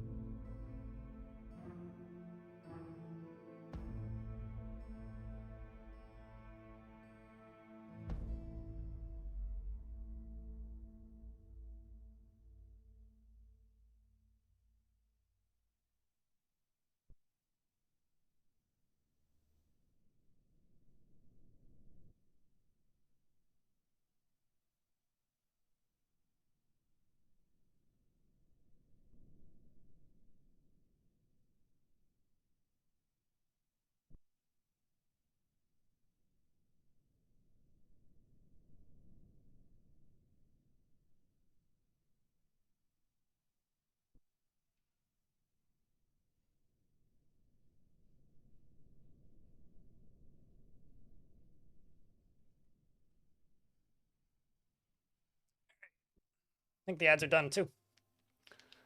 Not familiar with Wayward Realms? Wait, what? Is Wayward Realms like a Skyrim mod? Or are we talking about the game Wayward?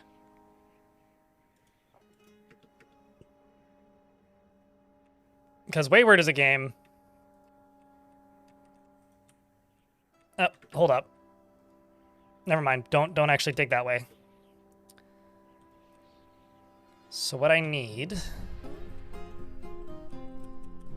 is I need to let the dwarf in.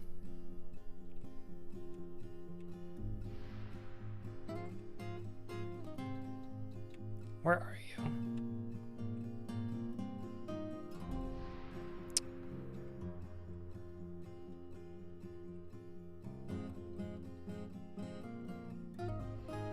Because you are down here, which connects to this side, which I've currently got just completely locked off.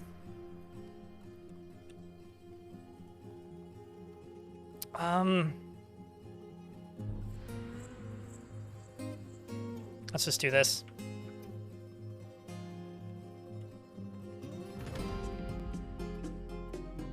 Because they're handlebarsing around. What's your climbing skill?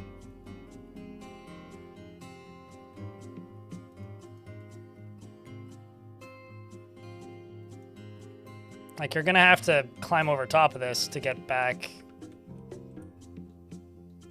Because you're going that way.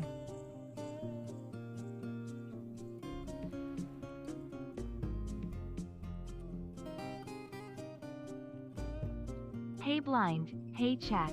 How's the new fortress going? Pretty good. I've got a dwarf that I'm trying to rescue, who is trying very hard to not be rescued. Actually, you know what? The easiest way to do this would probably be right here.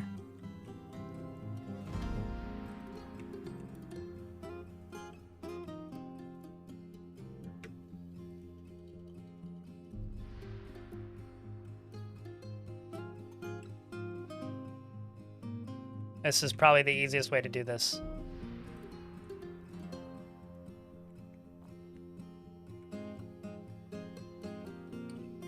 But Mag, thank you very much for the 13th month. Welcome back. Anyway, one thing I do feel the need to say is I hope that my salt, if you want to call it that, isn't too intense. Because, like, at the end of the day, that's Forgotten Beast with webs. Why did it have to appear right now? Now I'm scared. Forgotten Beast named Rikoto Rafiobi has come. A great hairy blob composed of mud. Lovely. It has 2 long curly tails and it squirms and fidgets. Beware its webs. Where is it? Great. Fantastic. Awesome. Cool. I don't have any bolts. All right.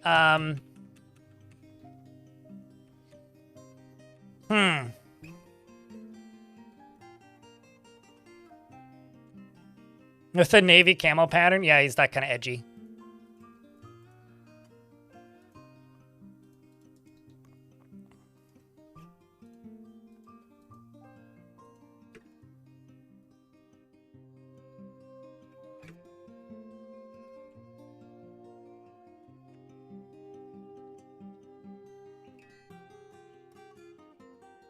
Letteran, are you gonna choose to die?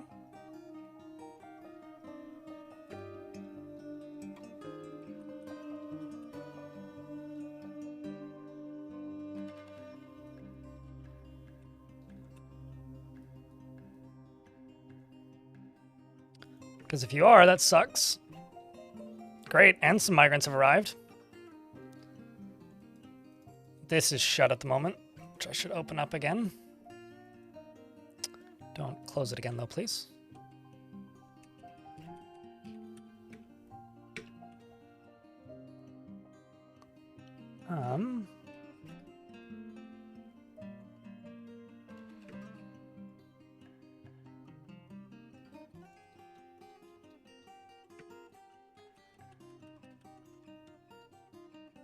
Actually, let's just go to the beast.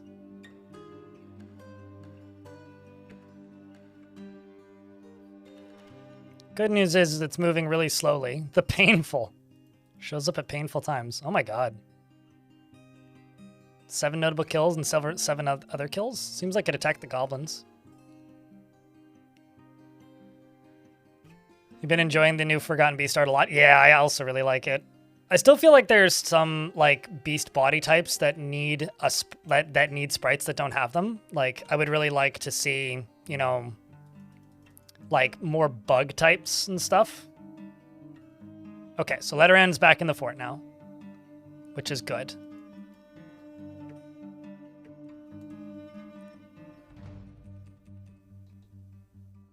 Which I don't even know how they got in, but they did. Just gonna let you run inside. Pull that lever. Hope nobody else is outside.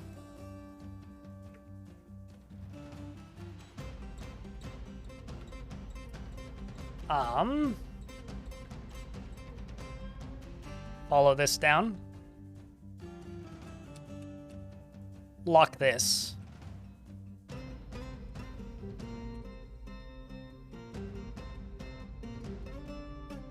Actually, hold on. Let me check something. There is a non-zero chance that they can't actually get to the other side. I think I may have actually separated the 2 sides of these caverns. Like, I think that thing might be completely isolated. In fact, I would say that is likely. Because it's down in here, which I did get a second notification that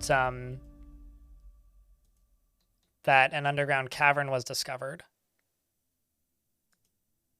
Yeah, I think it's completely separated. I feel like Tarn's always surprises anyone about the new art, which doesn't make much sense to me because isn't he the one going in and implementing it? Or is it, or are they just all using placeholders and they're just like renaming the placeholders?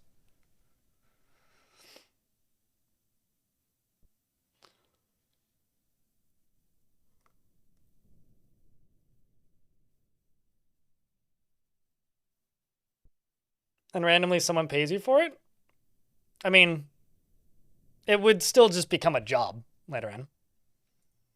It's like, I wish I could have a job that I make YouTube videos and randomly like Google pays me for it. It's like, yeah, but it's, you know, it's still a job. But yes, creative jobs are many people's dream jobs.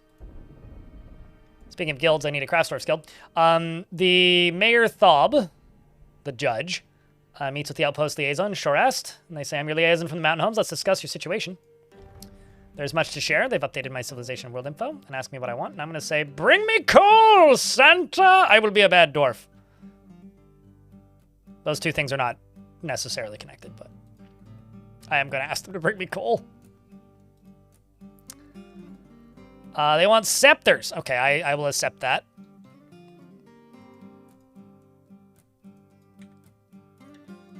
Well, I guess I need to...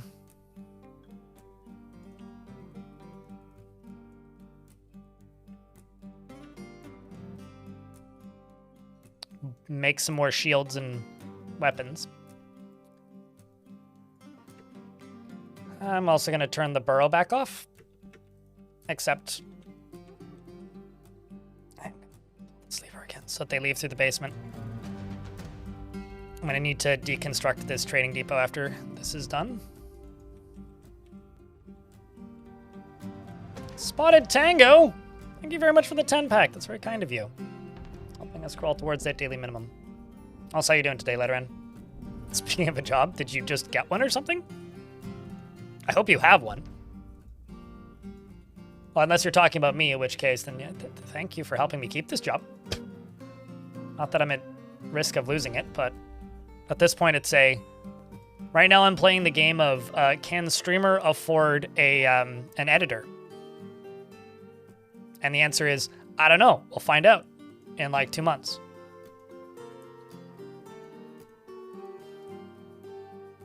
Okay, rings are not sellable.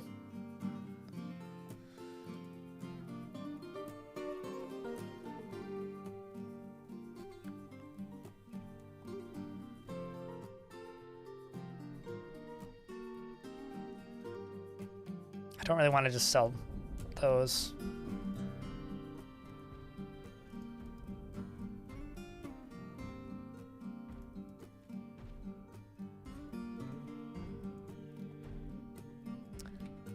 Let's just say finished goods bin.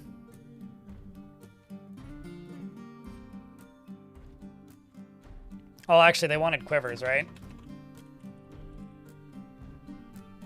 Just all in those finished goods bins.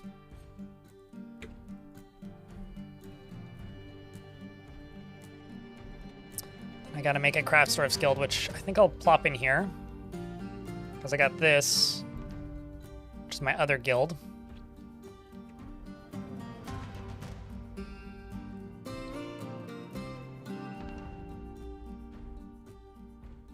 That or it could just be like half of this, maybe?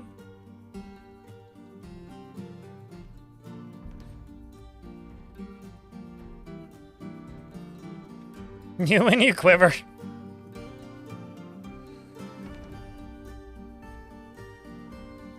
Just waiting for freeways to... Oh, speaking of Litterin, did you see your dwarf stuck in the caverns? And then eventually climbing back into the fortress out of the caverns?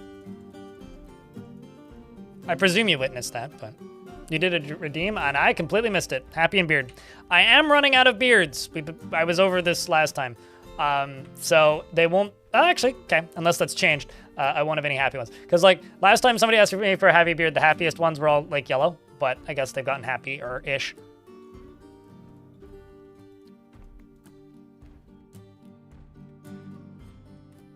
Sorry about Miss Ant. Thanks for poking me.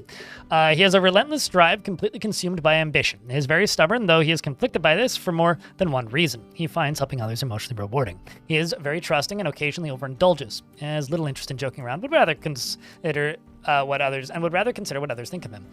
He doesn't tend to hold on to grievances, and generally finds himself to be quite hopeful about the future. And he likes to take it easy, and he enjoys the company of others. But he needs alcohol to get through the working day. Dreams of bathing the world in chaos. Ah, right. He's that character from Stranger in Paradise, right? Oh no, he wanted to kill chaos. That would be like eliminating the world of chaos. Anyway, he dreams of bathing the world in chaos and likes orthoclase and billin and rock crystal and giant grackle leather, pleated gibbon bone and the color sea green. Turkeys for their gobble and the words of the Saturn of luxuries and the sound of the drum of trumpets. Impossible prefers to consume turnip plants and dwarven rum and lettuce leaves. Lettuce leaves, chat. Lettuce leaves. And hates leeches. Yeah, I mean, I didn't see anything about, like, being... He's also a bow dwarf. Maybe you can be my Marks dwarf.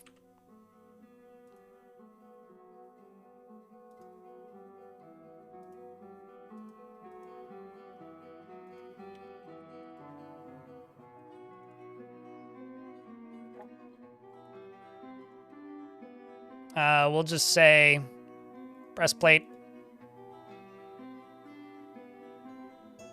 helm, greaves,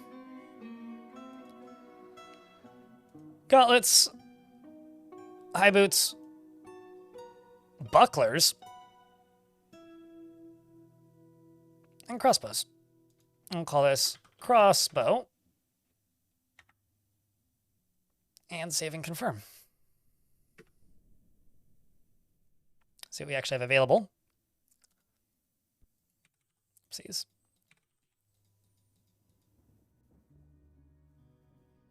Let's do a run of steel shields. But let's also do steel buckler and steel helm. I'm just going to make iron bolts. I'm just going to make 50 of them. They're mostly just going to be for Marks dwarves initially, though.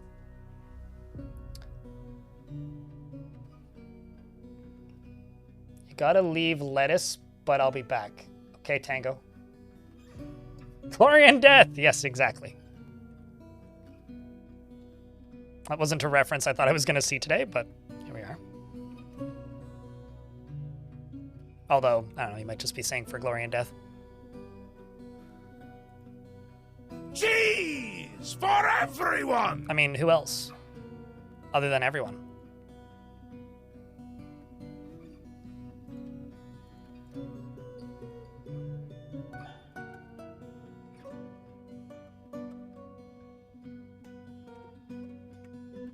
And then the next thing I'm going to do is I'm going to go down here. I'm going to place a bunch of blocks on the floor and give it a bit of a shape.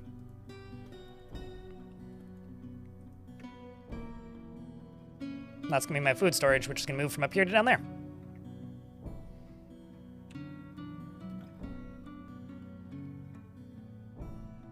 Should you gently bother your cat? Gently? You should bother your cat.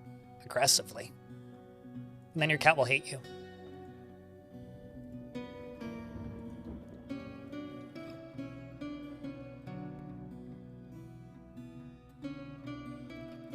Okay, freeways.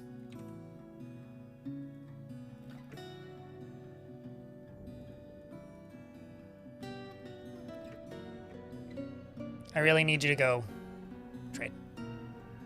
There we go.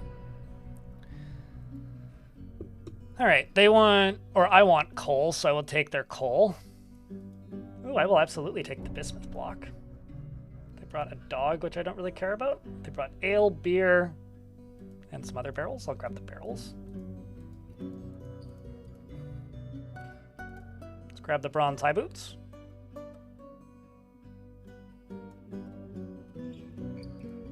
I'm gonna buy the sheet just in case I need it in the future, and these, assuming they'll trade, and they will. So they thank us for their business. And our dwarves get back to work.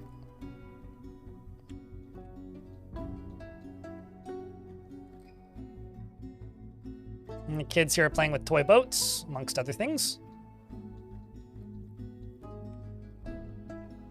You still want a weapon rack and an armor stand. Iron weapon rack. Iron armor stand. And I'll just make 12 and 12. Let me actually set those up to work too. We'll see. Yeah, the elves always bring feather tree eggs for some reason. Usually break them in the tavern when they arrive, which is, or not in the tavern, but in the trading depot when they arrive, which is a little gross. So they're like coated in it, and then they make you pay for them. Like, it's got to be some strange cultural thing. Another forgotten another forgotten beast. This one's called Giraffe, and it has come. An enormous quadruped composed of vomit. Lovely. It has a knobby shell, and it appears to be emaciated. Beware its deadly dust. Hold on, I'm just gonna pause the game and get this designated, and then we'll figure out where this monstrosity is at. And if I need to scream. I'm considering it right now. The other thing I'm gonna do is I'm gonna start digging a really big hole.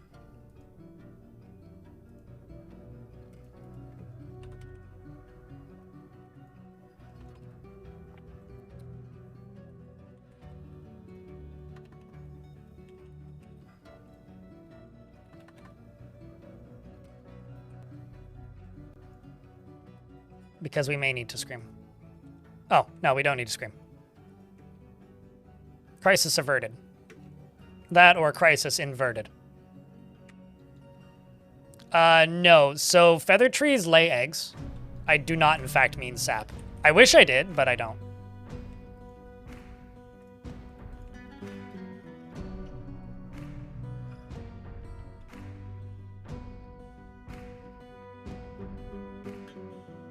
So now we're going to find out if this is in fact where the aquifer is or not. Feather trees grow from eggs, yes. Feather trees are like a stationary bird. And they're quite disturbing, honestly.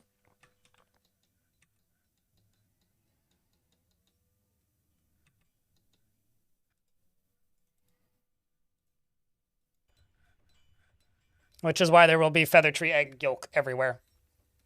Tree fruit is literally the same. Okay, you know what? I'm not a birdologist or a bird scientist, so I will smile and nod and agree. I don't think that's true, though. But I would have to study a bird specialist to get confirmation as to whether or not a fruit is basically an egg. Because my mind screams, no, when I hear that. But, oh. I mean, no, same thing. Same response, actually. Thanks for the science lesson. I know, but I will retract from this discussion because it's just semantics. This is like one of those is water wet discussions, at which point I just say, I don't know, chat, go nuts. Lose as many brain cells as you like by irritating yourself. I'm gonna designate this floor. That's what I'm gonna do.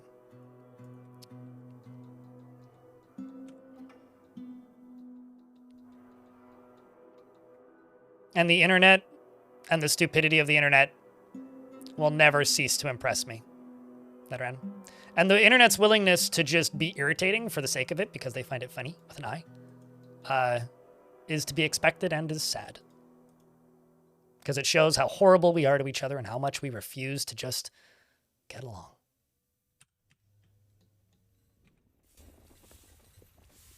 I wouldn't say always. If you were always irritating, you would never be in my chat. Because I would have yelled at you by this point. You're not always irritating, no. You're very far from it. So do not get that locked into your egg of a head that you've got there.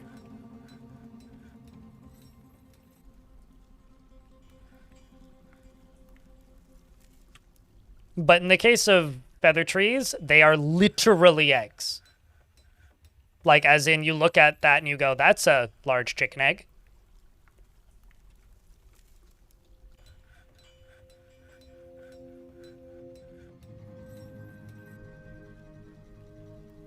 You know, Personally, Thomas in the YouTube chat, I would prefer to have an ornithologist at this point because I would like to just move away from the conversation. But, like, you know.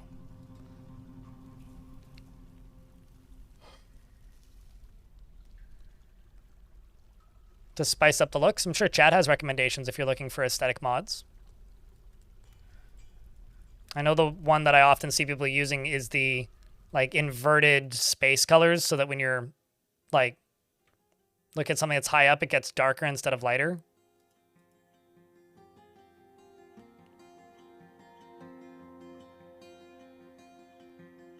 There is no tree sowing in Dwarf Fort, no.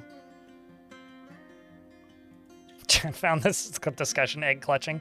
It also they've chat found a discussion that could make streamer projectile vomit with like no warning. So careful, this might become a Gore show, bringing us all the way back around to gratuitous violence once more.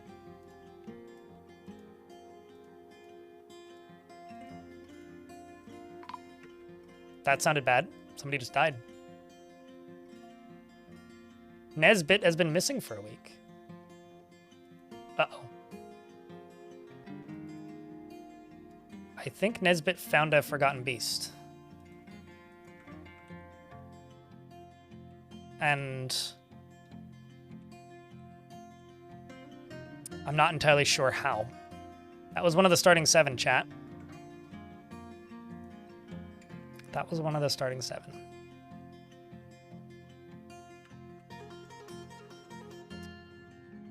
Where is the beast at the moment?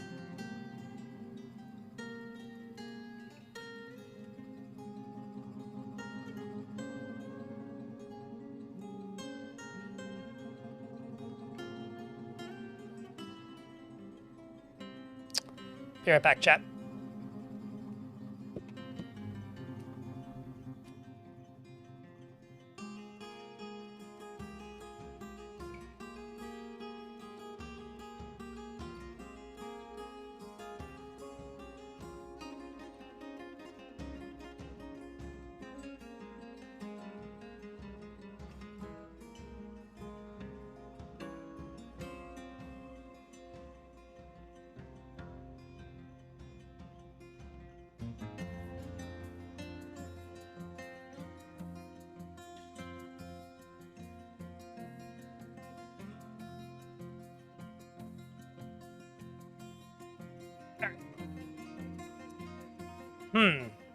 So I need to deal with that creature.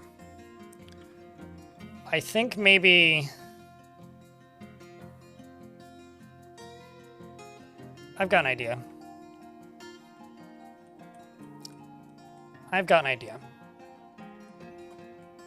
Idea got, I have. So, this lower area...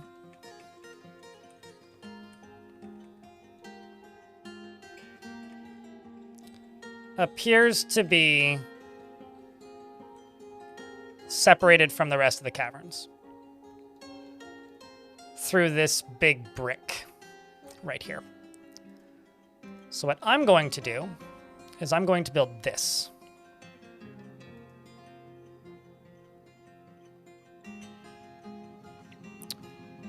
And then I'm going to build this.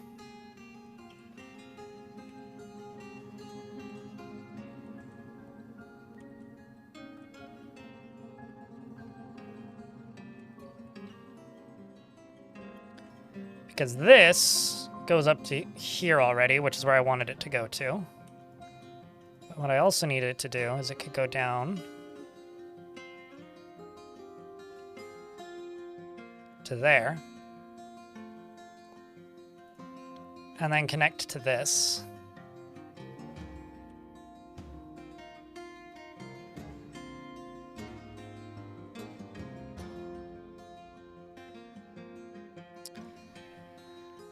I'm trying to think how I could do this. Specifically, how I could do this safely. So, what I need to figure out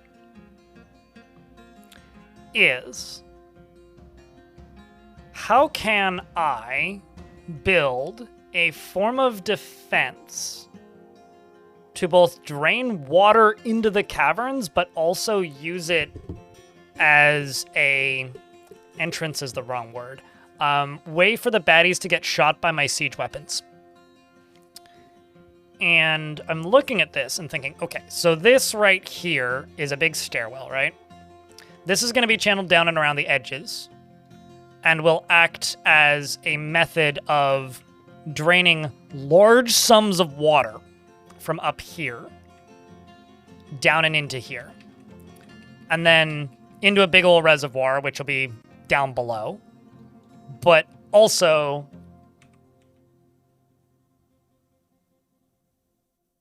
as a way of like pressurizing water, drowning enemies, and also making them walk onto the ocean. And one of the easiest ways to do that is to vent it into a portion of the caverns. So what I could do is have this as like a way into the caverns. And maybe make this go all the way up here. And like... yeah, don't even go all the way up.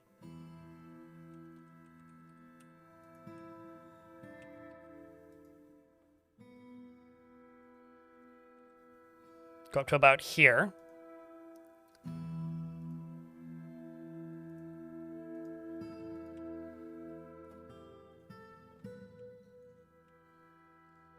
And go all the way over to there.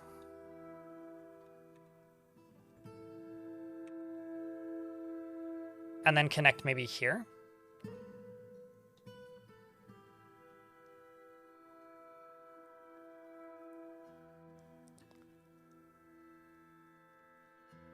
Because if I put it here, then I could have a long corridor along here, which I fill up with snail base? Kind of does look like a snail, doesn't it? To me, it looks like an angry spherical arcade enemy with 2 bombs on his hands, but hey. Or like a bulbous boxer.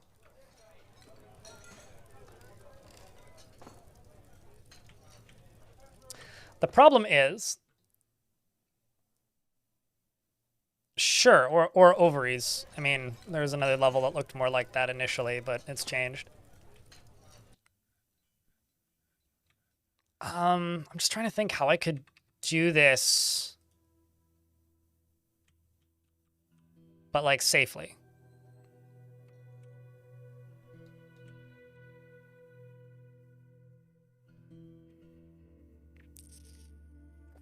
I think we'll just go with this setup for the moment, and we will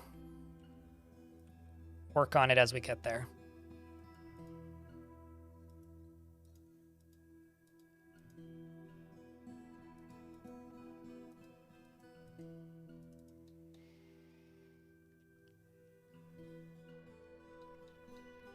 I kind of wanted to make that joke, but then decided against it, so I'm glad that you did, my reb.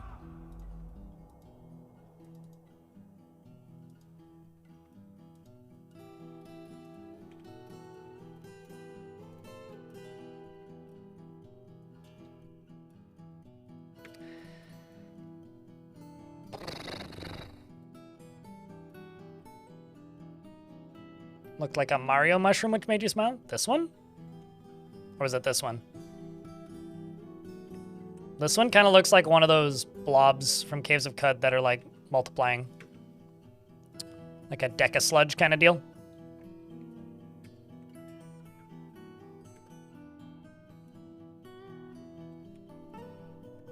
One, two, three, four, five, six, 7, 8, 9.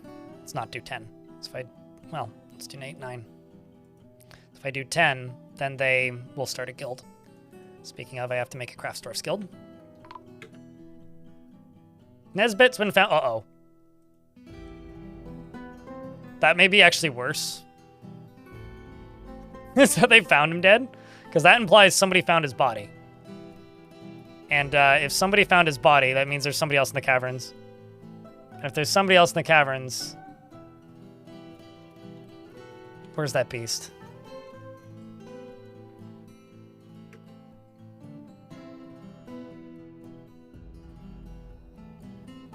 This is like kind of concerning. I'm not gonna lie. Like, actually, this is kind of concerning.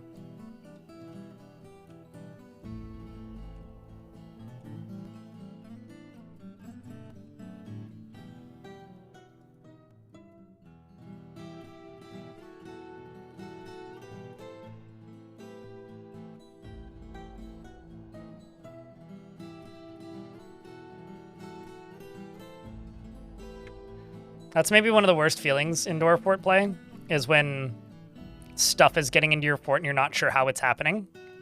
It's like, I don't know where you're coming from, but this ain't good. It's actually very bad, in fact. Lie Maker's been taken by a Fey Mood, okay.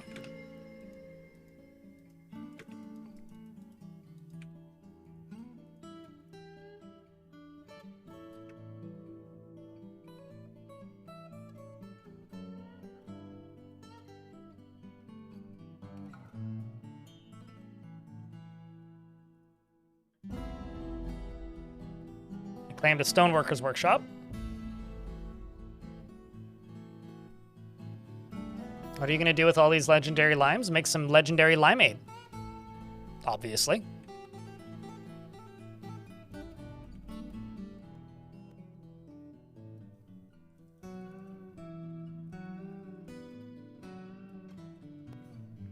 As far as Craft Dwarf Guild goes,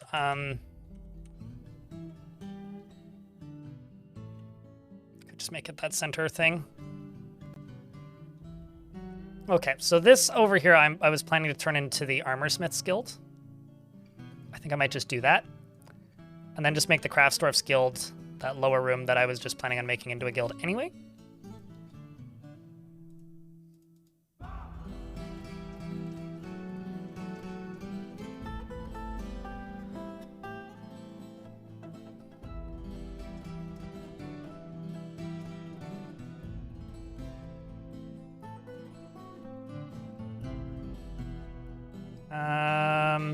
This would be the Defended Crystal, I think. Yes. And then you can be Craftsdwarf's Guild. And you can be assigned to the same guild.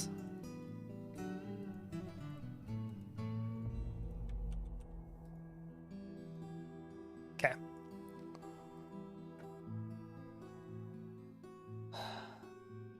Does the floor size of the guild matter about how many people can attend it? I actually don't think so, but if it's like tiny or inaccessible, like if it's just a wall and nobody can get to it, then yeah.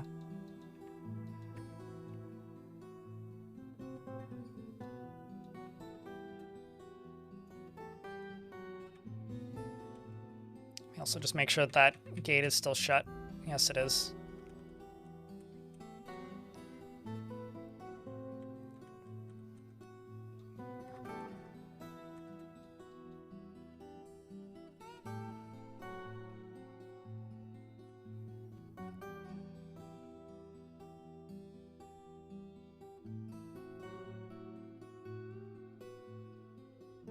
I just want to state that does the Rain Puddles mod not, one, cover the entire map with mud, and two, cause everything to turn into a bricks of ice every winter? Because, like, I feel like that would be an extremely dangerous mod to use mechanically. Because I saw that one pop up, and the creator of it was in my chat when they were working on it. I was like, that seems like a horrible idea mechanically. But, I mean, I guess. Like, nothing about that seems like a good idea to have in your fort.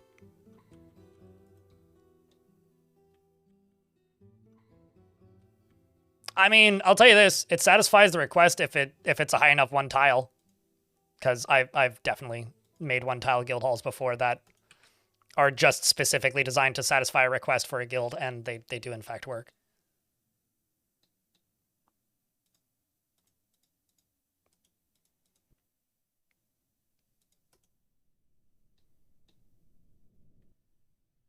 Or rain flood your fort. Yeah.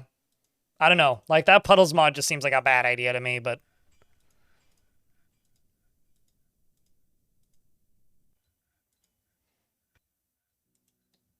Do I have any mods installed playing DF? No. I haven't in quite some time. I have in the past, but it's been a while.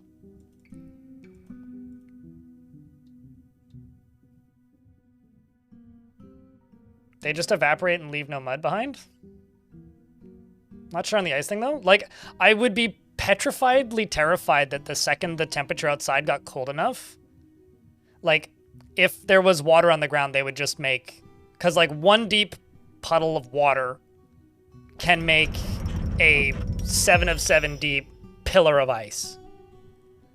And I would be terrified they would do that every winter. But I guess, like, maybe for somewhere where it's dry, where it doesn't rain all that much, it wouldn't matter too much, but...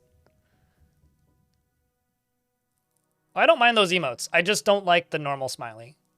Like, that one's fine. It's just specifically this one.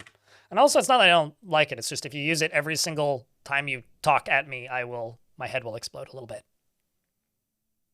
Because it makes me think that you're... It's sort of like, you know, when your grandma is texting you and they write ... after every message and you're like, what did I do wrong?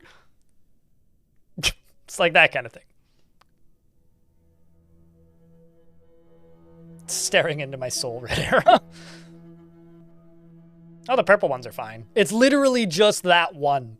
Like, it is that emote just scares me.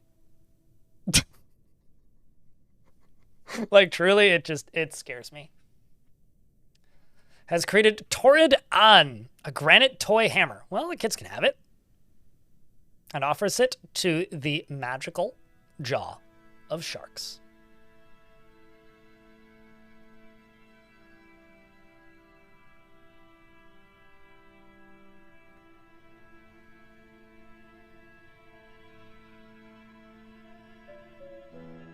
I mean, if you use it every single line of text, I will eventually just mute you so that I don't see what you're saying, but you'll revert to the dash. Yeah, the dash doesn't fix it. The dash just makes it do the same thing.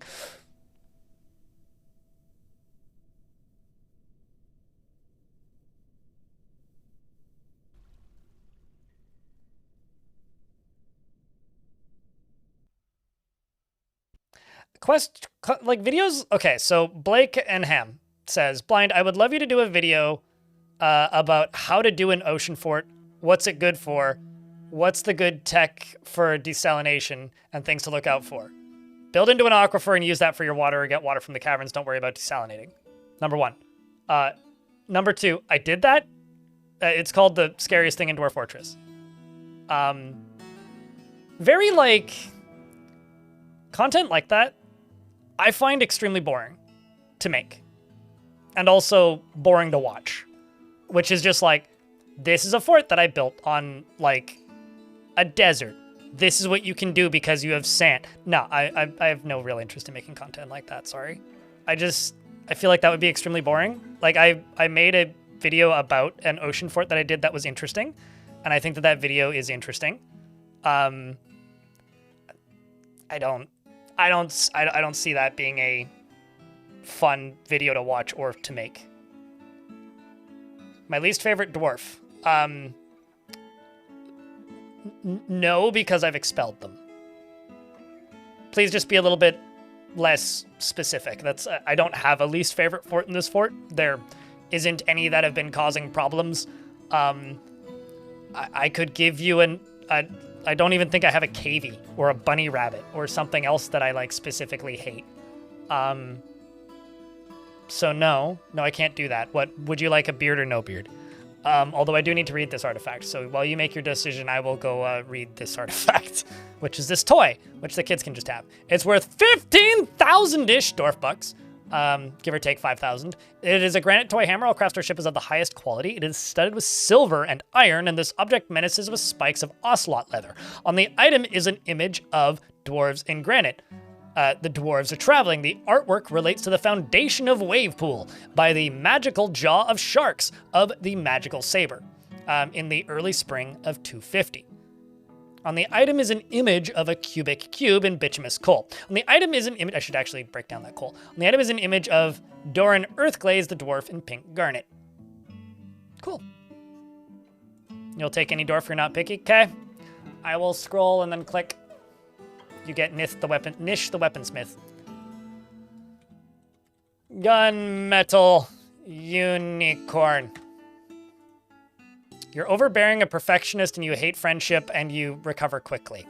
He has an overbearing personality, is a perfectionist, and prefers to be alone. He tends to make a small mess with his own possessions and can occasionally lose focus on the matter at hand. He is moved by art and natural beauty, and he is conflicted by this for more than one reason. He has a tendency to go it alone without considering the advice of others. When he's nervous, he tends to stretch his body. When he needs alcohol to get through the working day. Dreams of mastering a skill and personally finds artwork boring and finds friendship burdensome. He likes rhyolite and platinum and pinfire opal and skunk leather, olm, parchment, and the color mahogany, gems, bolts, helms, and slabs, chains, and reindeer for their large herds, and for the one with the red nose. He likes the sound of the drum of trumpets, and when possible prefers to consume bam, bam, bam, and he prefers to consume mountain goat and hagfish, and parsnip plants. And whip wine, not date wine. I don't know why I got date out of that. And hemp flour, and absolutely hates bats. He's a member of the Most Coven, worshipping Anoth Karlib, which I think is the god of wealth. You don't really have any friends. You haven't been here all that long. Yeah. You arrived this past summer.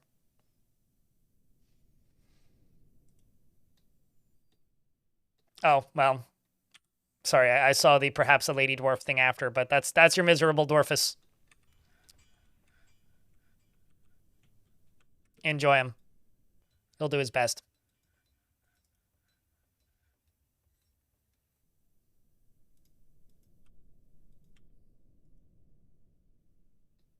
I was told by somebody that I know that I have to stop saying that I don't have any friends and instead say that I don't have many friends because that's more accurate. And honestly, I think that is more accurate than I don't have any friends. Because most people who say that they don't have any friends probably have some.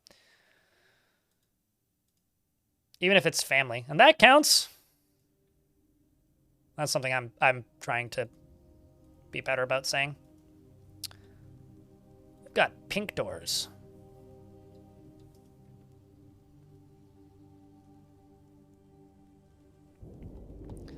Being on the ocean just means that you have access to a fuck ton of water. So you can do stuff that you can do with a fuck ton of water. But in conclusion, no map in Dwarf Fortress is really that different, with the exception of, like, you know, a calm versus a terrifying. What's actually on the map isn't that crazy. This is an Untamed Wilds map, which is why the title is Tame the Ocean. And my goal for this fortress is to not die to the Untamed Wilds, thus taming the ocean. But it's not like there's anything particularly different that you can do because you're on an ocean.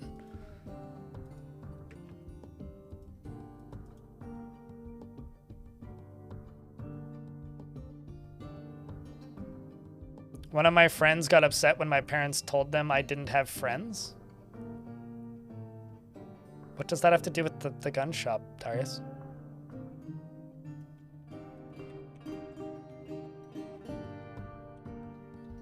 I'm confused.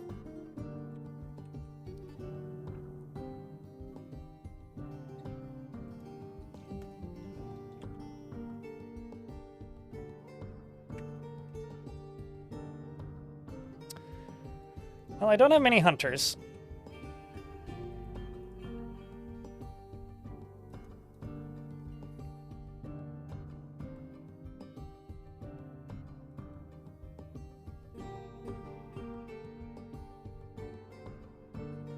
Let's just look through some dwarves randomly and see if I can find some that would be good at martial art.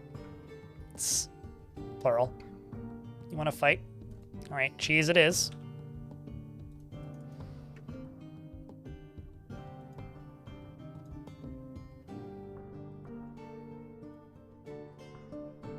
Okay, I need more crossbows.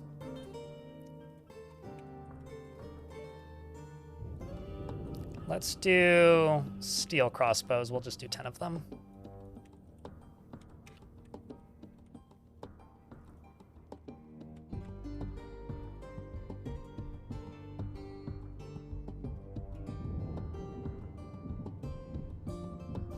Okay, that makes sense. I need you to hold coal.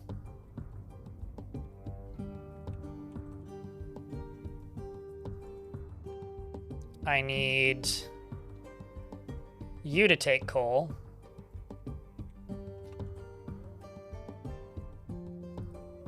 And I need you to load coal. Now, I need to figure out if I have any other stockpiles for boulders. Or remember if I have any other stockpiles for boulders. I don't think I do.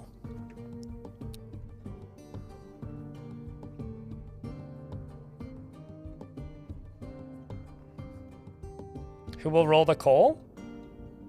Urist. Is that a reference to something? Because if it is, I'm not getting it.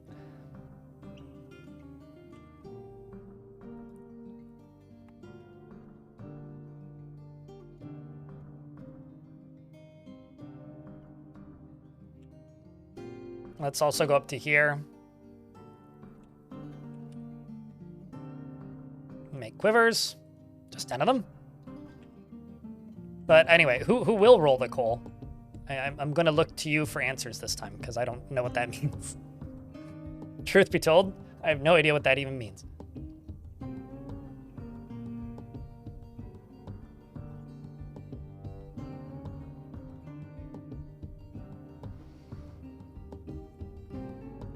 Possibly your comment. Oh, you thought that you'd give yourself an easier start and you gave yourself an extra embark tile of trees, and holy shit, I've never seen so much coal in the first cavern magma pool. Oh, wow. Wait, hold on. Are you saying that you just, like, clear cut the forest? Or are you suggesting that, like, there was just, like, a ton of bituminous coal underground?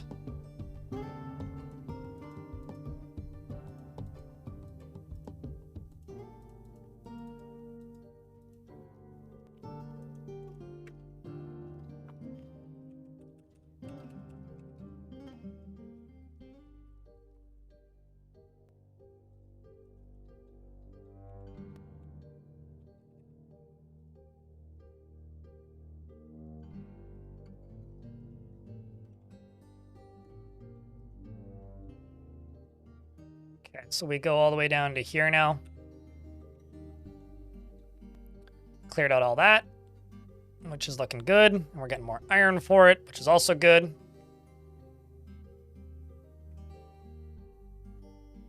To make dwarves prioritize furnace operation. Tried locking a few and making burrows, but they still make bars so slow. Find a dwarf who's decently skilled. Okay. Go to their labor and click this button. Or, alternatively, make a specific work detail for specifically furnace. And then click this button. Go down into this. You want specifically furnace operating? Okay, well then just click specifically furnace operating. Or even specifically just metalsmithing. Click done. And then find dwarves that are good at it. Assign them. And then click this. That'll do it. That's one way you could do it. The other way you could do it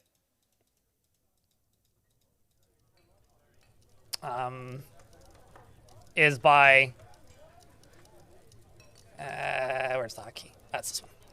Go to your furnaces, go to workers, select a worker who's good at it, like say, I don't know, one that's not in the military, like this dwarf, and then click this button, and then that's all that they'll do. Those are the two ways that you could do it. There's a disturbing lack of pools in Wavepool. Mate, have you seen the surface? Those are the two ways that you could do it. There's probably other ways. I mean, like, you could also use burrows. I think usually locking dwarves in an area is a bad idea with burrows, unless you're also specifying.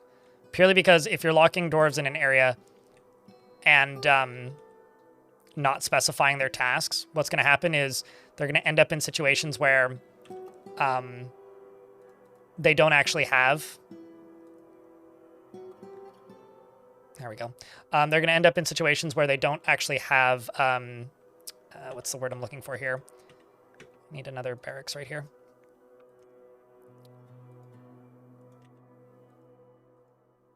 They're going to end up in situations where they don't have enough...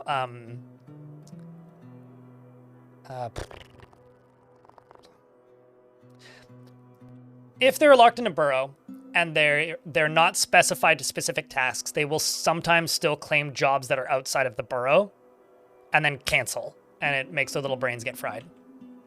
So if you're going to lock them in a burrow, you also have to specialize them. That's what I'm trying to say.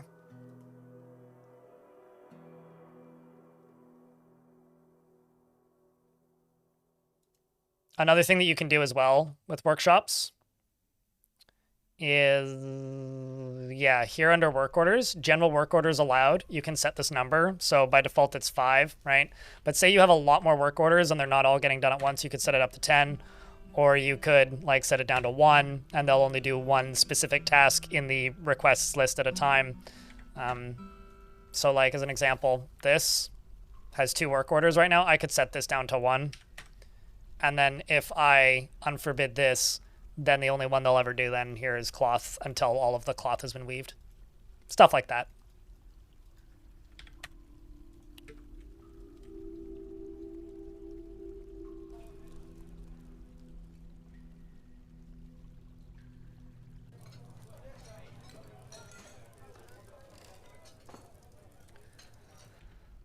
All right, now what I need to do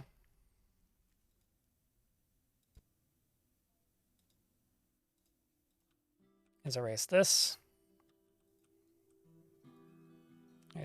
and up to there. They're not currently in the burrow, so that's fine.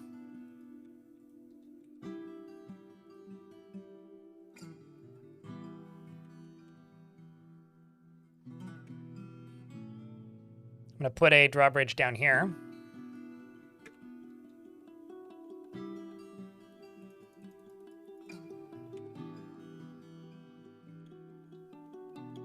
Do I have any hunters in this fort? Nope.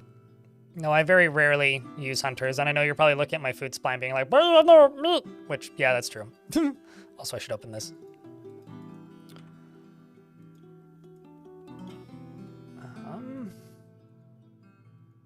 But yeah, I very rarely use hunters. What's the thing I'm looking for here? I actually need to butcher some things.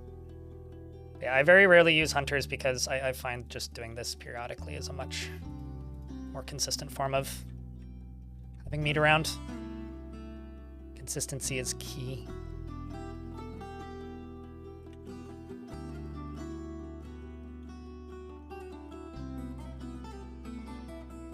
I don't generally fish because I think it's dangerous. I basically only ever let dwarves fish on calm maps. Like, genuinely, like, calm maps are one of the only times I will ever fish, is because I'm paranoid because of the number of dwarves that I've been, like, actively following and watched die while fishing. It's, like, one of the most dangerous tasks that a dwarf can do is fishing. Which, like, if Deadliest Catch has taught me anything, it's clearly the truth.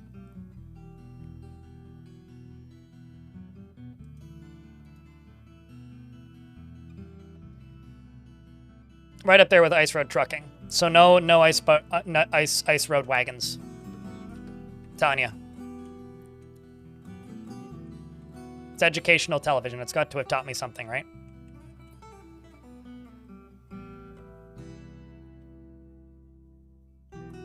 I don't fear the carp, no. You can. I don't.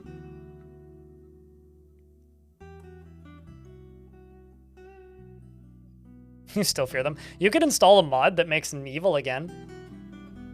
That's maybe like one of my favorite ever typo bugs. It's just like the blanket assumption that all creatures should just learn strength by moving.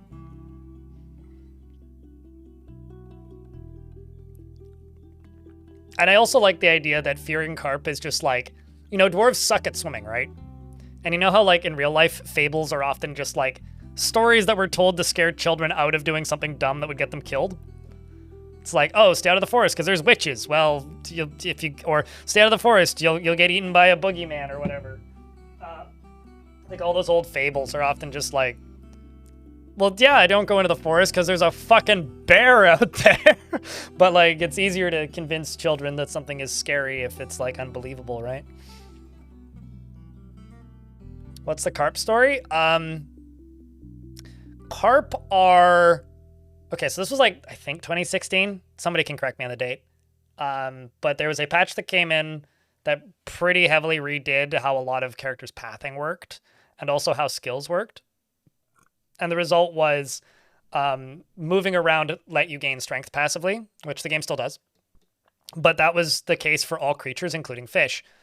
And so what would happen is fish would just like swim for a bit and then like basically become Arnold Schwarzenegger and then just like leap out of the water and charge across the land and insta-gib a dwarf that walked by. And basically made fish into murder torpedoes after a little while. But the funny thing was the ones that were like a big threat to dwarves were the ones that started in stagnant pools.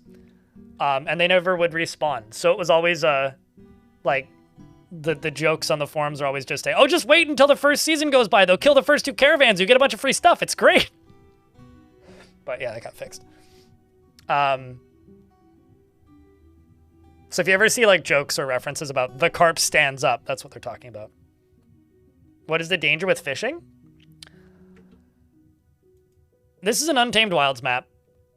Fishing does agitate the wilds, but the reason I say fishing is the most dangerous thing a dwarf can do is purely because, like, even before Untamed Wilds worked the way it does now, back when they were just like, there were large animals that were slightly more aggressive than their normal smaller counterparts on the map. That was what old Untamed Wilds was. Even back in those days, you need to realize that I watched a dwarf once. Surprise, I know, right? Shocker for me. Walk into an area that was outside to go fishing because a person in chat said, I would like to be a dwarf. And it was Untamed Wilds, but Untamed Wilds worked differently back then. And I said, okay, what job do you want? And they were like, I want to be a fisher dwarf. I was like, oh, you're probably going to die pretty quickly. They were like, well, it's fine. I'll take it anyway. I'll take the risk. I was like, okay, cool. So I gave them the dwarf, read the description, and then was watching them walk around. I was talking just exactly as I am now. And the dwarf walked outside and started fishing by a creek. And immediately, a giant tick jumped out of the tree, killed the dwarf, and then climbed back up into the tree. That's why fishing is dangerous. Like, if I'm going to fish, I'm going to specify a specific area in the fortress for fishing. And I'm going to build out a specific place for fishing.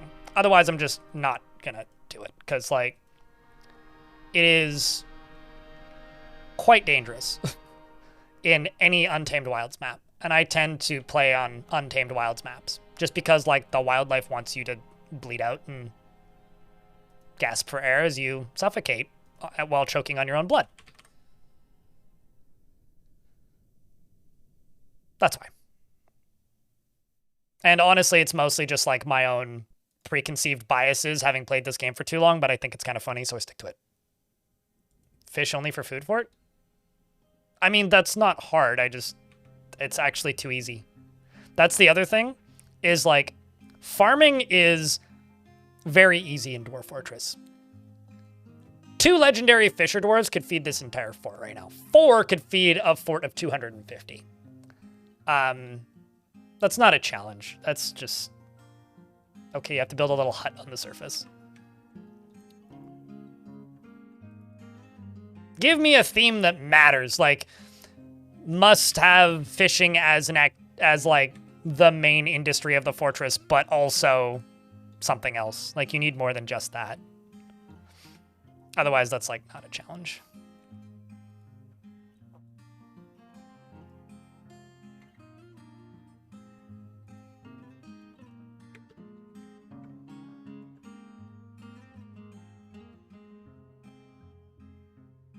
Won't I deplete the stocks? What stocks? Stocks of what?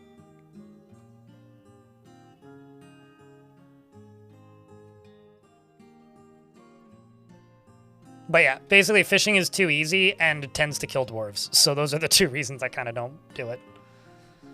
Only sell fish and shell goods? Yuck. Gross.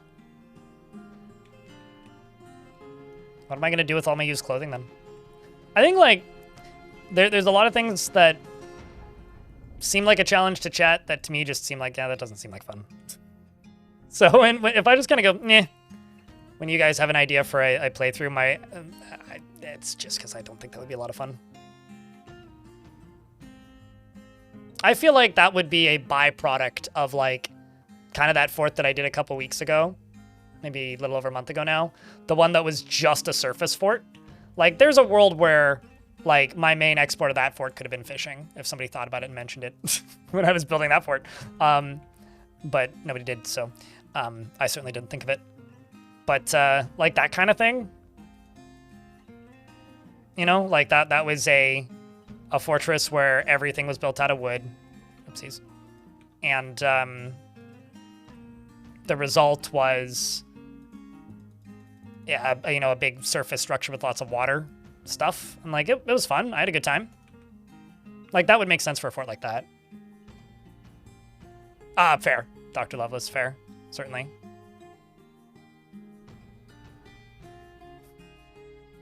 Which is why I try to call my, like, chat calls them challenges. I end up calling them challenges because marketing, people click on things called challenges. That's not my fault. I didn't make the internet that way. The internet made the internet that way. But in reality, I try to refer to them as themes. You know, like the theme of this fort is I'm trying to use water for defense. But, like, I could probably also reword it as, like, challenge must only use water for defense. It's like, well, that just makes things boring. I don't think that actually makes things more interesting necessarily. But what do I know?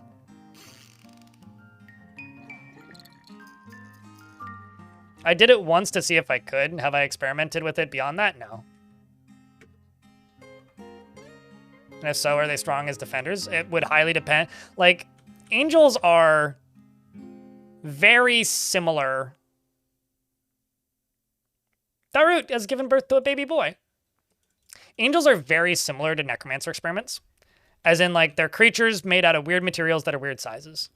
The main difference between angels and necromancer creatures is, like, the way they are created, right? Necromancer creatures, what's the word? Necromancer creatures tend to, we're just about ready to open this thing up. Necromancer creatures are created by necromancers, duh. And on top of being created by necromancers, they also are fleshy creatures usually. However, my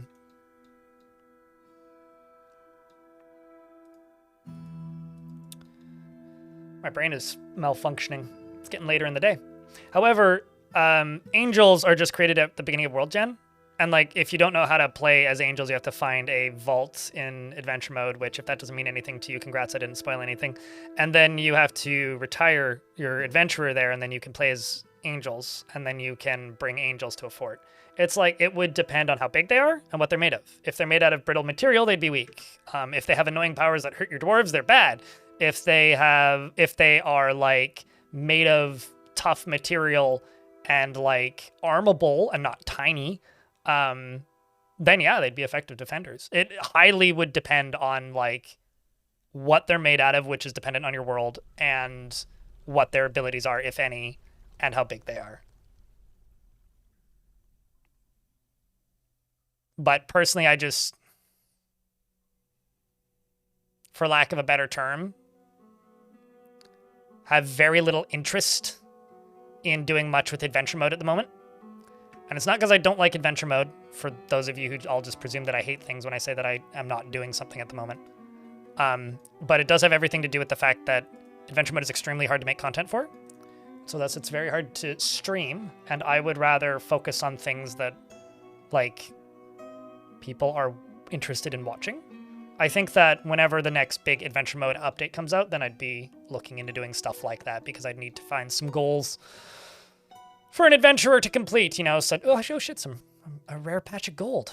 That's kind of cool. For adventurers to complete, you know, like, that sort of thing. Is this cave a giant mollusk? I don't think so. Is it? What, like this? That's a little, to me it looks more like coffee beans. But maybe that's because I didn't drink enough coffee today. It's like the scene in Madagascar where everything looks like steaks because he's hungry. I guess it kind of looks like a mollusk. I don't know. Does that look like a mollusk to you, chat? I think the bottom's a little bit too round, but I guess then it would, like, fit in the top half. Did I get the chance to play Rogue Red Sea? A little bit off stream. It kind of didn't grab me much, unfortunately.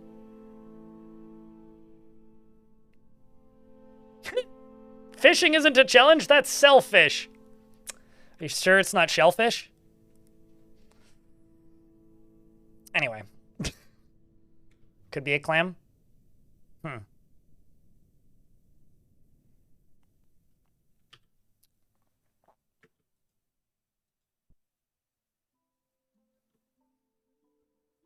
don't actually know why you don't have a quiver, but the other three do.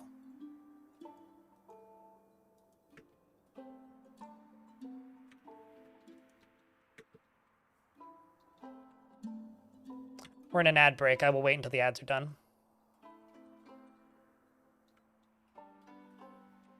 And as a reminder, this thing has webs.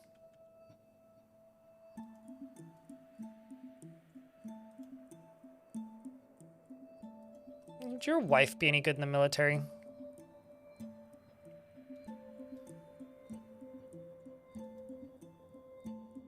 You know what? Yeah.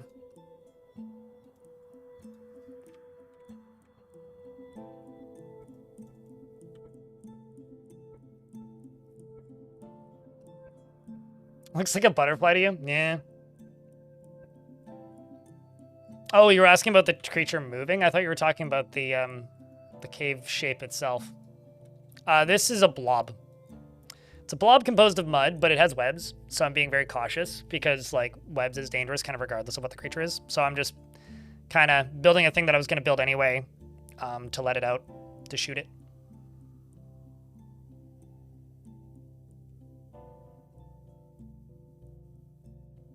Yeah, well, I think, like, that's also kind of the weird line that I walk, Ultra Despair. Because I think a lot of challenge YouTubers don't stream. I do, right? So, like, I streamed first and then started making videos that could be called challenges, I guess. But I am primarily somebody who streams. But I'm also not somebody who tends to just turn the difficulty up to maximum and suffer, if you will, because I don't think it makes for good live stream content. At least not in Dwarf Fort. In some games it does. In Dwarf Fort, not so much. And I think, like, the reason for that, I think because of that, I tend to be a bit reluctant to make my gameplay unpleasant for me for the sake of entertainment. Because that makes my streams less fun to watch. You never saw a monster in this game? Really? Although it's maybe the least interesting of the designs, too. I really like the ones that are, like, giant, like, maggots and stuff. Those ones look cool. Okay. So now we gotta wait for the beastie.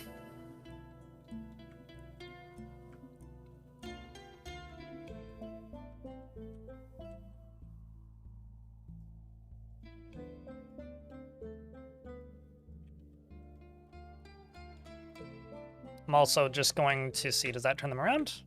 Doesn't turn you around. What are you going to go on? I'm actually just going to go up to here.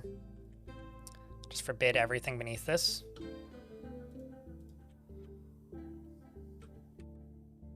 At least that's in the cavern layer. I'll unforbid them later.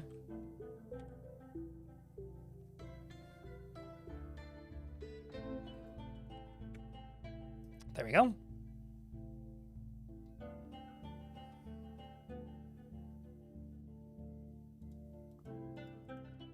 Now we wait for the beast, wherever it be.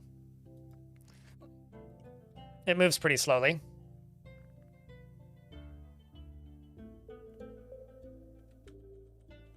Yeah, I quite the ones that are like it's a huge skinless lizard. Those ones tend to be pretty cool. So it needs to be on the other side. It's actually on the wrong side. I could probably send the Marks Dwarves down here to just shoot at it. Based on where it is.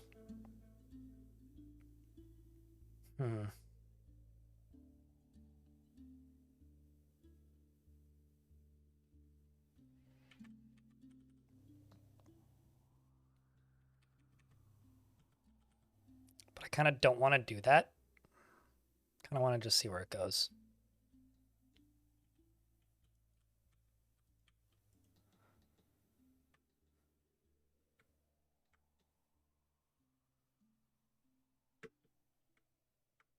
I think that community is a much smaller portion of the community these days, Baron Balloon. I think like I had a, I guess you could call it an argument with somebody in chat a couple days ago, which was they were basically saying like Dwarf Fortress is a worse game ever since it released on Steam, which is a take that I will never agree with. And the reason is like back in the day, like, yeah, people downloaded Dwarf Fort, but nobody really played it. A very small community of people played it, but the vast majority of the people who enjoyed Dwarf Fortress or knew about Dwarf Fortress was from the stories people told and had nothing to do with like the number of people actually playing the game. And now that's like flipped, where much larger portion of the people who talk about Dwarf Fortress are actively playing it. And I think that is a much better place for the game to be. And your dwarf's gone crazy? Sounds like you have a lot to learn from that run, Danny Flores.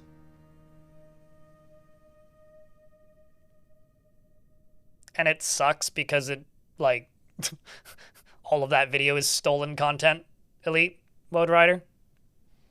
None of those stories are unique to him. None of the footage in that video is unique to him. And if you ask almost anybody who makes a lot of content out of this game, they'll be like, fuck that guy. But sure, yeah. Him, like, just like many articles did, and many stories that blew up before him, brought a lot of people into the game. I mean, my favorite sub-community of Dwarf Fortress are the people who don't actually play Dwarf Fortress, but just use the world gen. Like my older sister. She has a very old version of Dwarf Fortress on her computer, and I haven't talked to her in a while, but so I don't know if she still does this, but at least for a good chunk of time there, she was using Dwarf Fortress to generate worlds for D&D campaigns. Like, she would use, like, a few ideas from Legends, plus, like, Legends Viewer to, like, approximate a world and then populate it for D&D. Getting past the first 1 to 2 years of a fort. After the Siege update, for some reason, at some point, you just get bored of what I'm doing and start over. It's happened like 50 times already. I mean, at the end, if you're not interested in what you're doing, I don't know how to help you, to be completely honest with you. I would say try doing something different, but I don't really know what you're doing, so that's kind of not a helpful suggestion. Like, things like I'm just getting bored. I don't know how to help you with that. This game isn't boring for me, so I, like, genuinely am a bit at a loss when people ask things like that, or like, you know, how do I have fun? I don't know. How do you have fun? I wonder that a lot by myself already. I'm just going to station my Mark Dwarves down here. See if we can just snipe it.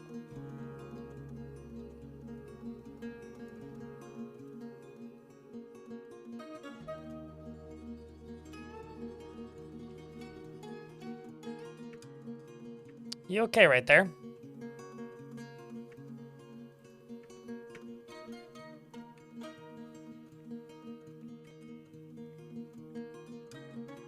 There seems to still be some pathing issues with dwarves in places. I mean, we know this, but I seem to have found one, rather.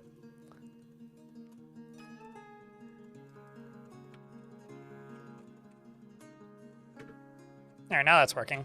It's weird.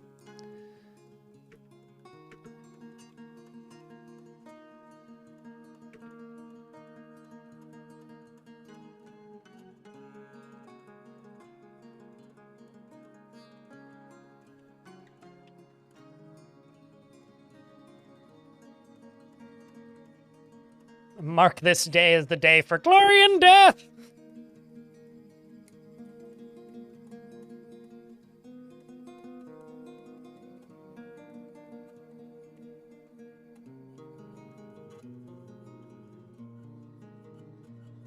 But yeah, I don't really know how to help Ultra Despair. I mean, like, my first advice for people who are getting into the game is always just play a slightly different direction for your fort, or like the term that I love, try to play with a theme. So like set out with a goal from the beginning, or try and make a fort with the idea of achieving something specific within the world, like taking over a specific foe, or playing around with a mechanic that you're not used to. Unless it's just like you're getting attacked. Dwarf Fortress is a game that is very, very self-driven. There are very few in-game goals, with the exception of like become a mountain home, which isn't always the most interesting goal. So if you're having problems with like boredom in the game, I actually don't know how to help you.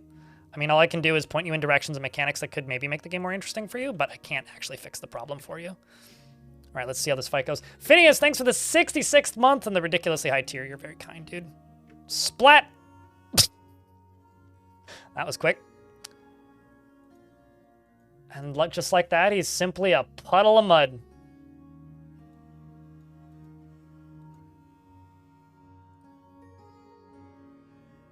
Alath, which is the most recent addition to the Marks Dwarfs, this dwarf,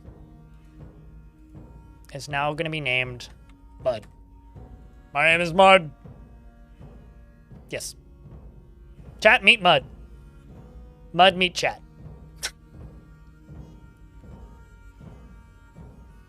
Primus does, in fact, suck, yeah.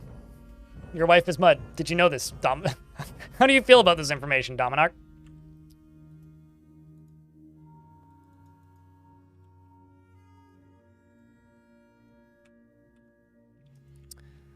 Speaking of Primus sucks.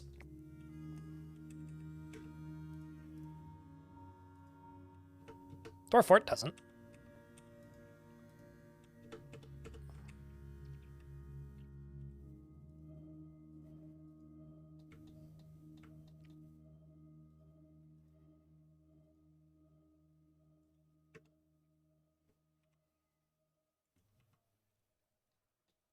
So now that we've done that,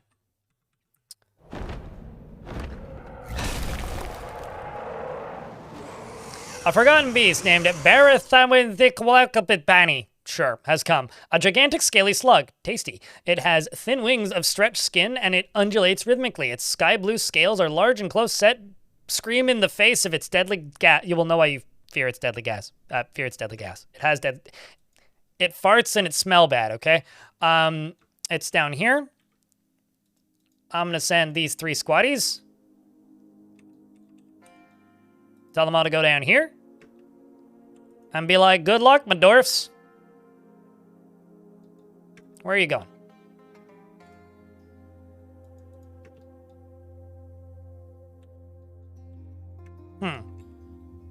You know, Dishmab.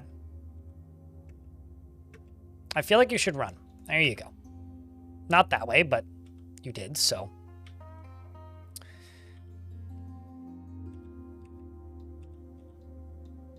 Man, this beastie's on a move. Just checking the doors. Well, it's giving my soldiers time to group up. It's probably going to actually break that door down.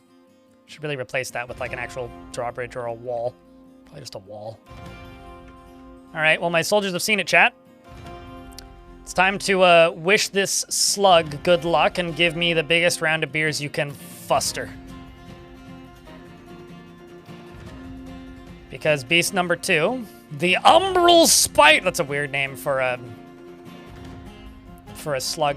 It has killed several goblins as well as several random animals, mostly in trample torments. And it's going to move up. The dwarf leading the charge is Wilmar, who's a recruit, who's a novice soldier in almost every way. But he's bravely chasing where no dwarf has stabbed before and immediately gets stunned. But the creature has already lost some teeth, I think, and is bleeding. I've forgotten, it struck the recruit, then they blocked it, but the Forgotten Beast got caught in its own extract, then got stabbed in the wing by that recruit. Hammer Dwarf stabs it with a steel spear, which tears the guts. The beast falls over. I don't know how a slug falls over, but it like rolls on its side, I guess. Then the wrestler stabs the Forgotten Beast in the wing with a steel spear, fracturing it. My mark dwarves are back here, but I don't think they've seen much. I'm going to move them up, actually. Well, actually, no, I don't, because I've told them to kill now. So, kill! You've got this. The more of the dust go out. There is extract in the air, and hopefully the dwarfs don't care, but they are terrified. The mark dwarves are still moving up, it seems. I don't think the population has gone down, and the creature's dead. I wonder if it's edible. Guess we'll find out. Bunch of bolts go flung out. Who got it?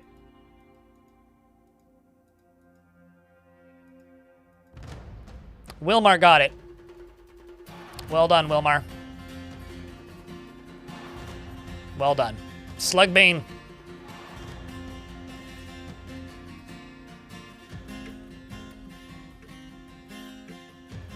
Now we find out. Snail fought with the slug. That's a little ironic. Now we find out if the poison gas was actually poison.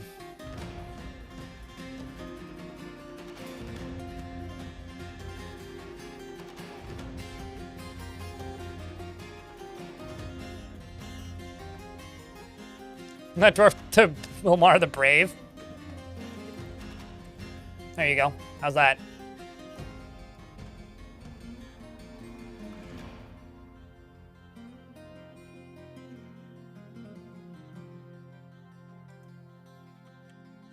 Nice tanks. There you go.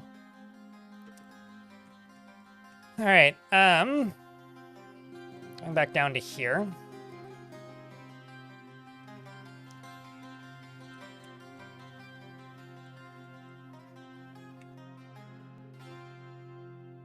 That's where Nisbet died. And I'm just going to go down to here.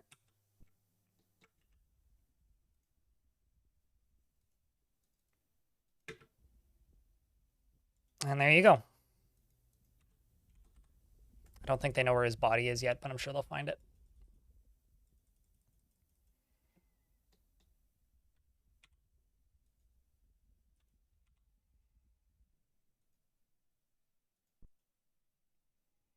Cheers, Zemo dear. Enjoy the lurks, man. Primus would be proud. I don't know about proud, but they might be like, ah, yes. I like to think they'd be proud, though.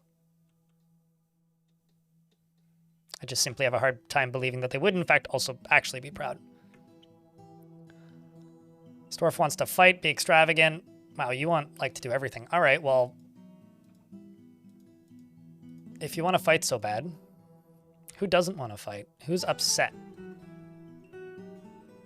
after that? Moreb not too happy.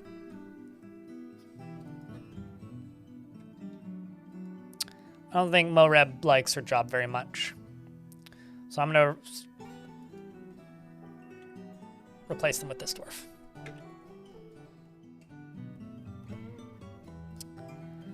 Fart slug the roasts for all? Yeah, no, we need to figure out if it's edible. Thanks for reminding me, actually. I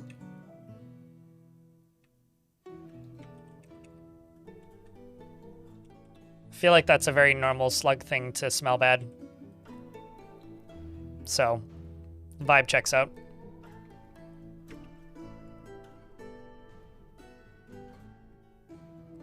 That is a heavy slug. It is also splattered with ichor, so thankfully it's not deadly blood.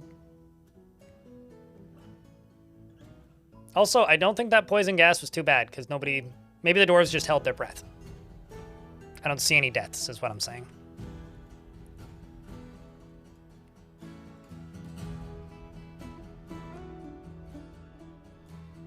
Here goes Darut, who's building my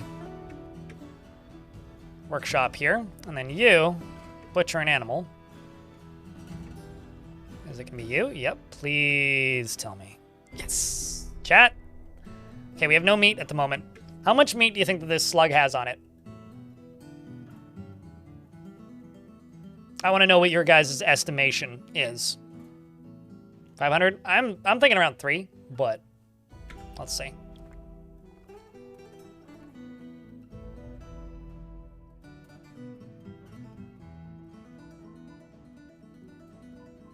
And elf poles, what would you like to name?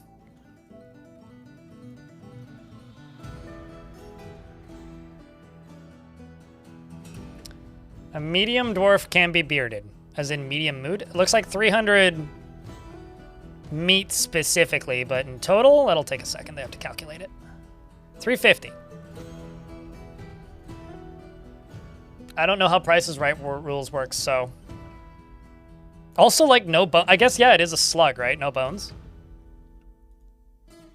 Huh. You were off slightly, yeah.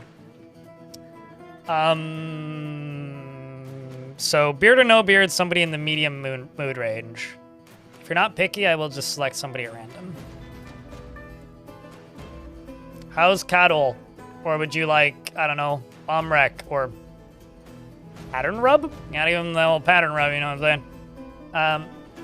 I don't know, pick somebody. But sorry, that was not very useful to anybody.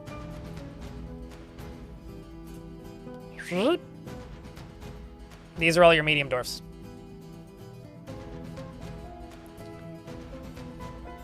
Closest to target without going over, so then it would be like, well, me or a little supernova, I think?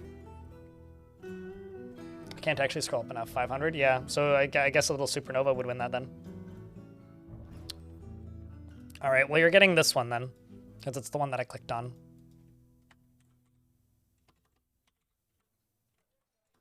I could call you North Poles, or East Poles, or West Poles, South Poles. Okay, so this I don't understand. Well, actually, no, it makes sense. He's incurious and never seeks out all knowledge or information to satisfy himself. He's reading a book, but he's just getting a green thought out of it, which isn't like the best thought you can get out of reading a book. Basically, he's reading a book, but he kind of doesn't care.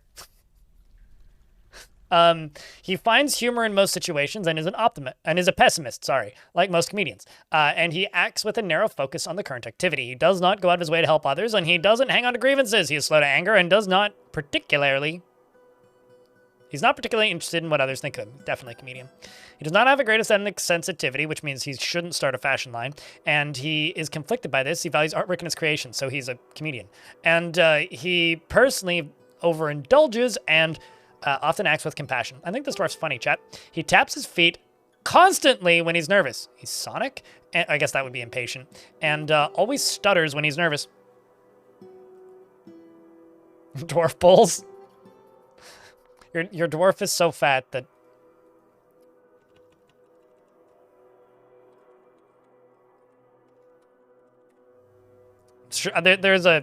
there's a joke in there somewhere. He needs alcohol to get through the working day. He personally finds that the pursuit of knowledge to be a waste of effort and considers craftsmanship to be relatively worthless. All right.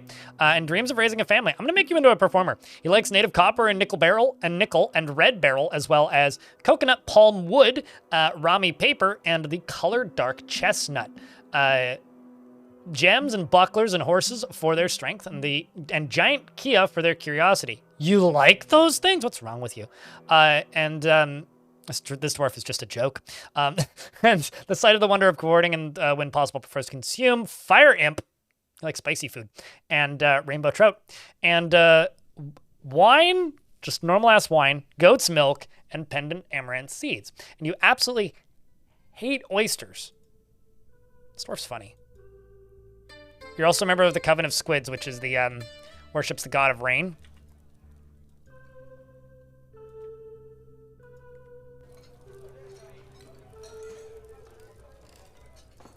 You're now a performer.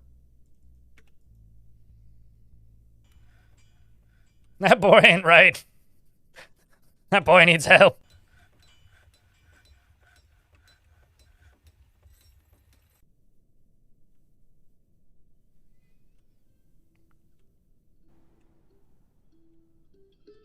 Okay, so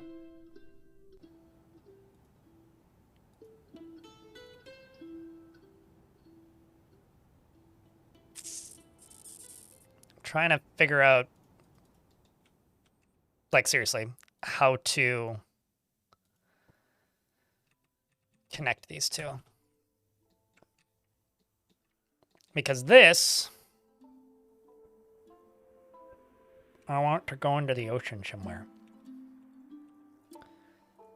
Okay, maybe what I could do could be something like this.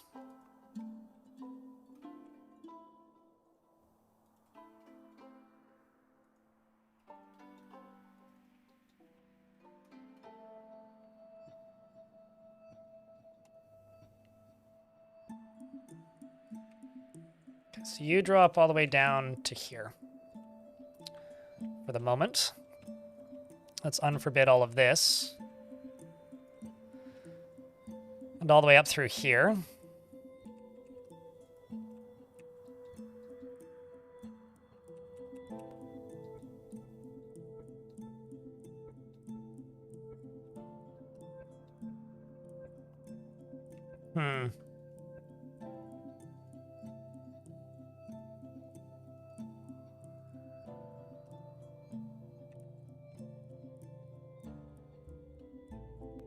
Yeah, we'll do it this way.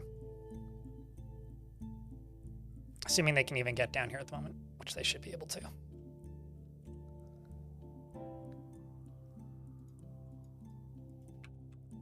Let's also go up to here. Because you have meals, which you're preparing.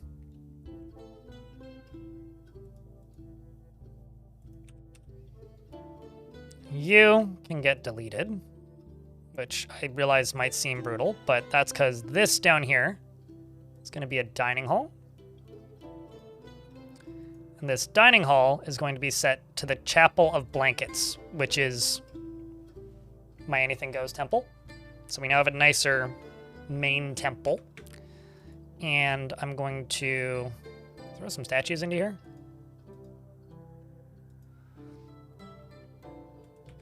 Maybe one of these, since I'm pretty sure I have two. Ooh.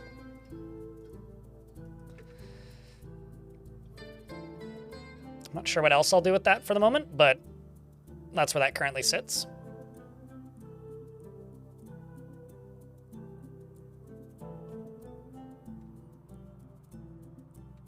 Your bald head isn't shiny enough to attract them. That's funny.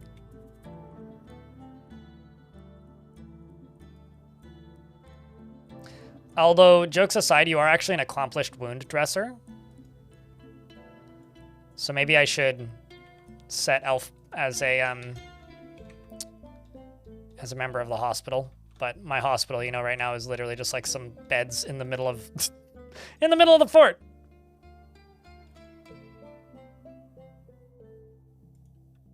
So like maybe I could make you into the chief medical dwarf or something.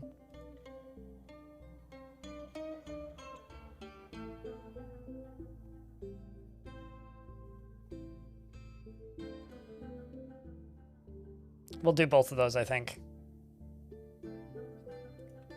Because I think you can be both. Yes.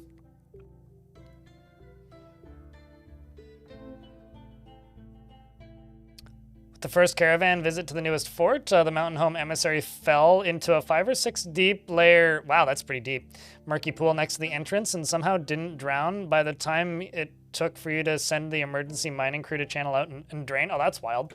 One of the craziest things I ever had happen was I'd played a couple forts in this world, right? And one of them had gone really poorly. Not this world, this was ages ago, and one of them had gone really poorly. And the wild result of one of them going really poorly was that my migrants were all real pissed off when they would show up.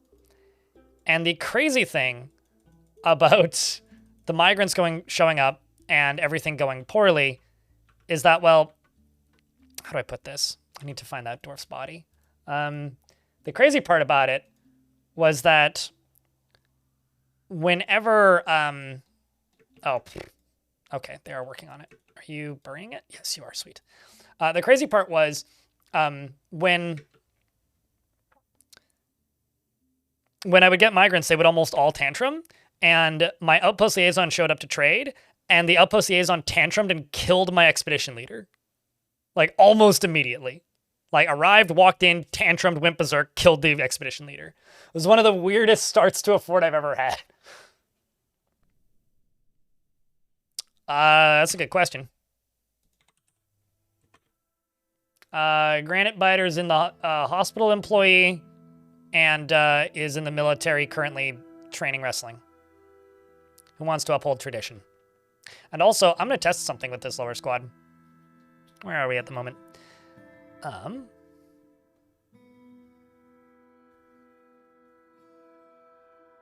I'm going to see if the turquoise whatchamacallits, the turquoise rains, actually let's rename them to the turquoise oceans, are going to go steal me some books. Good luck, dwarves. Even the slow one. The old bone rattling. We're in an ad break. I will pause.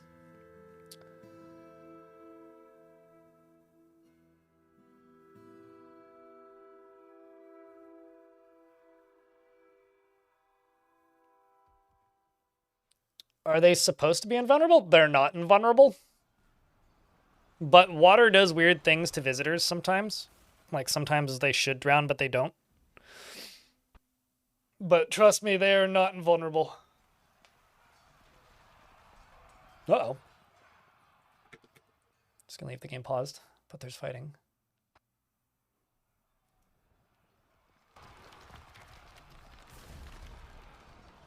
Oh, great.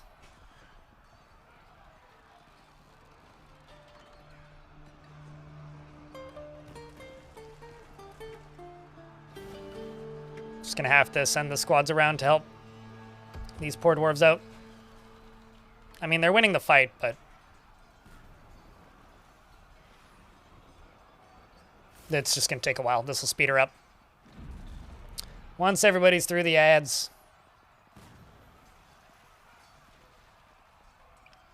Your last fort had narcolepsy poison from poison gas. You just would find 20 dwarves sleeping in the hospital every now and again. Oh, really? Well, that's funny. I had a fortress called Sunbirths once, YouTube chat, or also Twitch chat, but the Fortress of Sunbirths was wild because... I need to fortify these. The Fortress of Sunburst was wild because it got attacked by a forgotten beast that had deadly dust, and the problem with that deadly dust was that once deadly dust in general gets into caverns, it can infinitely reinfect the population, because it essentially just how do I put this? It essentially, once it freezes, it becomes a pile. And if a dwarf walks through a pile, they get covered in whatever that substance is. So it was constantly reinfesting the entire fortress, like, frequently. And this resulted in me basically having to quarantine the entirety of the outside and anywhere that had snow on the ground. Because if it was on their socks, fine. If it was on their shoes, totally fine. But if a dwarf got it on their socks or shoes and then they walked through the snow, it would infect the snow. So what I ended up having to do was basically, like, put trenches like this everywhere with lava one level beneath the trench and then dump water into the trench so that there was, like, decontamination routes in and out of the fortress. Otherwise, they would walk out of the fortress, spread it by one tile, and immediately get infected and just spontaneously bleed to death. Like, it was seconds. Like, it was incurable. It was like, nuts. Do not recommend. Very much pain in ass.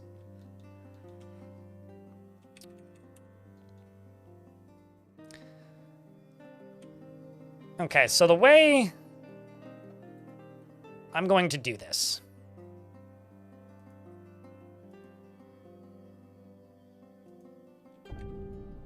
It's around here. We'll also dig out these.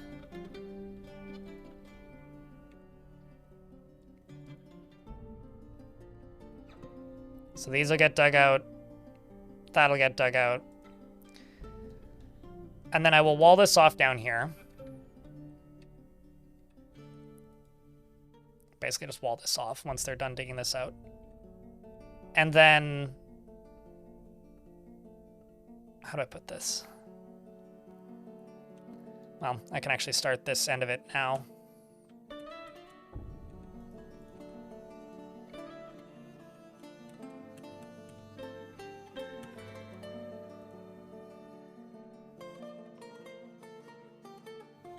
Okay, so what I need to do is I need to go to this beach. I need to chop down some of these. I need to chop down some of these. I gotta start building this.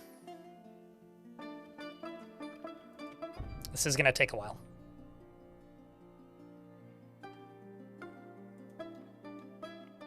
Have they been frozen into piles?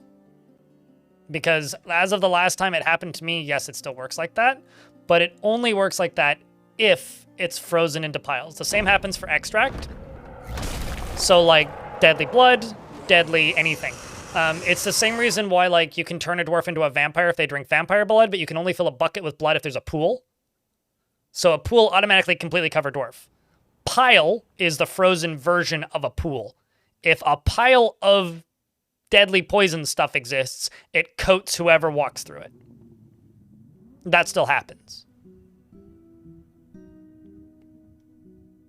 Although it might be connected to dwarves spread around liquids when they walk through them, which I have enabled, which you can disable. The Forgotten Beast, Asmir Tabirum, has come. A great feathered leech. It has a spiral shell and a bloated body. Its rose-top feathers are long and sparse. Beware its deadly blood.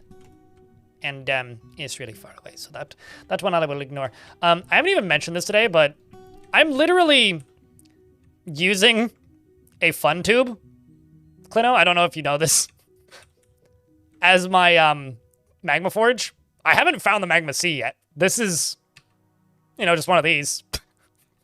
You know, living life dangerously as one does. Oh, Forgotten Beasts don't need oxygen. They can't drown. They're undrownable. Cannot be drowned.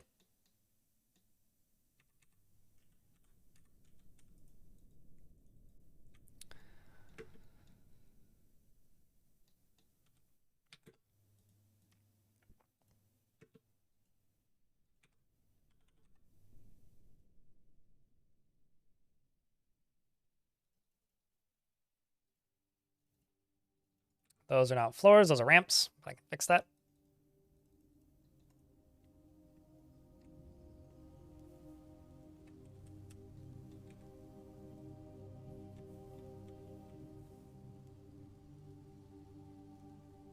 Okay, well actually there's a few more places I need to put drawbridges.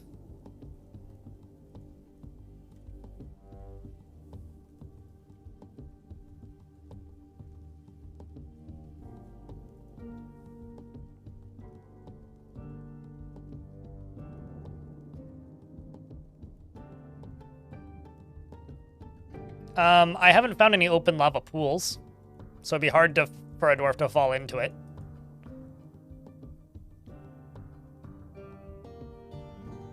Like, in order to fall into the lava sea, it needs to be exposed, right?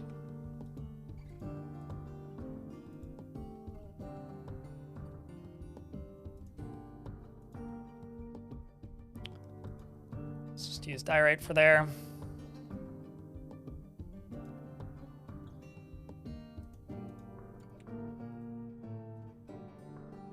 Actually, let's just do this. Rock mechanisms. What do I have available? Quartzite's lava safe, isn't it? I just want them to be made out of something lava safe so that...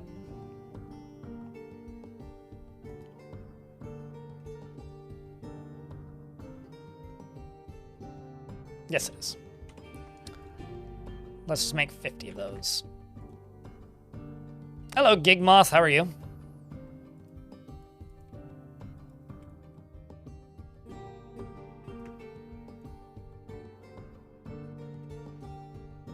Oh. Oh, shit. So, they're building these off the side of the tree.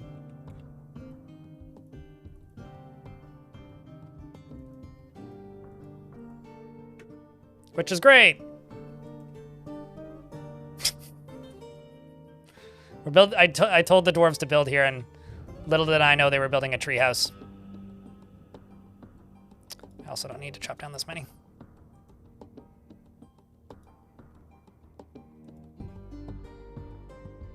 I'm all right. It's definitely kind of a Monday feeling for me at the moment, but because Tuesday is kind of the Monday for my streams. But I'm okay. I'm doing all right. Nothing super massive to complain about, except for probably the nearest gas giant or black hole. I've made the daily minimum. I've surpassed it by $4, so that's pretty cool. I just checked, which is why I said that. We've made decent progress today in the fort, I think. Things aren't too terrible. Mostly. Yeah, that's about it. I love my YouTube series. Glad to catch me live. Well, appreciate it, man. I feel like I've been neglecting the YouTube stuff because, like, I made the boat murdered video, which was pretty different, and that video just, like... It's hard to explain. Like, I haven't been burnt out on Dwarf Fortress or content for a minute. Like, I was pretty burnt out back in, like, I don't know, the beginning of October, maybe? But I'm super burnt out on editing, especially big, large-scale editing things, and everything that I try to do when I'm burnt out just feels bad. Like, to be honest, I've started and stopped one project, like, maybe a dozen times at this point. Because every time I start it again, I just, everything about it feels bad. Like, it feels like it's not going to turn out well. So I've just been starting and stopping projects, like, constantly. So I'm just kind of in, like, a weird spot. But, you know, I've hired an editor to do the more monotonous stuff, so hopefully I can get back to it sooner than later.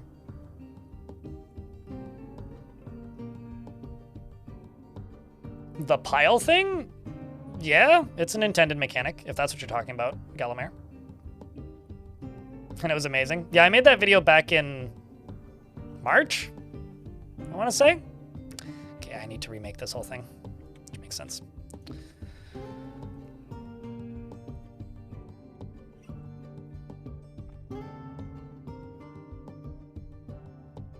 Oh. Not reinforced walls. Floors! There we go. Bruh. Are you trying to tell me we haven't put Nesbit into a tomb? I literally saw a dwarf with the put body in tomb task. Excuse me.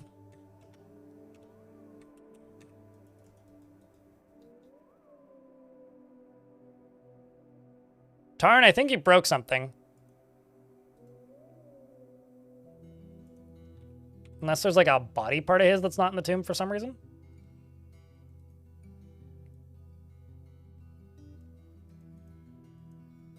Oh. Found his teeth.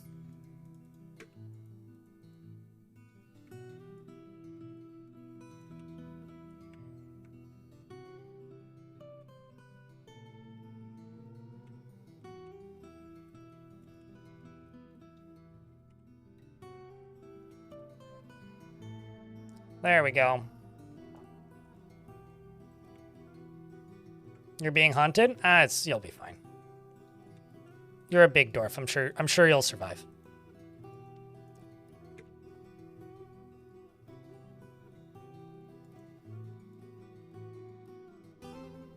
No. And no. Flicker. I played it when it was in early access and burnt out on it so hard I never want to play it again. And will never play it again, probably. Unless something changes very heavily in my life.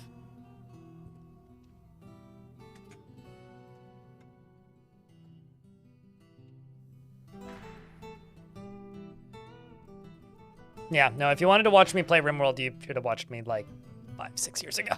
Actually, longer than that now. Jeez. I think 2020 was the last time I streamed it, but that was for a charity marathon because I was in the RimWorld Hot Potato back then. Yeah, I don't know. I burnt out on it real bad. I just like this game more at this point.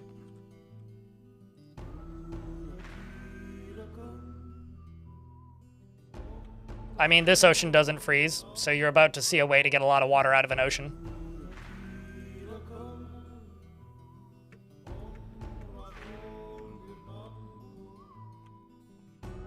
Like, a lot of water out of an ocean.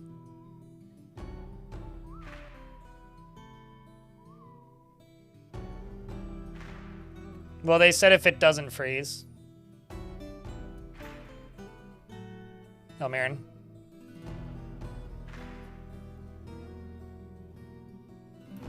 Yes, I have a giant raccoon spotted Tango. Yeah. Yeah, no, you need to drain the ocean suddenly and all at once. That's what I'm in the process of doing.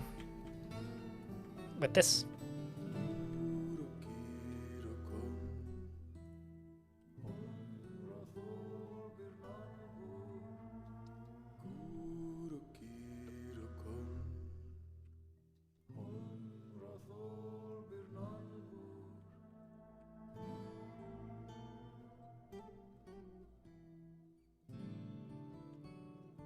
Will refill from the edges, this is true.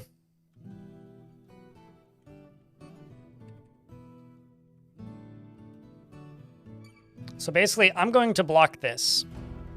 And here, I've dug all the way up until I hit... Shit, brimstone? Isn't that sulfur? That's kind of wild. And I'm slowly digging this out up here. And then the plan is to... Cool, Ghost has been laid to rest. I'm gonna build out of here until I am above this. Then build a little square right there. And then quite literally collapse this structure so that it falls into here and falls through the roof of this. And by doing so, it'll drain down into here.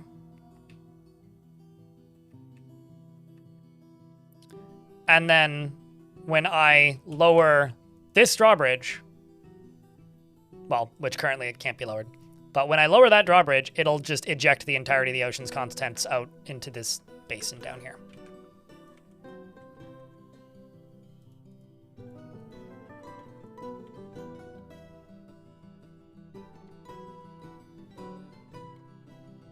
That's going to be your next fort then, you guess? I will warn you, there's a lot of silly shenanigans you can do with oceans. Your fort will run at a frame per year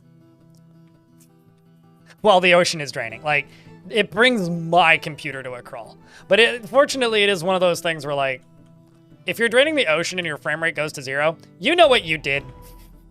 You can't blame anybody for it. You know what you did. You know exactly what the fuck you did. You drained the ocean. And it makes sense.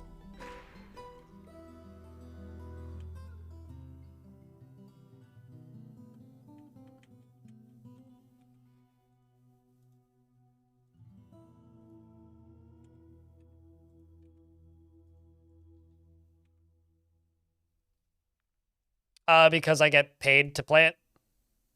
And also because it still surprises me. Like, the actual answer is because it's my job. And do you find enjoyment in your job 100% of the time? Assuming you have a job.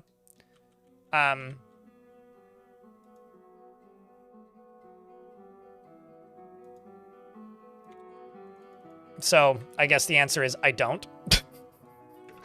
Which is kind of sad. But the reality is, like, I find as much enjoyment in it as I can. And I do my damnedest to keep it interesting. The game does still surprise me, though. It's not like I've burnt out on Dwarf Fort to the point where I don't want to look at it anymore, which I've absolutely had happen with other games. That's exactly what happened with RimWorld, specifically. And yeah, I don't know too much more to say. I mean, I have 3,867 hours currently. And an armorer has been taken by a Famood. Ooh. Whereas, like, after about 4,000 hours in RimWorld, I never wanted to play it again. But I've also got an additional, like in total, I've streamed over 10,000 hours of this game. It's just I streamed it before it released on Steam for quite a few years.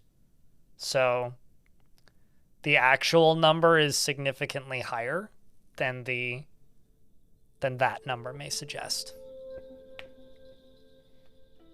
300 hours. That's multiple. That's several years, man. That's funny, Hobo. I just like read right over that Uh-oh, it's going to be pig iron.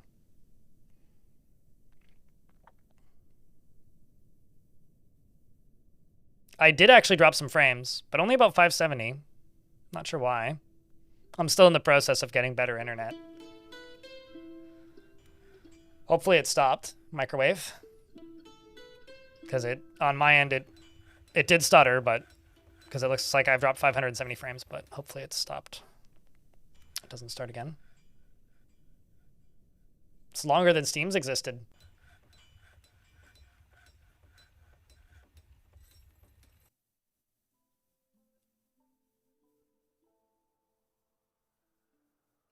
That you put stoneworkers right where the boulders are to save time?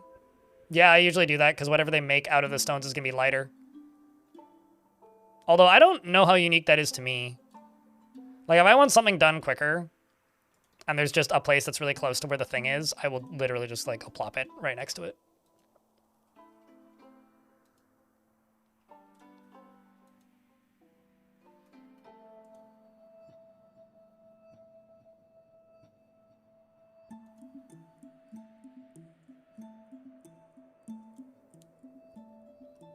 Hold on. Number of iron bars is less than 40.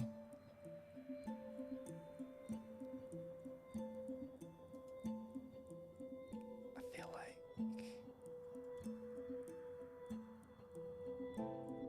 Pig iron.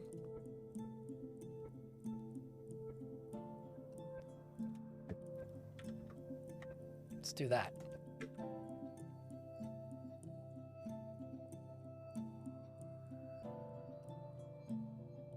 Who am I with in your area specifically? Believe it or not, Bell Fiber is really good. Bell Fiber doesn't exist where I live.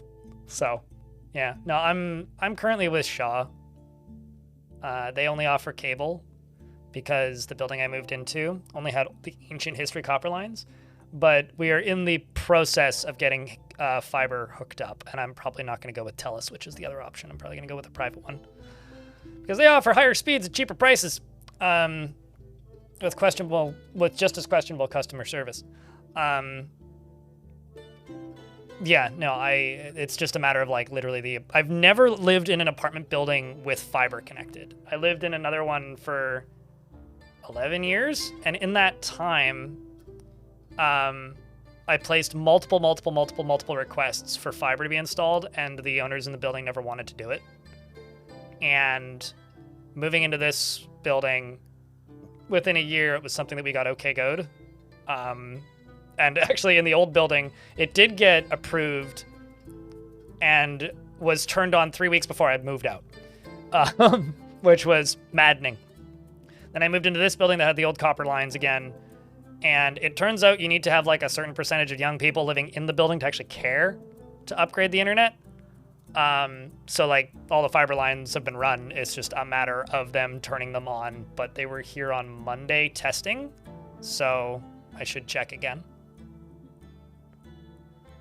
So currently I have a 1,000 down and 100 up, but more often than not at this time of day, it's closer to about 400 down and like 60 up because it's cable, so your speeds may vary. I mean, even fiber's like that a little bit too, because like you're still sharing the line, but like your bandwidth on fiber is so much higher that like it doesn't matter as much if you're sharing it with a potential 25 people. Because in theory, these lines could give me a speed of like, oh shit, there's Galena right there. They could give me a speed of like in the neighborhood of 25 gigabit, but I don't want to spend like 20, 30,000 in speed. It's kind of funny, like the private like reseller is technically what they are, ISP that I've been looking at, offers those speeds. They're just like, we won't supply the equipment and won't rent it to you. And I'm like, geez, I wonder why. But like, I don't want to buy the equipment to do that. Because like the price that would pull is like a little bit higher than my salary. I mean, like I do okay streaming, and thank you very much to those of you who watch my stuff that allow me to do okay. But like, I don't do $25,000 on like a router. Like, good. Also 25,000 US. So like that would be like half my yearly salary almost. A third of my yearly salary before taxes.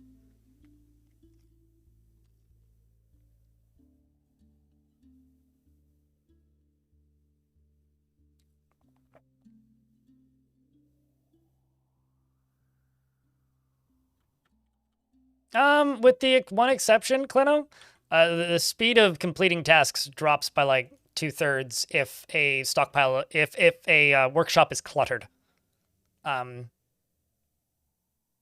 So some things like drinks, you kind of don't want the stockpiles to be overcrowded, or like the workshop to be overcrowded. You kind of want those to get emptied out. Same with like butcher shops and stuff that can rot. But aside from that, yeah, no, Clino's right. The less stockpiles you need to make, the less of a headache you shall has.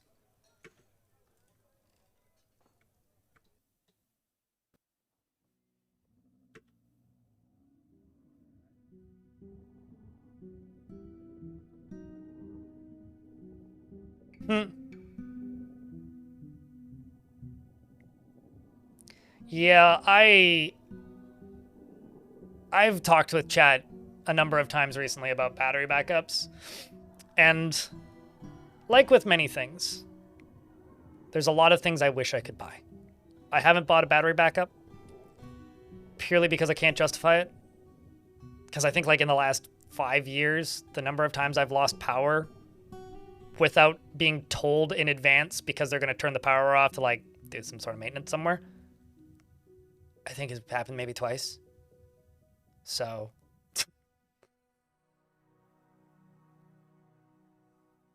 yeah, well, I cannot remember the last time I saw Brimstone.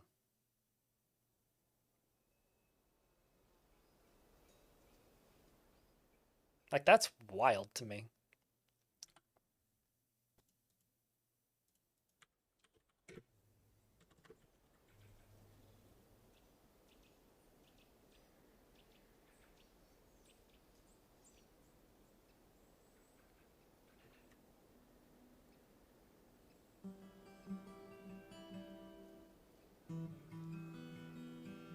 I mean, so do I, technically, but I'm not distributing media or anything outside of my house. So honestly, if it goes down, that's already on me, and the only person who's going to suffer is me. So if I cannot spend the money on power, I will do it. Although when it comes to spending money on things, or like on a battery bank, by the way, is what I mean by power. When it comes to spending money on things, I am massively regretting not buying RAM when I was spending money back in August. Lucky the armorer has created a pig iron right gauntlet. That's jagged. Why is it jagged? Gross. We made a crappy version of the Infinity Gauntlet. The Infinity Knotlet. This is a jagged pig iron right gauntlet. All craft store ship is of the highest quality. It is decorated with plum wood and encircled with bands of pig iron and cushion granite cabochons, and goat bone, and cushion diorite cabochons, and octagon cut milk quartzites. This object menaces with spikes of granite. On the item is an image of a helmet snake in Gabbro.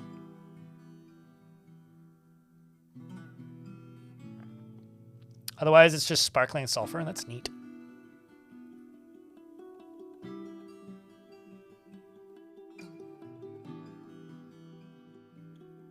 You could easily build a battery backup if you steal all your neighbor's car batteries. Oh, that's funny. Do you watch Styro Pyro on YouTube? Does anybody here watch Styro Pyro? One of YouTube's many mad scientists. That just reminds me of Styro Pyro video.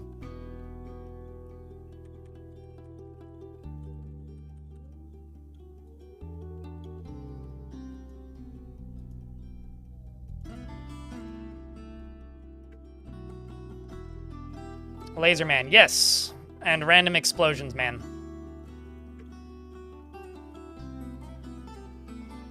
Lasers and dangerous chemistry, maybe?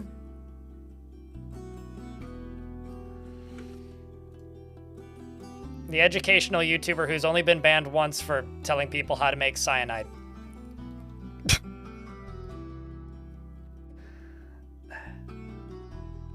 A microwave was fun too, yeah. Mm-hmm. Building a ray gun out of a microwave. Thanks, how's it doing? By the way, glad you like the look of the fort. No, I'll be completely honest right now. When it comes to batteries, I should go buy one, but I'm making excuses because I'm broke at the moment. Not because, like, I'm actually broke, but because most of my money is in a long-term savings account that I can't access. And I got surprised by having to pay taxes twice this year, which means I jumped too many tax brackets in a short period of time. So I had to pay taxes back in the beginning of the year, which I budgeted for, and then budgeted to pay taxes again at the beginning of next year. But instead, I got a letter in the mail around June, reminding me, because they probably told me before, but I forgot, most definitely, because my brain was in other places, that I need to pay taxes quarterly now. So I've just finished paying next year's taxes. So I had to pay taxes twice. And so I have like this is maybe the first time since like 2014 that I've actually been month to month in like liquid assets. Which is fucking unnerving and I don't like it. I mean, I'm fine with it on paper. I just wish that I hadn't forgotten. It's actually on me, not on Tax BC or anything. Dirty bum. You should take a shower. Wants a bearded dwarf. Okay.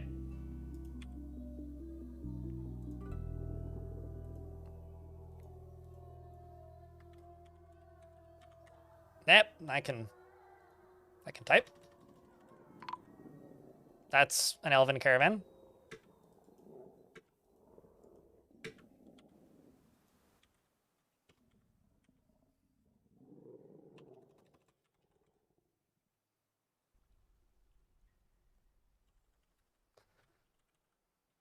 There you go. Took a couple tries, but I got it. I got there. Oh, trust me, I have plenty of DDR3. Now I need DDR5, which is what this computer runs. Because I wanted to go from 32 to 64. I mean, I could still buy DDR4. DDR4 is cheap. Like, ironically, for the price of one 64 gigabyte DDR5 kit, I could build a comparable DDR4 PC. Like, for one 64 gig RAM kit, I could build a whole computer.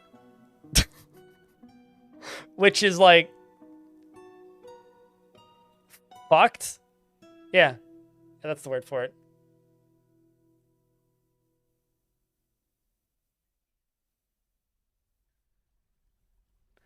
You had someone in a dubious Discord this morning explaining a cool project that they wanted to do that I suddenly realized depended on stealing dozens of those e-ink screens that Kroger uses as shelf price markers now?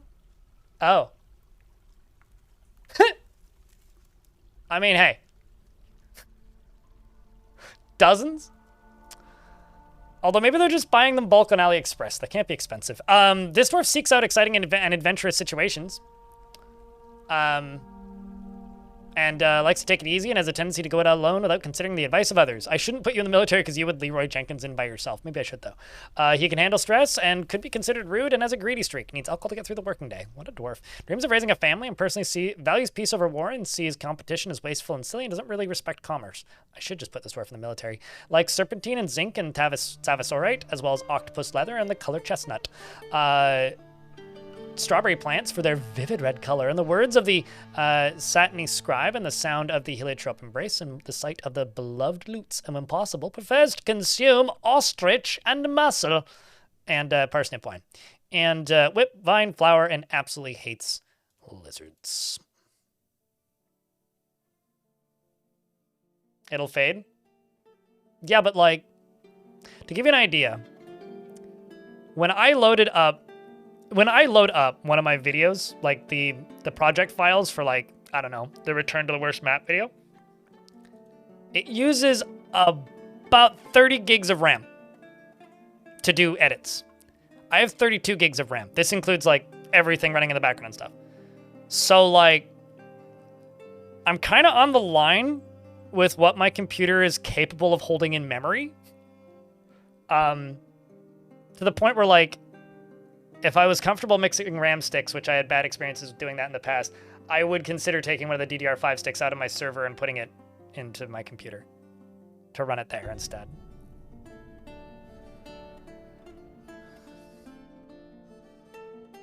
Yeah, and also a lot of unemployed people. But use the legit one, the Alibaba specials. Are you buying them direct from China, Hobo, or are you buying them like through a reseller? Because like the AliExpress specials, when I say that, it's like usually not like the full thing. It's usually just the screen, right? Like I remember having this discussion with my uncle because he had like a switch that was like as part of his thermostat that broke. And I looked up the part number on the Switch on AliExpress, and he's like, I could buy a new thermostat, but it would cost him like, it was like $200 or something for a new thermostat. But like, you could just buy 20 of the Switches for like $4.50 or something. They're fully integrated into your POS. Okay, cool. Because like, I'm saying that you could probably just buy the e-ink screen, like not the rest of the POS system. Like from the POS provider, that makes sense. But like, I'll bet you could just buy just the screen from AliExpress. Assuming you still live in a country where you can ship them. Dwarf has a big family, and do any of them live here? Literally none of them live here. Also worships a small pantheon of gods, and has no friends. What an interesting dwarf.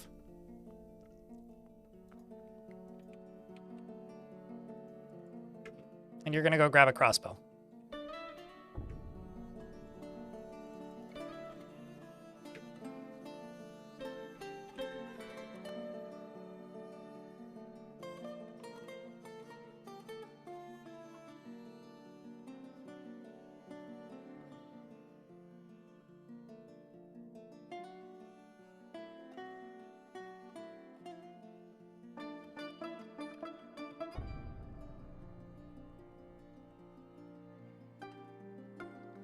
Some strawberries are white. I'm not sure how much I believe the blue strawberries thing.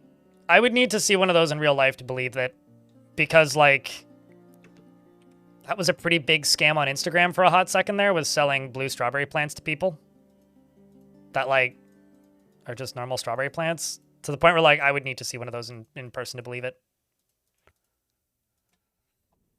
Not just purely writing off that they don't exist, but like I would need to see one.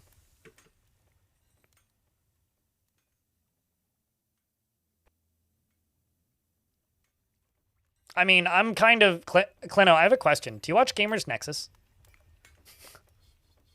Because Steve over at Gamers Nexus has been firing off some real tinfoil hat shit. About, like, software as a service, and, like, the way to have corporate software as a service is by making, like, personal computers unobtainium so that everybody just uses, like, a Chromebook. And, it makes enough sense that it's kind of freaky.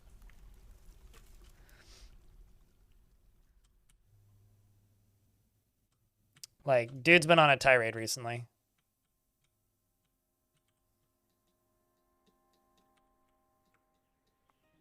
Okay, where the heck did I place that butcher shop? There it is.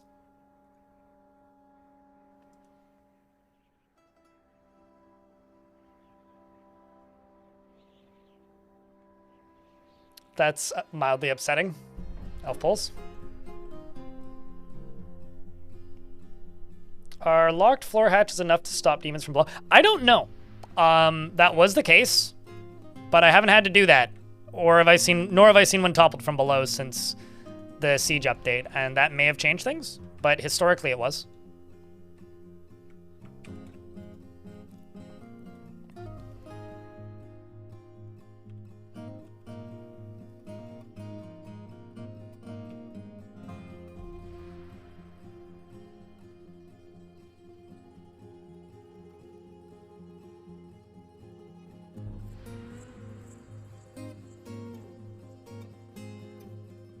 That's the one that I need to hook up.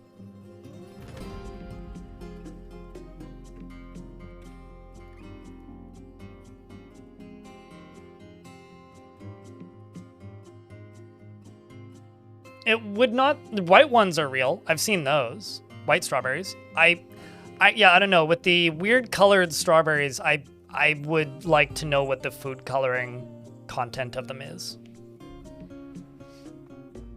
Like, that's also, like, a big thing in, like, houseplants, too, is, like, weird color plants coming out, and it turns out all the leaves are just painted or dyed.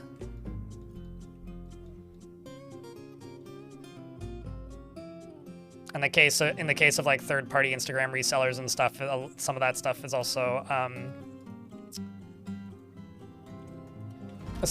also like just people using fucking Photoshop to edit it. They raised them here too, veteran. But yeah, okay.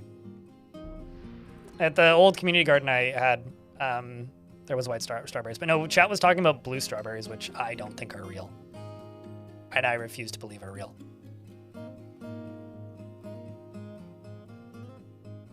Because they did go super duper duper viral a minute ago, and by that I mean several years ago. Tasted like pineapple? Okay, the ones I've had didn't taste like pineapple, but they just kind of tasted like a blander strawberry, like a more tart strawberry.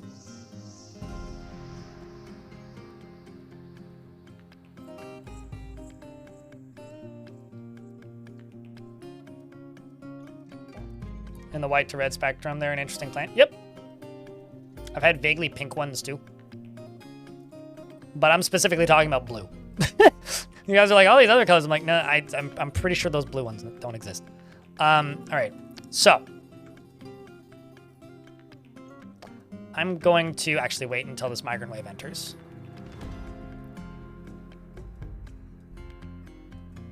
And then I'm gonna get everybody inside. Oh, are we about to get party music?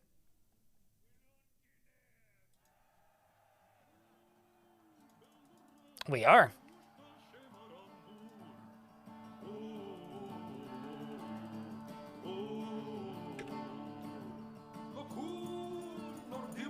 Song's already over. That was short. We're up to 117.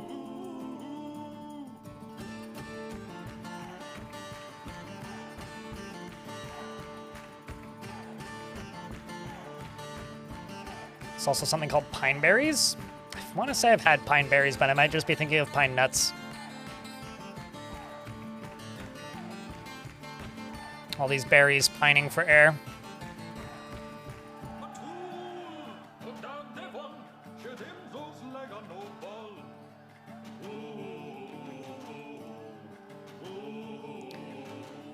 All right, now that I've done that, we're up to 130 dwarves. That's a lot of dwarves.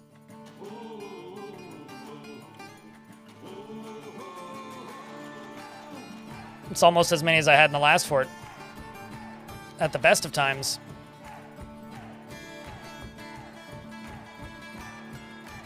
Okay, you guys keep an eye on this tavern for me. I'll be right back.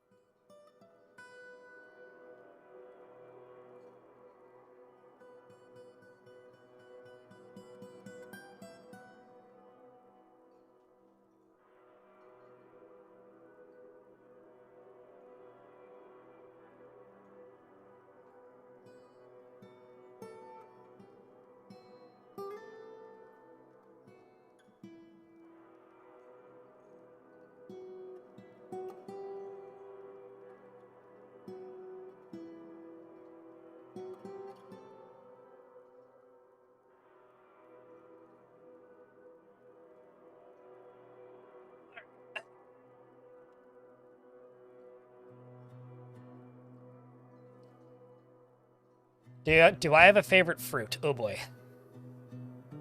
That's a tough call. Probably plums. Can I just say plums as a whole, or do I have to pick specific variety of plum? Because probably plums. All right, so now step one. We really, really, really, really, really need to hope that there is nobody in the caverns. And if there is, we'll find out eventually.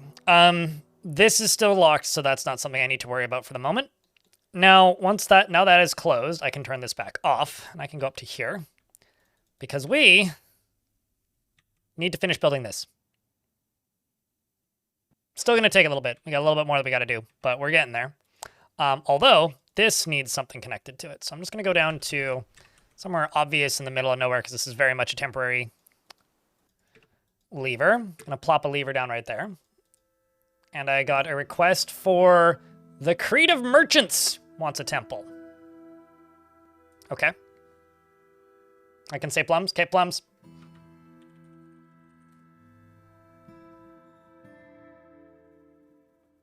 Although prune plums are probably the ones I buy the most. That or kiwi. Although technically those are a berry, but...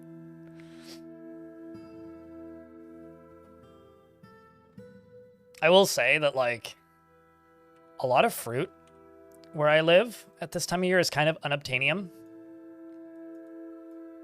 Like, of all of the things to be, like, inflated in price very rapidly, fruit has been a pretty big one. And it kind of sucks.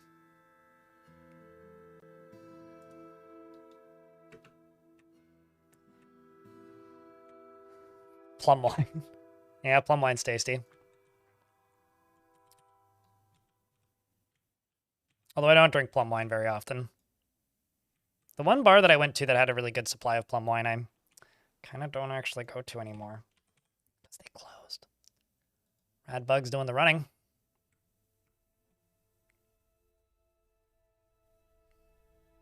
Where's Kib Runegolds? Do you have a relative named Kib? Not that I see. You're a big mango enjoyer? It's hard to get, like, okay, so in a perfect world, my favorite fruit is papaya. But the reason I'm not going to name papaya as my favorite fruit is it's almost impossible to find a decent papaya that isn't either mush or green here. Because in order to ship them up, they have to be shipped from Mexico usually. And it takes forever. So it's like impossible to get a decent papaya up here. My second favorite would actually be dragon fruit. But again, they're like impossible to get here. They're also, unless you have a greenhouse, really hard to grow. So like, yeah, probably those two actually.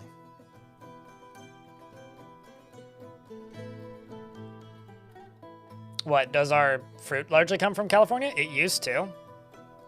Now it depends on the grocery store. Smaller grocery stores basically have no fruit.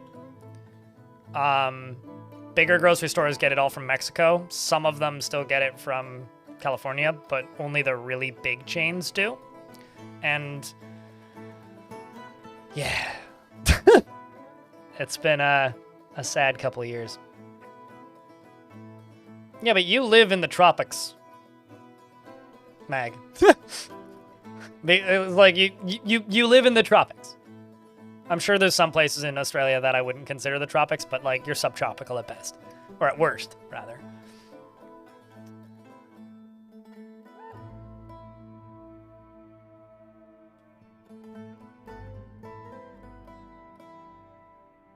At least around here you have some berries to tide me over till spring. I mean, I picked like 8 months, or maybe I say 8 months, I don't know. I picked like 6 large ice cream pails full of blackberries this summer, just in the local alleyways and like up the one trail that goes through the city. That's like forested. Like I just walked with like ice cream pails and just froze them. So I got that. I mean, like, yeah, no, I like blueberries are plentiful year round. Raspberries are like expensive in this time of year, but like accessible. Like apples are accessible. Like your standard fruit stuffs are accessible. Hothouse bananas are available. They just don't taste very good. They're fine in banana bread though. Which is like the case of a lot of stuff. Is like a lot of stuff that you can get here is like grown in a greenhouse. And it's never gonna be. It's never gonna quite be the same.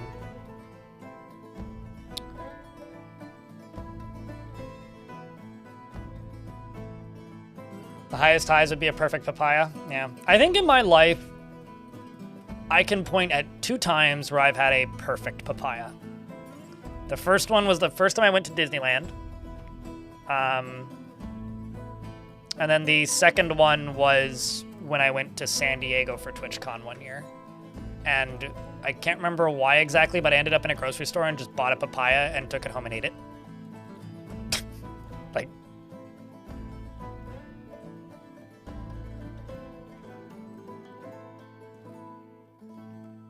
Tasmania and some of the highlands are like really the only hot places. Okay, don't make me call Australia a tiny country. It's not that far from one end of Australia to the other end of Tasmania. And also most of Australia temperatures are on average are higher than in where I live. And where I live is pretty mild for Canada. Like, sure. But like what is hot is relative. Like, actually, here's a pretty good example. From what I can tell, where I live is a much similar climate to like New Zealand, versus like Australia. It's like further south, but in this case, further north.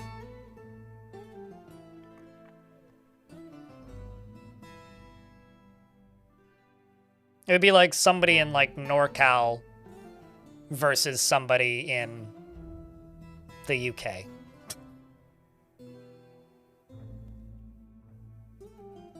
Here in Texas, you have master grocery train that's worshipped like a deity, but has good fruit selections. It's because you're in Texas. You're spitting distance from like Mexico and like the food paradise of North America. I can say this. We have legal weeds, so ha! That's all I got, man. Let me have my small victories. I need this.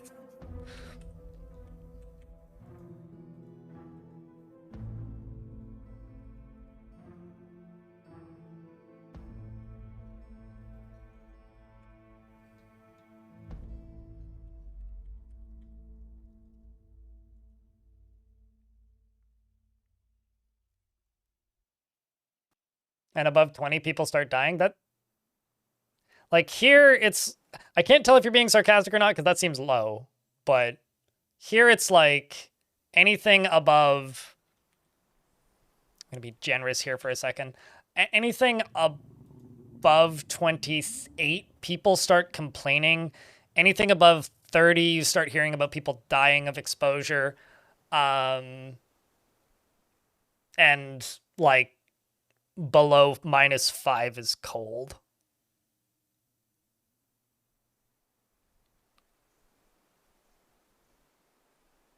It ain't stopping so much. Sure, but like, I'll give you an idea. The maximum punishment when weed wasn't legal here, before legalization, was like, they'd take your joint away and yell at you, maybe give you a fine, if you were like on private property or something. The amount of prison time you can have for like, you can get for having like an ounce on you. Yeah, sure, it's never stopped anybody, but like, it's like an order of magnitude different legality to say. Like, the punishment is so much categorically higher.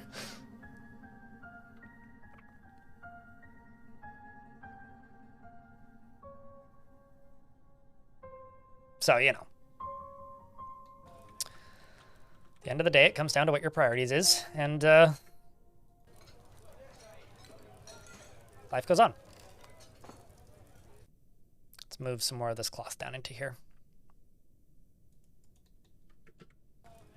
How many bedrooms am I short? Kind of a lot. Shit. While I'm waiting for them to build that, I will dig out some bedrooms. Just looking at where else I could put them.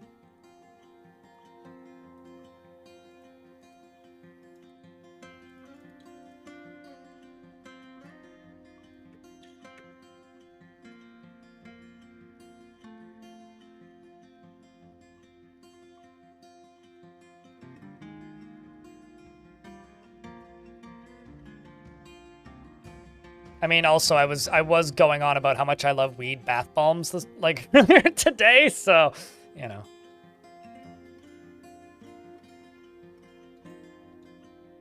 As worse than cocaine? Huh. That seems like a bit of a juxtaposition, but... Although, you know, people don't, like, hand out hefty punishments for drugs they like, only drugs they don't like. So, you know, if, like, all of the wealthy people are on coke, it's never going to be that hard to get it.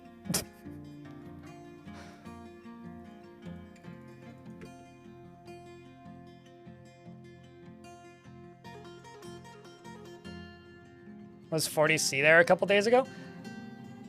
Literally, there was one time in the last 10 years that I can remember where it went above 40C where I live.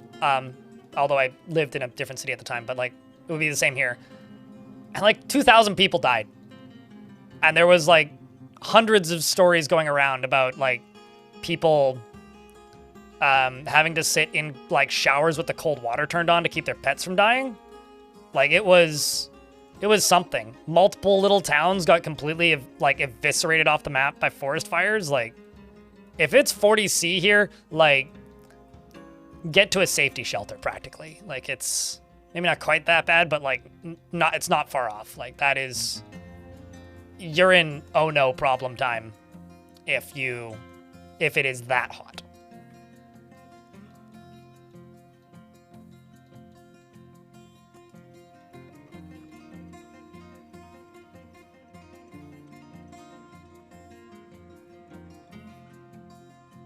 I mean, why do you think alcohol got legalized?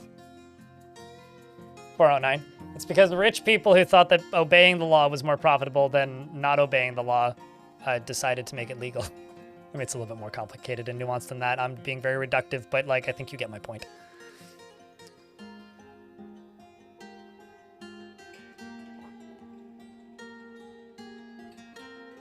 Yeah, like this past summer where I live, it didn't go above 28C. So...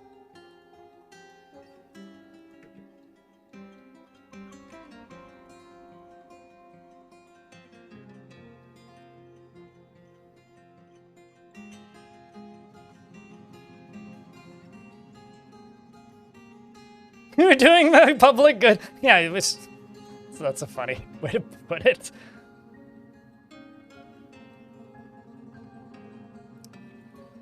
Also need to build that temple.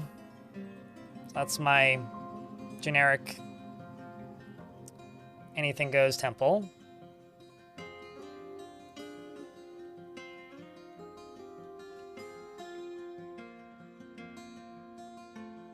That's the other temple. The Chapel of Blankets. Need to turn this on so I can make circles.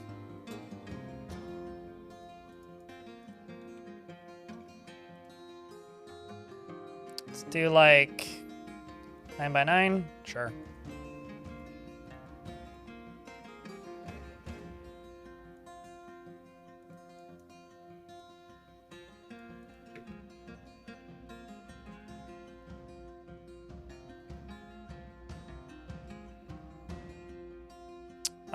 Dwarf maybe? Sure. What kind of dwarf would you like? Beard or no beard? Would be the question for Volts. We're in an ad break, so I gotta pause anyway. I'm about to unbox a demon in a geode. Whoa, what'd it do? Like, what's its ability, Loveless? Do you know what it's made of?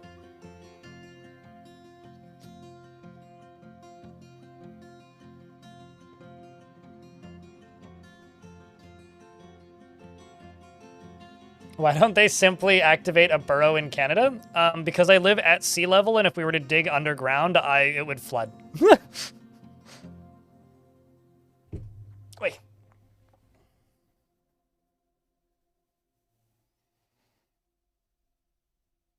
Also, besides, people don't listen when you tell them to activate burrows. We all know how COVID went.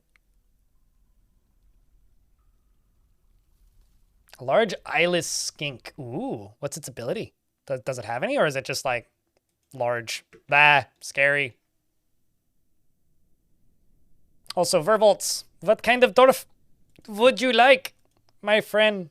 Poison bite. Ooh, don't get bit then. Afraid? Ah, it's fine. Hopefully your dwarfs have armor. Soldier bearded. I only have ranged ones, I think. Maybe not. I cannot guarantee how good they will be. They might suck at being a soldier, but I'll give you somebody who's armed and skilled. You want to see him die in battle heroically. It might be very anticlimactic and not heroic, but I will see he dies as bestest as he can. He shares intimate details of his life without sparing a thought to the repercussions or property. Or propriety. That's the word I was looking for, not property. He only rarely feels strong cravings or urges and takes no pleasure in his talents and appearance. He lives an orderly life and is organized and neat and doesn't mind a little tumult and discord in day-to-day living. He doesn't try to get things done perfectly and finds helping others to be emotionally rewarding and does not often feel lustful. He is not particularly curious about the world and takes offered help and gifts without feeling particularly grateful. He finds himself to be quite hopeful about the future and tends to be swayed by the emotions of others. He has an active sense of humor and is given to flights of fancy. He isn't particularly ambitious and is moved by art and natural beauty. He's troubled by this since he dislikes the natural world and needs alcohol to get through the working day. He dreams of mastering a skill and personally truly values merrymaking and parties and finds eloquence and artful speech off-putting and doesn't particularly respect commerce. He likes bismuth as well as lead and morganite and giant lion leather. Llama wool and bucklers and toy axes, and when possible prefers to consume, my brain wants to read toy axes, tomato wine, hemp flour, and absolutely hates lizards. You've got 9 children. Your second eldest son is one of my minors and looks like a walking frisbat. Or like Carrot Top. You have a pretty legendary cousin. And a friend named Tekken who doesn't live here. Welcome to Fort.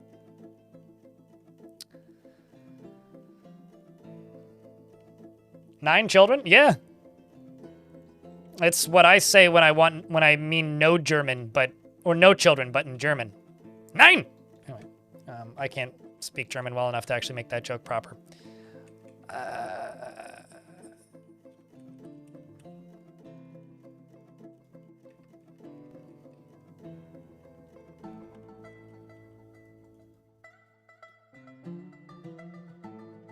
Let's go here.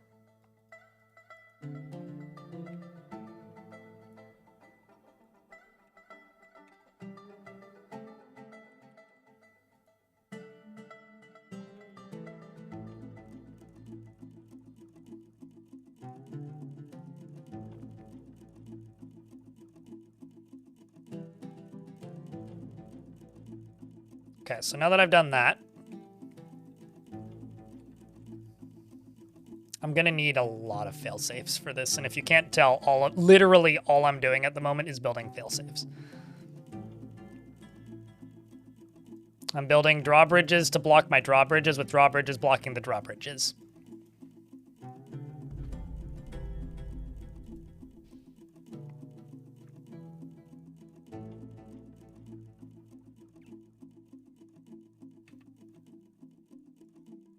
Well, I mean, this fortress hasn't been around for long, so no.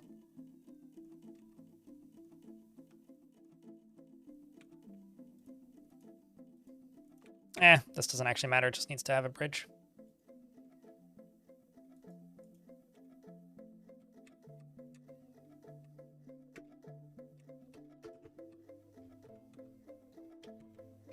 this right here. Need some floors.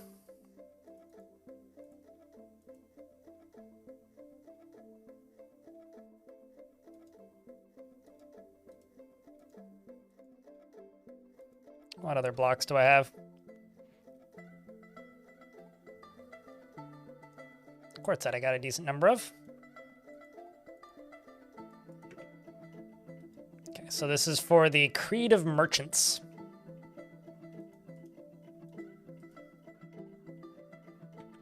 I'm also going to deconstruct this before I definitely forget.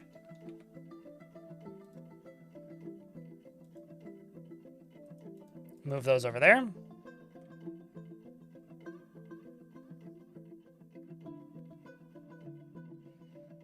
So many dwarves going in and out of this one spot.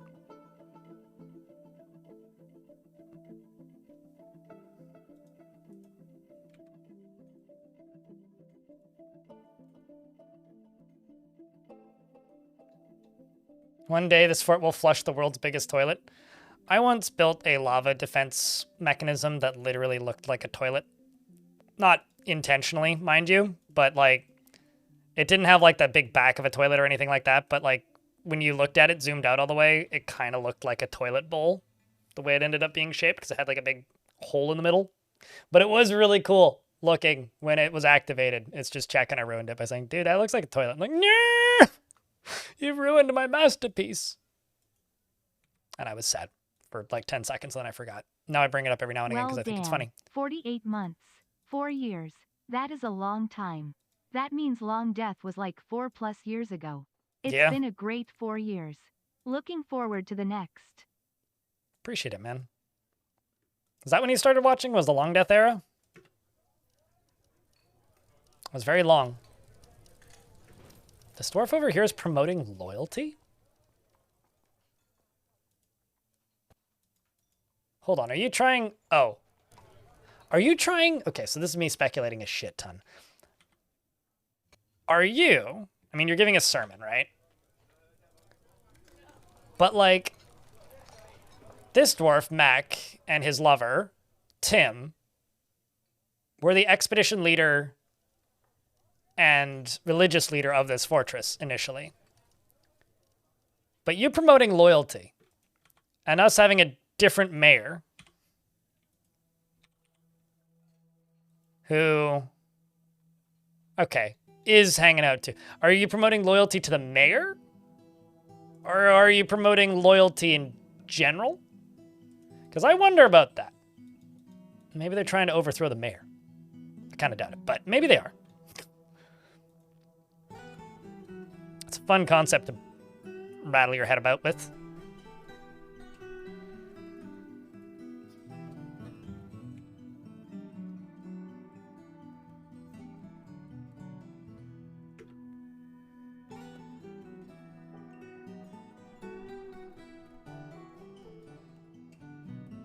Beware of your head, please. I mean, there's just a giant raccoon running around. What could possibly go wrong? He says in a dwarven fortress. Where I'm about to drain the ocean. I just need them to finish building a thing and then connect something to a lever, and then we're gonna drain an ocean and see how that goes.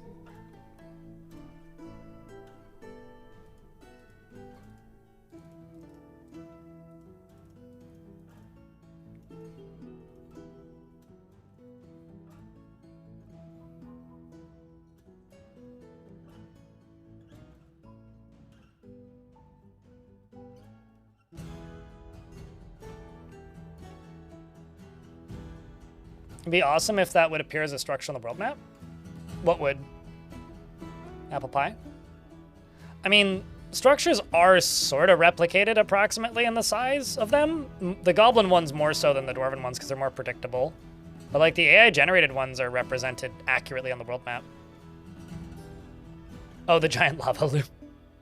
I mean, it just would be a volcano, right? It would be a volcano with a fortress on it because it was an underground thing. It wasn't an above ground thing. Okay, so the Creed of Merchants.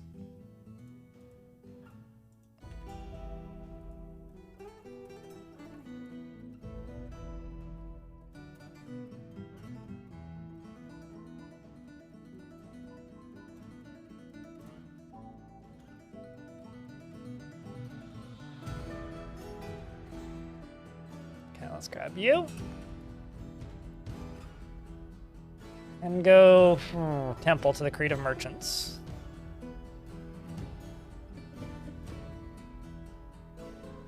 Which is the god of wealth and trade. Which means I guarantee you this is not going to be high enough wealth anyway.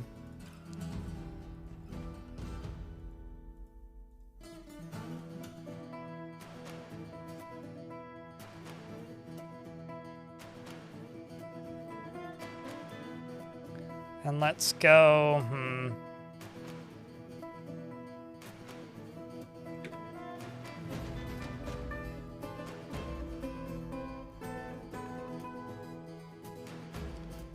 Just go granite thrones.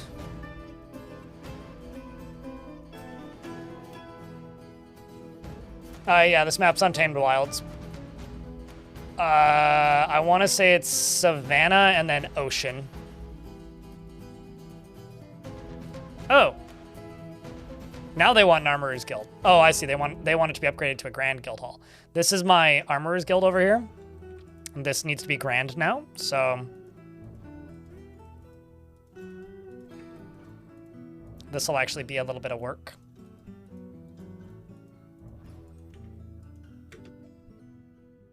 Should also...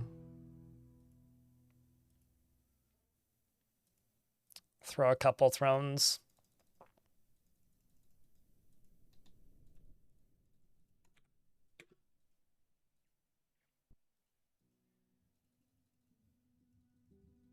Which also means I need to make the value of it go up to 30,000, which is really high. If you didn't know, 30,000 is really high.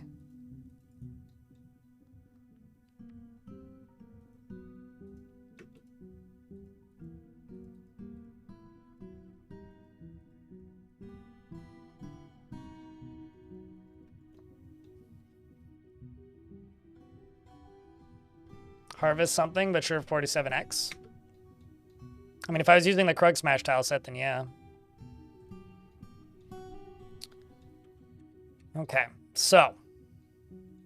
I'm running low on booze.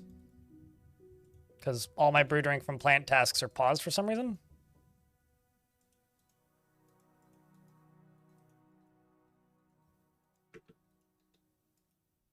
And I'm not sure why, but now they're not, so. Okay, how's this doing? Well, they're getting there. They just need to build those two out. And you need a lever. This is not admittedly the fastest way that I could do this. But I'm doing my best.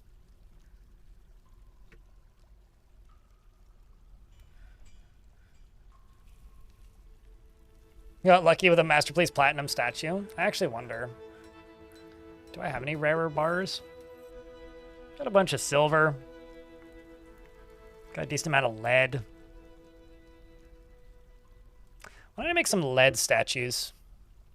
Let's just do 15 of them.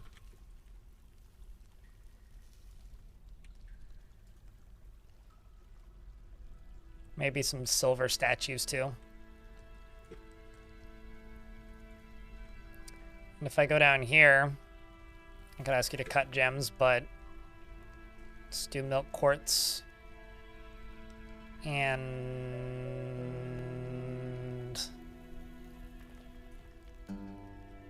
indigo tourmaline. We'll do both of those. Let them cut them. Because if I can do that, then that'll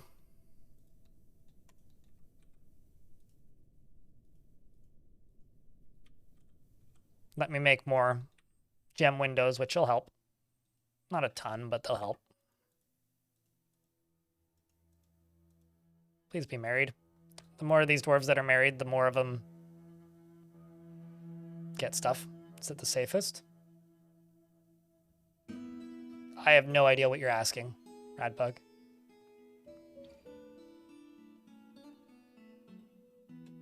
I mean, it'll certainly be very heavy content. That part is true. Yeah, I have absolutely no clue what the heck you're talking about. Radbug is what the safest.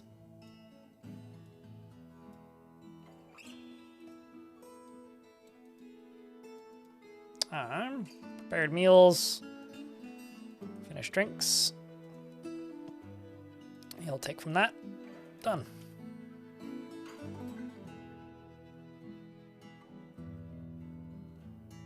Why would we drink from the ocean? Okay, you're responding to something that I didn't even say then. Draining. What's dangerous about draining the ocean? You drain it into the caverns, not into your fortress. If you drain it into your fortress, then that's a problem. But pro tip, don't put the water in your fortress. I don't know what else to say. There is no like safe way to drain the ocean. Just don't drop it in your fort. Silly.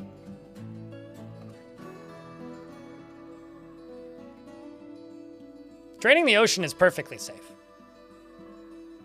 Not flooding your fort, though, is the key to keeping it safe. The second you flood your fort, it stops being safe.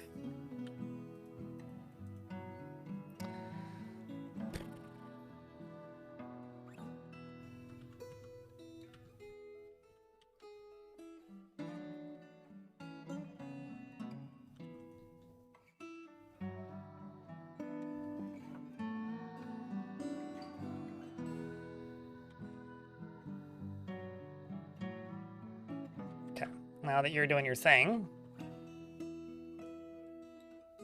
I will check the value of this, which needs a lot of more pointses. Got a bunch of brimstone statues that I'm throwing into here, because I think that they look cool. But yeah, to be completely honest with you, I don't care if it's safe or not. We're just going to do it. See how it goes.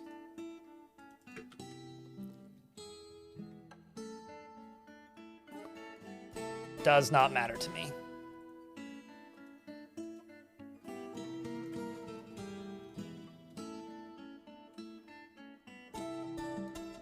And if some dwarves drown, well, that's a sacrifice that we will have made, and we'll think about it later.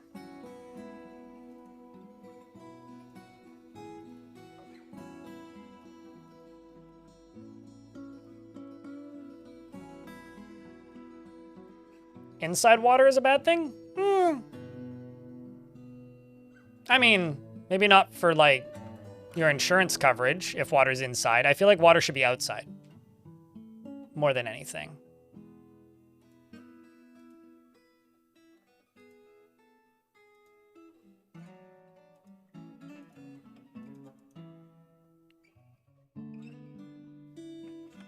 Let's see, are we still linking stuff?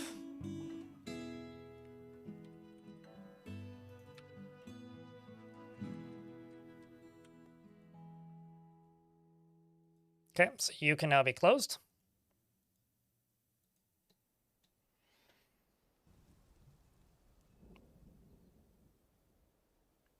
Someone needs to trap that raccoon and claim it as a pet. It's tame. Like, literally, it's tame. I could make it available as a pet. But that doesn't necessarily mean anybody will claim it. Dwarves will only claim it if they happen to like giant raccoons.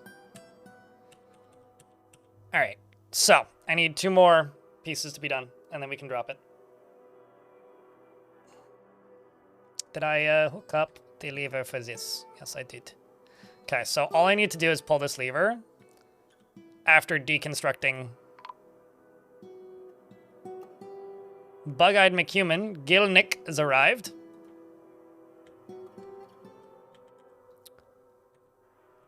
But basically, I need to chop down this tree.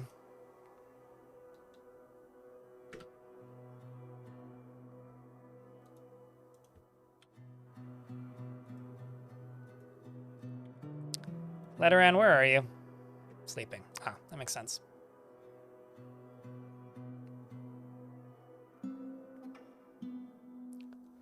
I really wish that Letteran's last name was Spunweb, but their last name is Spunoiled.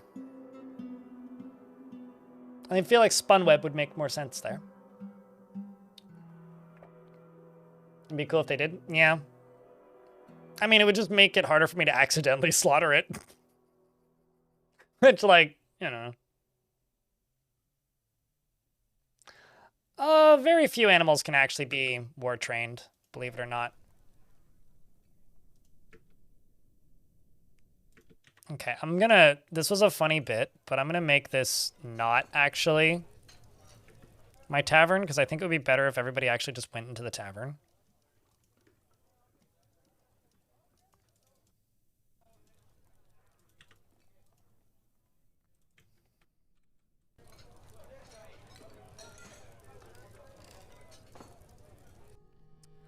I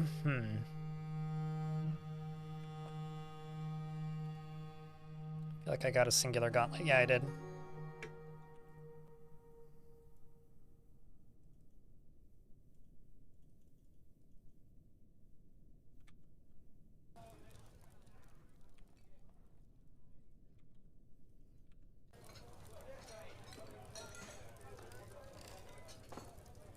But yeah, I don't know. I'm just kind of, I guess, used to just presuming that nothing can be war trained.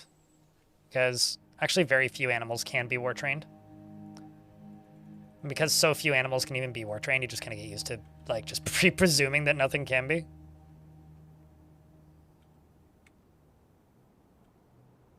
At least it's the best time of year, chat.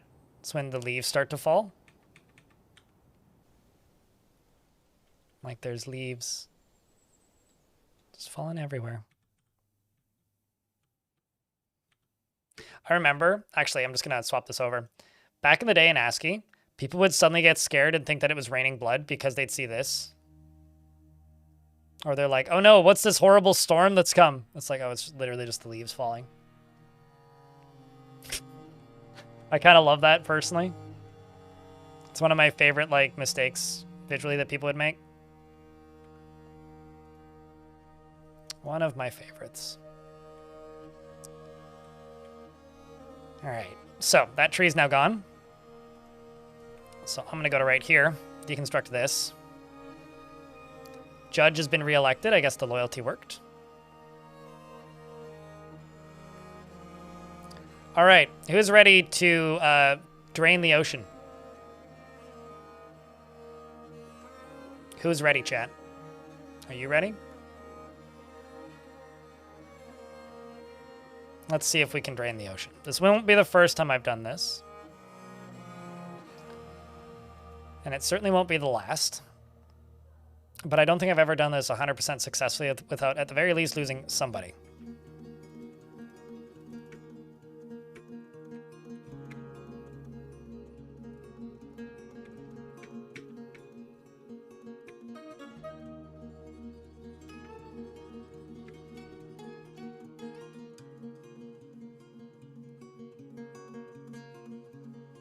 All right.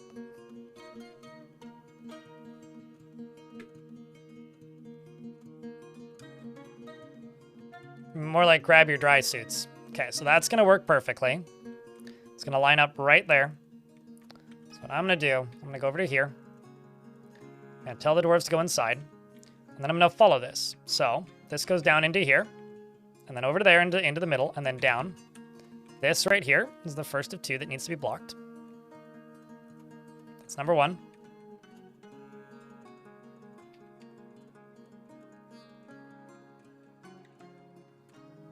This is number two.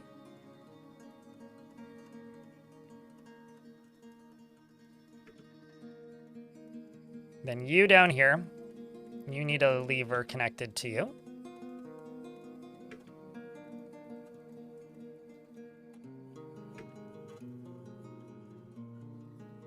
Just a few more things to construct. My right eye doesn't work at all. Phagotitosis, or however you pronounce your name. And my left eye has severe tunnel vision and floating blind spots. I am severely visually impaired in some countries, but in Canada, I am registered as legally blind. The username started off as self-deprecating humor, but honestly, at this point, if I could do it again, I wouldn't have named myself that, but such is life. Uh-oh. Oscar is not happy.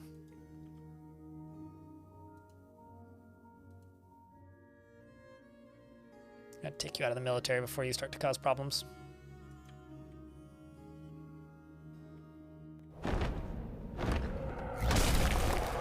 Drain an ocean in Minecraft with sponges.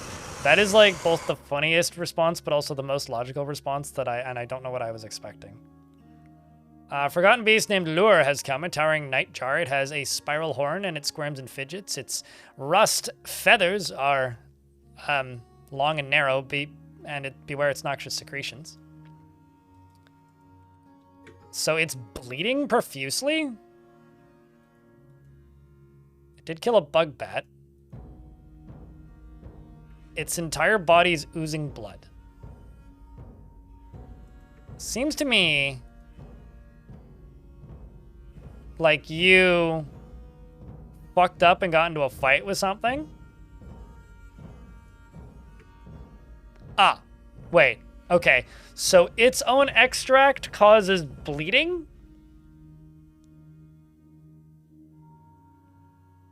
And it's covered in its own extract. So it murdered a bug bat and almost died. It's the hard knock life, that's for sure. Maybe he need a shower? I mean, certainly not in his own secretions. God damn. So many dwarves. You're a mace dwarf, not a space dwarf. A mace dwarf. You value knowledge and sees life as unfair. Actually, hold up. Let's chuck you in there.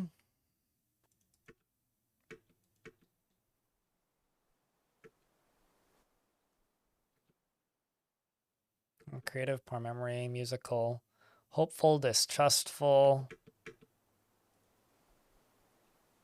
Such a giant series of migrant waves, man.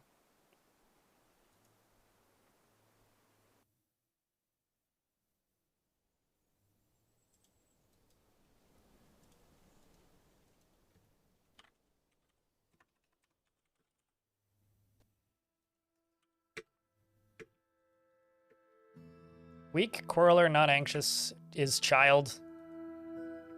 Low self-esteem, bad kinesthetic sense, not ambitious. Good focus. Not vengeful, quick to love, high willpower. Hates friendship. Dreams of raising a family.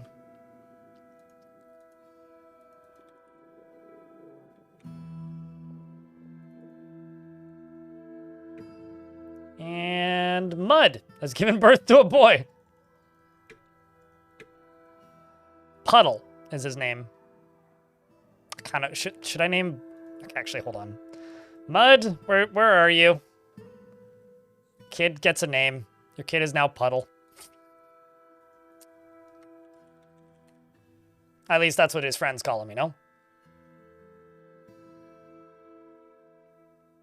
Your last fort was vaporized by a flying web spitter. Oh yeah, that can be rough to deal with. Although Mark's dwarves are usually the hard counter for that.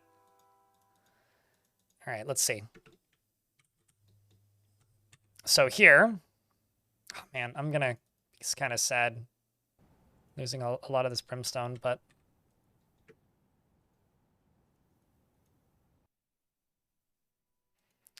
let's turn the burrow off. Just let them get rid of this. Puddle, son of mud, yes.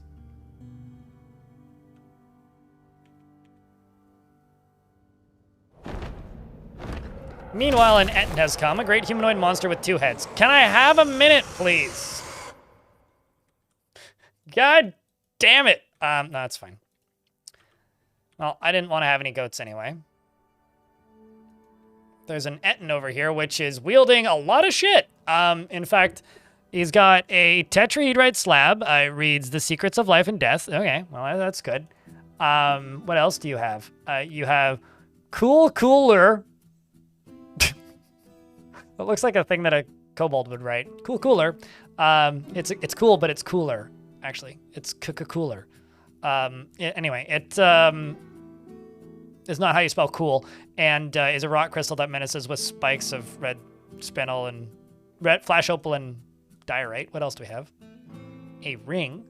It's a quicklime ring. It is adorned with hanging rings of fellite. On the item is an image of our marquee cut gems, and benfire opal on the item is an image of a tanned hide and black sand.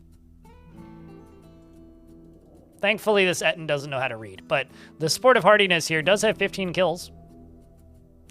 And killed a hamster woman. And a World of Warcraft player. 2 of them, even. And a kobold. They killed Fachugus and Stagukylmus and Baggin.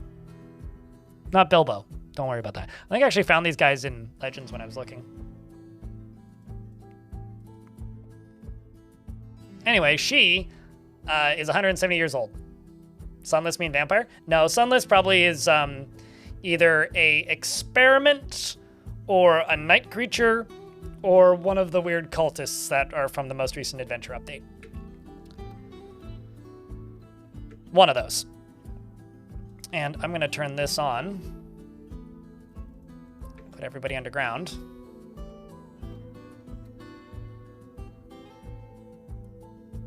Could be intelligent undead, yeah.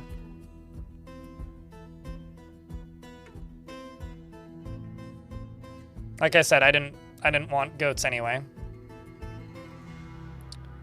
was literally punching them. It bit them? Ugh.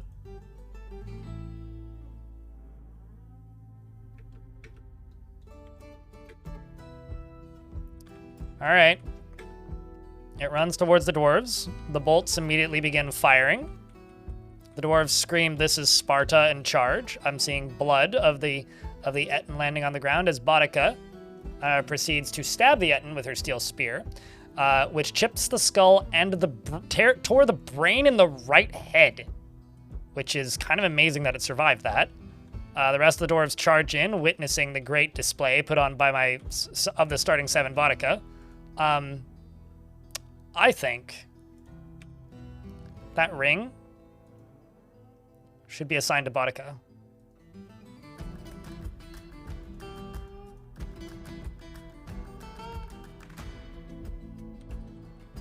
And she continues to fight around this creature, and it bleeds to death quite soon after, having killed the Etten by stabbing it in the left head, which chipped the skull and tore the brain. In the left head, after stabbing it in the right head. Took a double headshot to kill it. As for the other items, I think Kulkuler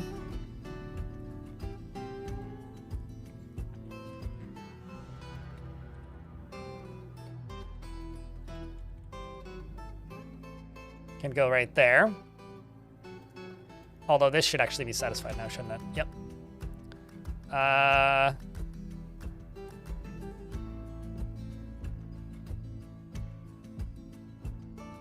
I'm going to make Tim into the religious leader of the Gilded Chapel, because both of them are now religious leaders. So Mac is the leader of the Chapel of Blankets, and this is the Gilded Chapel, which is worshipping the Creed of Merchants, the god of wealth, and like that kind of thing, the god of wealth.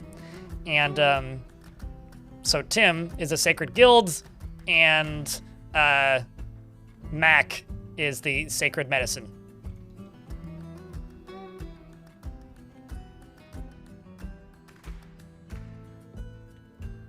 Meanwhile, over here,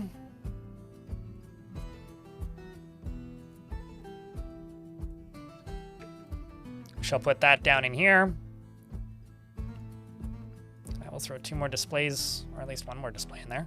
What's the value of you? Not quite grand yet. Oh man, it's gonna take a while.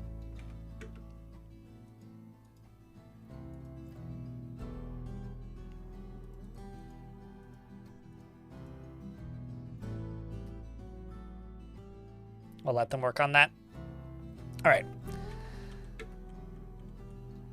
Just gonna fly over to this. So you right here, walled off there. Walled off there. You just need a lever. That's the one thing I need to do now.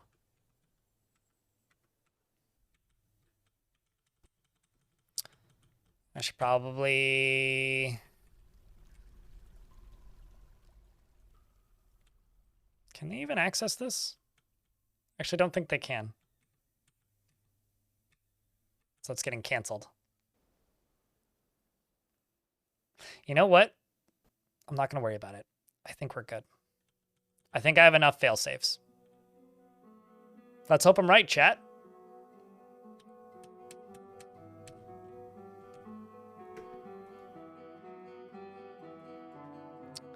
All right, so if you're lurking, you might want to look up. And to those of you who are looking up, please post as many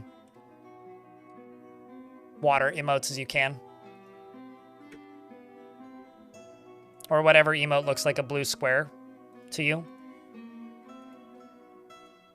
Save the game. You've been waiting on that, haven't you?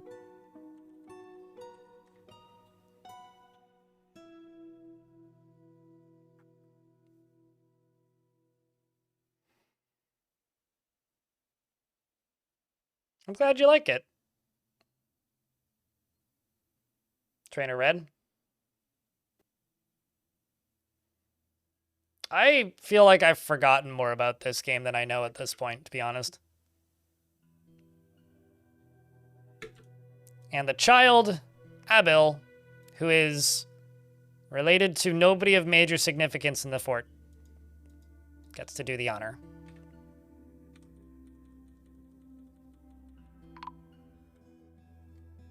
So that causes this to collapse, which goes down into here. That's step 1. So that now is step 1, which means, as you can see, the ocean needs to refill a little bit. But it did drain down into here. So now I need to follow this one more time.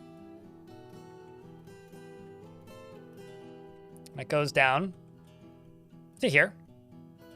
So let's test part 2. Part 2.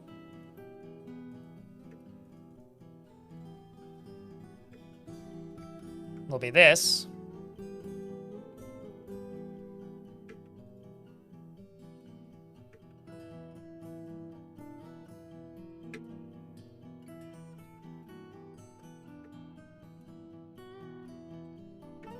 Okay. So part 2, if we go up into the ocean, you can see the actual difference that that has made. Which is it dropped this whole layer down to about 6 of 7 deep. I mean, it's still full, but it's now about 6 of 7 deep. And that filled up all the, hopefully I didn't fuck anything up, way down to here. Perfect, I didn't fuck anything up. Now, I could flood my fortress with 1 lever pull right now, but I'm not going to. Instead, what I'm going to do is I'm going to flood the caverns. So we're going to open up this down here, which is just connected to this 1 lever. This one's not going to do anything.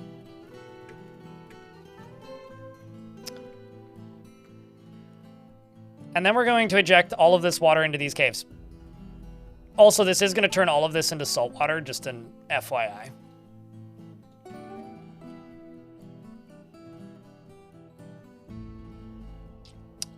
So here we go.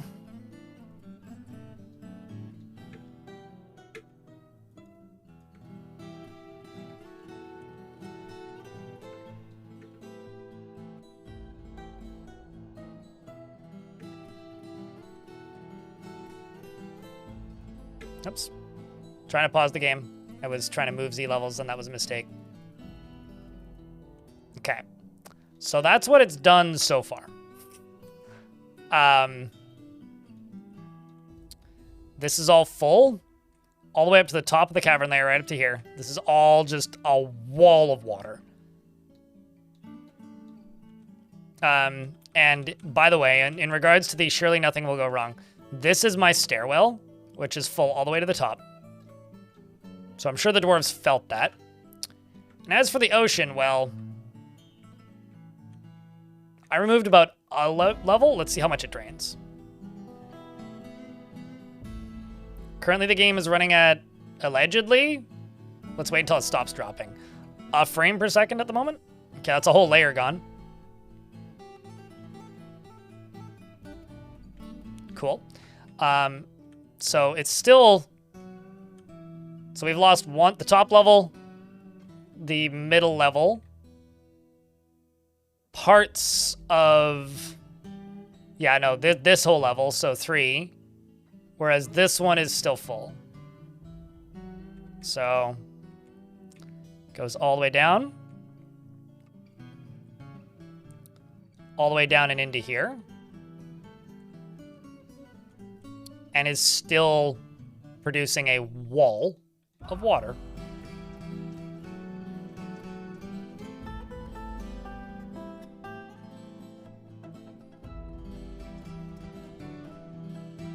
I'll show it in ASCII when I do it a second time. Trust me, I will do this more than once, Montecore. And also YouTube chat. So 2 frames a second, which is actually pretty good. Now it should speed up at a point. Let's jump back up to the surface. Speaking of, it's literally speeding up right now. I'm up to 7, 8, 9, 10, 11, 12, 13, 14, 15 frames a second.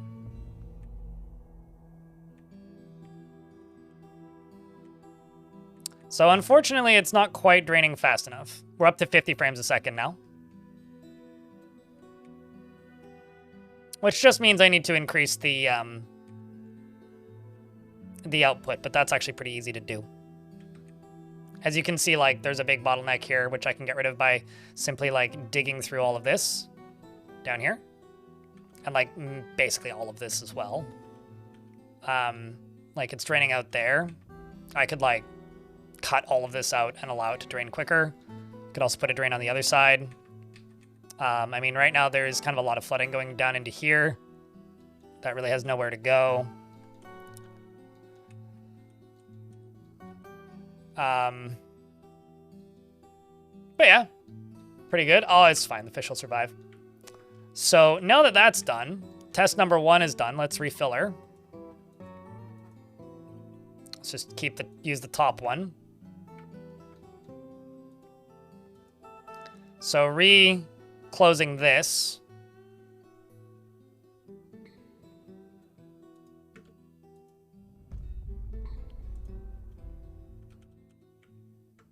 And that will do this.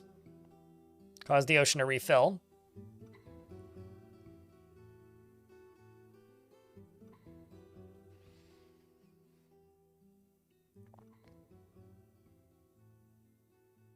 But at least nobody got hurt. Oh, trust me.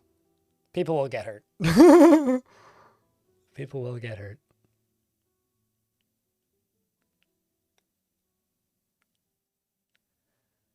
Then we need to wait for the next level, and there it goes. The numbers are still enabled. We'll do it a second time in ASCII for you guys. I actually need to pause the game for a second. Where does my bro go down into here? Yeah. Okay, well. Please bring me some plants.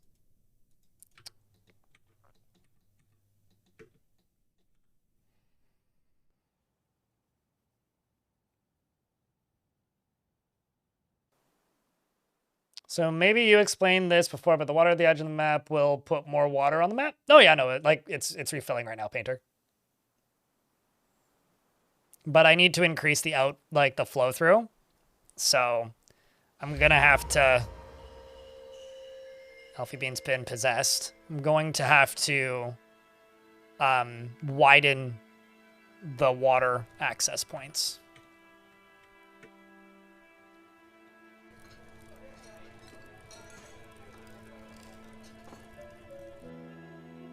Do dwarves surf? No, they sink.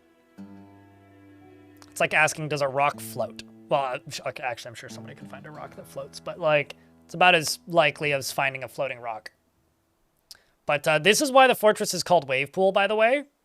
For those of you who are wondering why this fortress is called Wavepool, this is why it's called Wavepool, because this was my whole plan for this whole fort.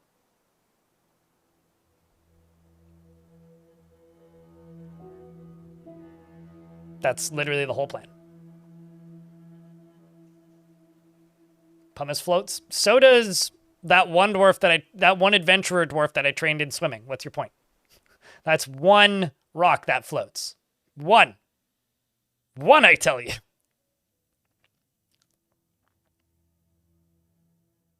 Okay, and then we'll do it again, and we'll do it all in ASCII for you guys.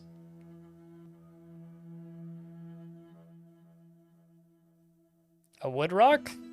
Only, okay, but if a wood rock, then would a wood roll?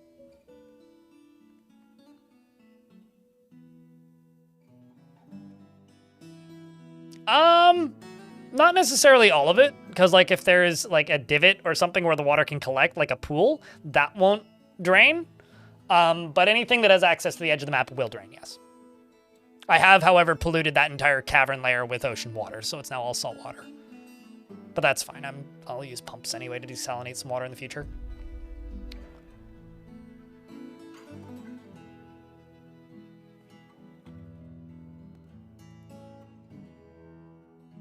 The cave crocodile's underwater.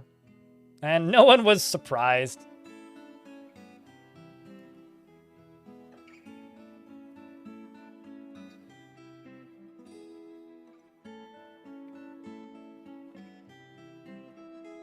What's funny about this is this always takes a little while, because the edges have to fill up first. So like once this side is full, this center bit will fill up a lot quicker. It's always kind of fascinating how these refill. It really is just like watching a sorting algorithm on YouTube. Because like when the 7s are all done up here, like the rest of this will just accelerate. And there's almost always a point where it just kind of goes into the end bit. Yeah, it'll drain off the edge of the map. Absolutely. Also, if you smooth and fortify the edges of the map, it'll drain off the smooth and fortified sides. I had a fort once. I can't even remember what it was called. This was like 5+ years ago. That defended itself by courting the enemies into the caverns and then essentially just doing this to the caverns. I don't even think I used an ocean for that one, though. I think I used a lake. What's the criteria for pressurizing water? Lots of water above small exit equals pressurized. It tries to level out. So if you have like 8 by 8 by 8 full of water and you put it into a 1 by 1 by 1 tube down at the bottom and it exits into a 1 by 1 by 1 hallway around a quarter of the way back up, yeah, no, that'll flood. But if it goes through a diagonal, it depressurizes. Lava doesn't officially pressurize, but you can sort of pressurize it with pumps.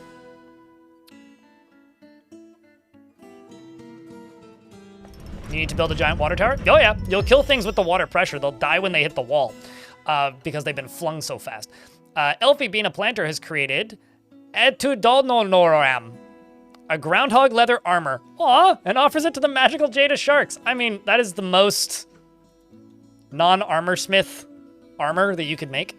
This is a groundhog leather armor. All craft store ship is of the highest quality. It does not survive getting hit by a Formula 1 car, and it is encrusted with oval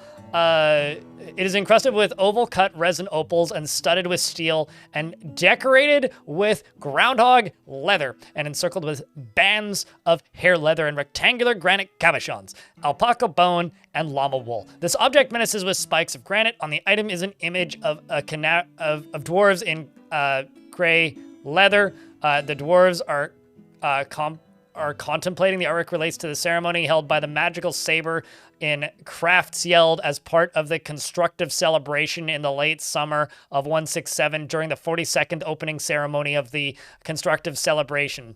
On the item is an image of Mulghast Miredwax, the goblin, and Ares silver whale, the burdens of chilling, the armadillo demon in alpaca wool. The burdens of chilling is striking down Magast. The artwork relates to the killing of the goblin Mulghast Miredwax by the armadillo demon Arari silver whale. The burdens of chilling in the winter of apexes in the mid-autumn of 251 during the cremated assaults.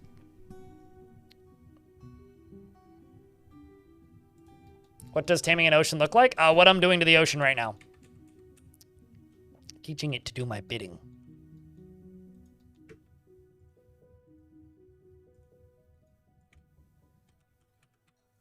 Oh, I know where I've screwed up.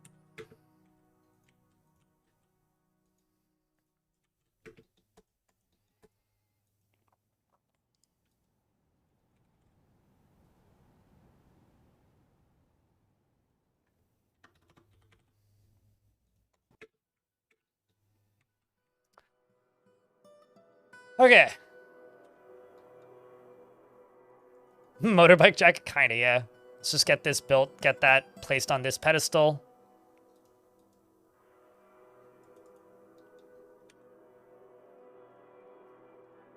I also need a better broker.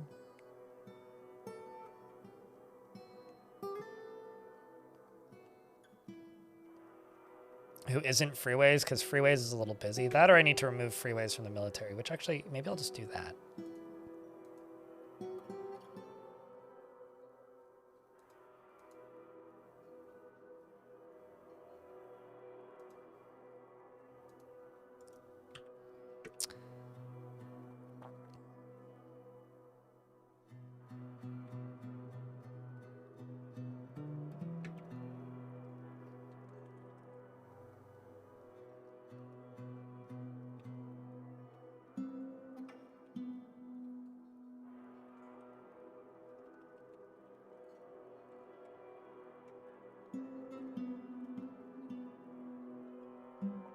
No, it's already been put away.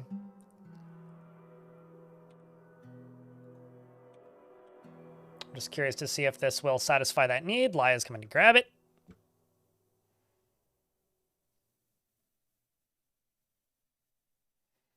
Also, Knowles, what's up, dude? It's good to see you, man. Don't mind all the livestock running around. I swear I will kill them all eventually. Like, oh, it's like something has collapsed on the surface. Jeez, I wonder what that was. Well, it's a grand guild hall now, so that need is satisfied. Which means all of these dwarves are satisfied upon the guild being established. All right, let's do this again in ASCII, chat. So all I gotta do is pull this lever. Actually, let's check something else, though. So, as you can see, it's still a little wet down here. It is draining. But I really need to get in here, actually, and, like, solve this, because this is a bit of an issue. But, yeah, it's drained all the way down to here already. So it is draining. It's just draining very slowly, and I can make it better. But,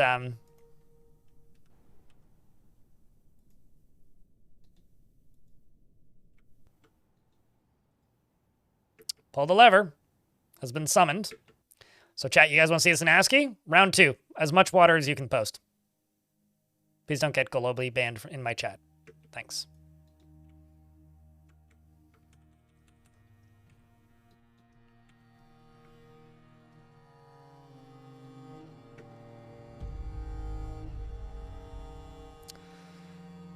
Nice knowing your frame rate. We'll see you in 90 seconds. That's a lot of 6s, actually.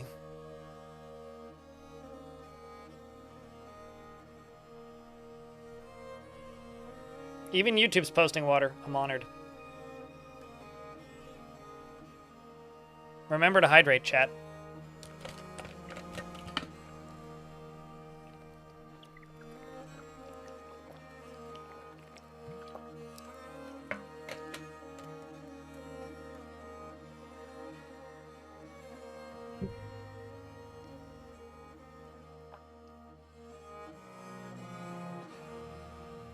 Let's move down a level. Because asking. You have to change your name to Blue and then type in slash... Actually, wait, that just makes it italics now, doesn't it? Frame rate's starting to go up now. Up to 20, 25. Up to 30, 40. 45, 46, 47.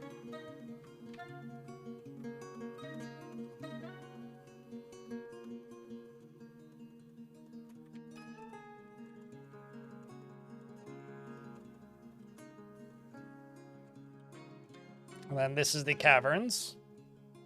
And then that's where the water is breaking. And it is draining off the side of the map very quickly. The area where I screwed up was down here. So I'm going to need to go down here and, like, channel out some more of this. because I need this to not be there, right there. That I need gone. I didn't really think about it, but I need that gone. But aside from that,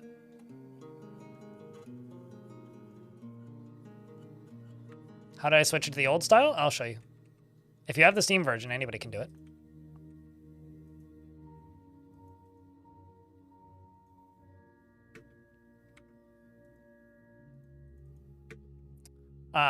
You hit escape, you go to settings, and then you see use classic ASCII glyphs. You click that. So escape, settings, classic glyphs. I wanted to say cliffs. So this, I now need to pull lever.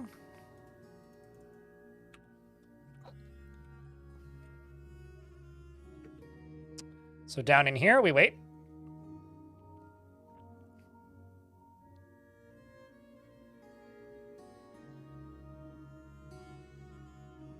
Could you have done this before the Steam release? What, like the water thing or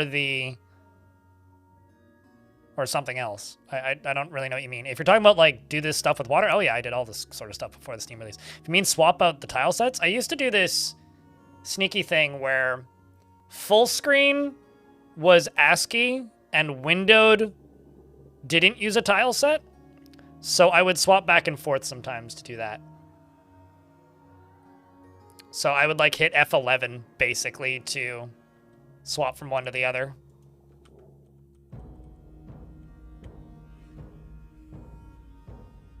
Without it crashing? I mean, the frame rate would be like 5, but yeah, I did it. I did most of the stuff that I do in the Steam version pre-Steam, with the exception of minecarts. Basically did nothing with minecarts because they were just such a pain in the ass to build in the old versions, because you had to do them one tile at a time and they were super annoying. So I basically did nothing with minecarts, but like, yeah, no, I did similar stuff to this with like supports and dropping stuff into oceans to drain it. But the game didn't crash much more or less in older versions for me. It just ran like shit, like really slowly. Oh, you named a dwarf, Ghosty? I super was paying no attention to that. Also, Wandering Star, thanks for the 5-pack. Shows how much I'm paying attention. What kind of dwarf did you want? Beardless dwarf, hope they don't drown. You want me to name them hope they don't drown? Or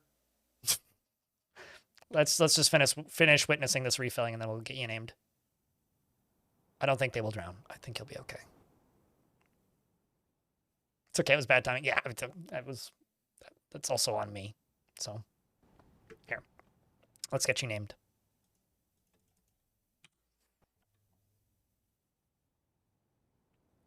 How about this one?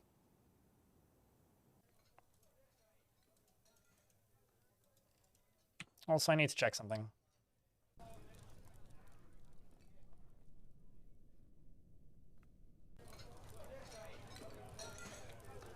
I don't know what's going on with my brewing drink from plants, because like, oh, I see. The order's just too fucking small. That's the issue.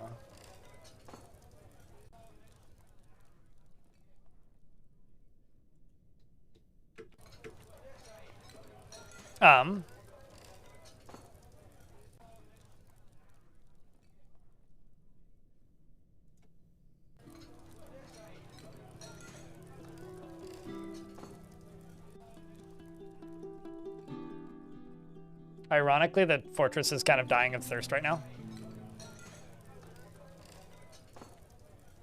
Ghosty. Has great trouble mastering fear when confronted by danger. No issues with water, though, hopefully. She finds helping others to be emotionally rewarding and is confident in her abilities when undertaking specific ventures. She often acts with compassion and generally acts with a narrow focus in the current activity. She's given to flights of fancy and she does not have a great aesthetic sensitivity. And she is conflicted by this. She values artwork and its creation, and she can handle stress. Also, the water fort that I made a video about, called The Scariest Thing in Dwarf Fortress, I also did this, and I did it successfully, and I was like chaining goblins to the bottom of the ocean and then filling the ocean up. I was a bad person.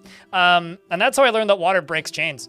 Anyway, she personally values loyalty, values knowledge, and finds friendship burdensome, and dreams of crafting a masterwork someday. She likes granite, brass, and kunzite, as well as desert lime wood, and the color azure, maces and ducks for their quecks, and giant octopus for their mini arms. And the sound of the fenced fortresses, and when possible, prefers to consumes whip wine, and she absolutely hates slugs.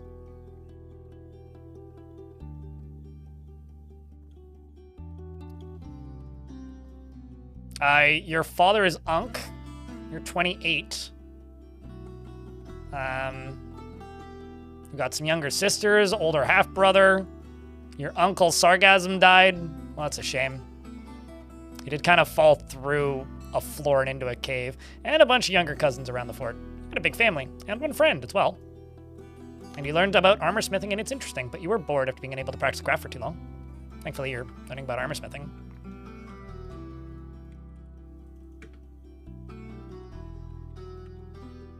I don't actually know what the fuck's going on with all of these.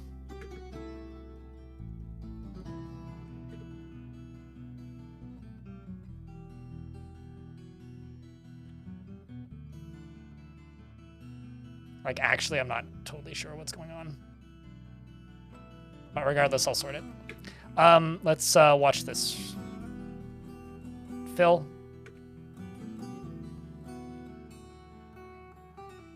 Watch the rest tomorrow. It's late. It's 3 a.m. You have a good night. Chat, say good night to Ghosty.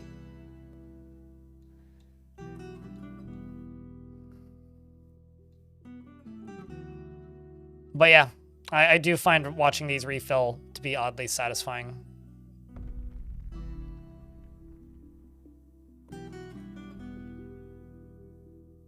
Forgotten Beast speeding up a bug bat. Union DB made a masterpiece ring.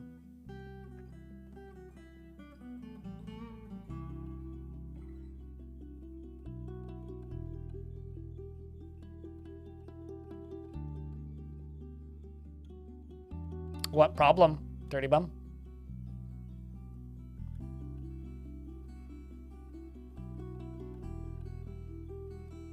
You're a Stone Soup and CDDA and NetHack player? I stopped playing Stone Soup when they removed Hunger, because the game just kind of stopped feeling like a fun game to manage and just started feeling like... I don't know, how do I word this? A game that was trying to be too optimizable.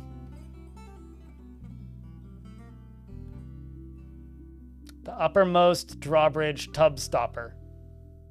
You mean like the one that's blocking the ocean? Because yeah, I can do that.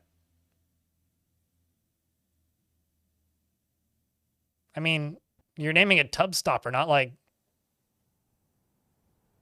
I don't know, toilet plug or something.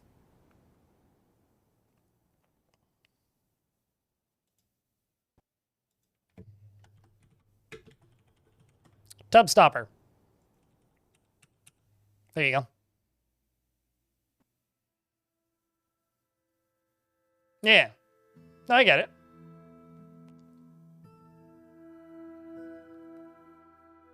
I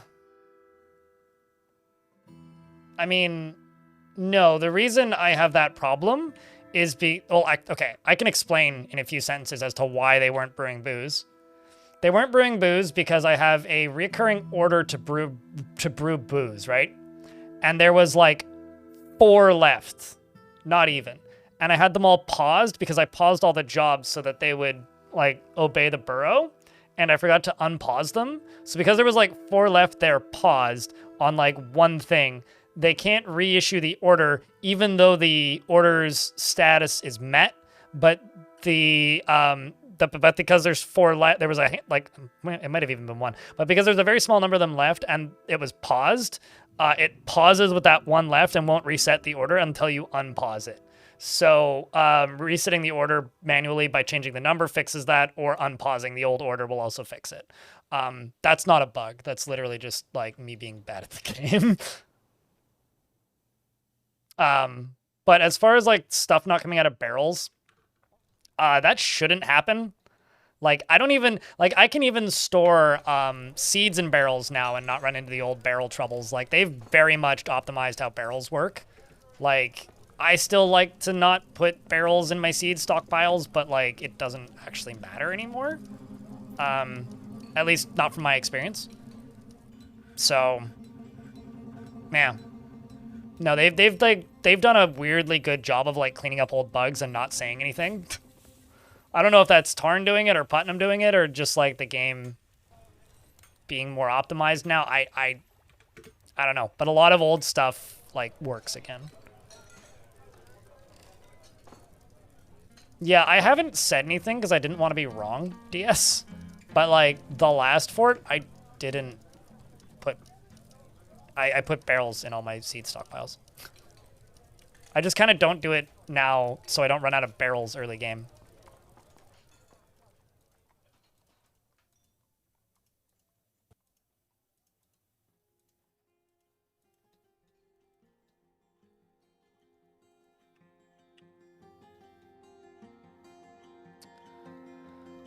All right. So now all that we're really going to have to do is wait for this to drain, which, you know, it's almost drained already. Like, it is draining there. It's just draining slowly. Once this drains, we can then send the dwarves down, dig out all this, and let it flood down into here, which will let it flood faster. Plus, dig horizontally over into this so that this can drain as well. I mean, eventually this will all drain out, but I want to let it drain down into here. And same with this, on this side. Just channel down a lot of this. But that, my friends, is a plan for tomorrow. Because I've been streaming for 9 hours and 10 minutes, and my brain is starting to turn into putty.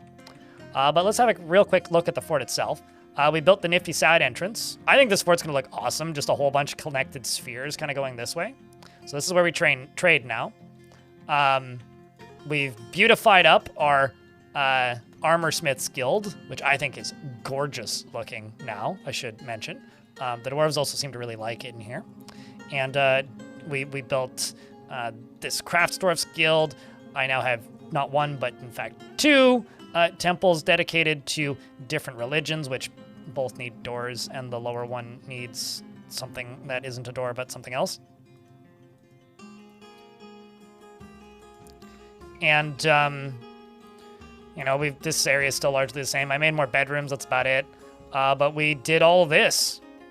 So, basically what this is going to be is I don't know how I'm going to build this. I need to actually think about this. But, like, this is my cavern entrance. And maybe I'll just put a drawbridge up here so that I can block this off if need. But, like, once I get the flow high enough through this, theoretically, I'll be able to... How do I put this? I may also drain it horizontally that way. Theoretically, I'll be able to use this as a front door because enough of the ocean could possibly drain. That or I'll need to make more drains, which if I need to do that, I'll do that. I could drain enough of the ocean so that the enemy could just walk down into here, and enter the fort.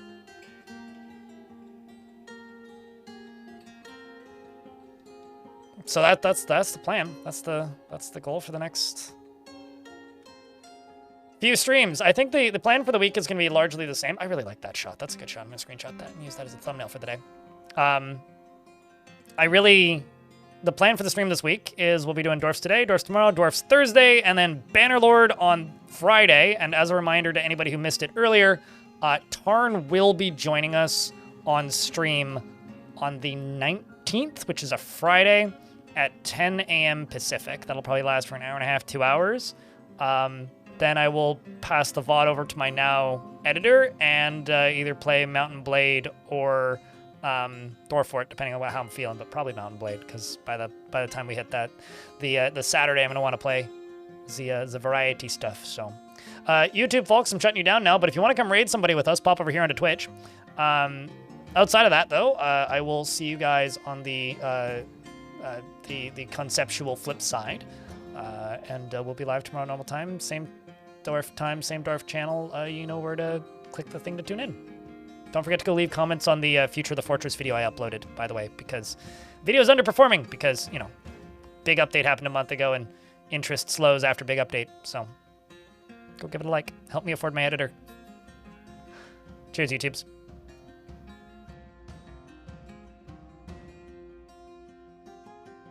All right, Twitch, you guys ready to go raid someone? By the way, thanks for the clips today. Appreciate it. That's another thing that the editor is now handling is editing shorts, so I don't have to do those anymore. I'm so happy. But I think I'm gonna go watch a movie. I don't know what. Maybe something. At the very least, I need to go eat dinner, so. YouTube folks, I need you to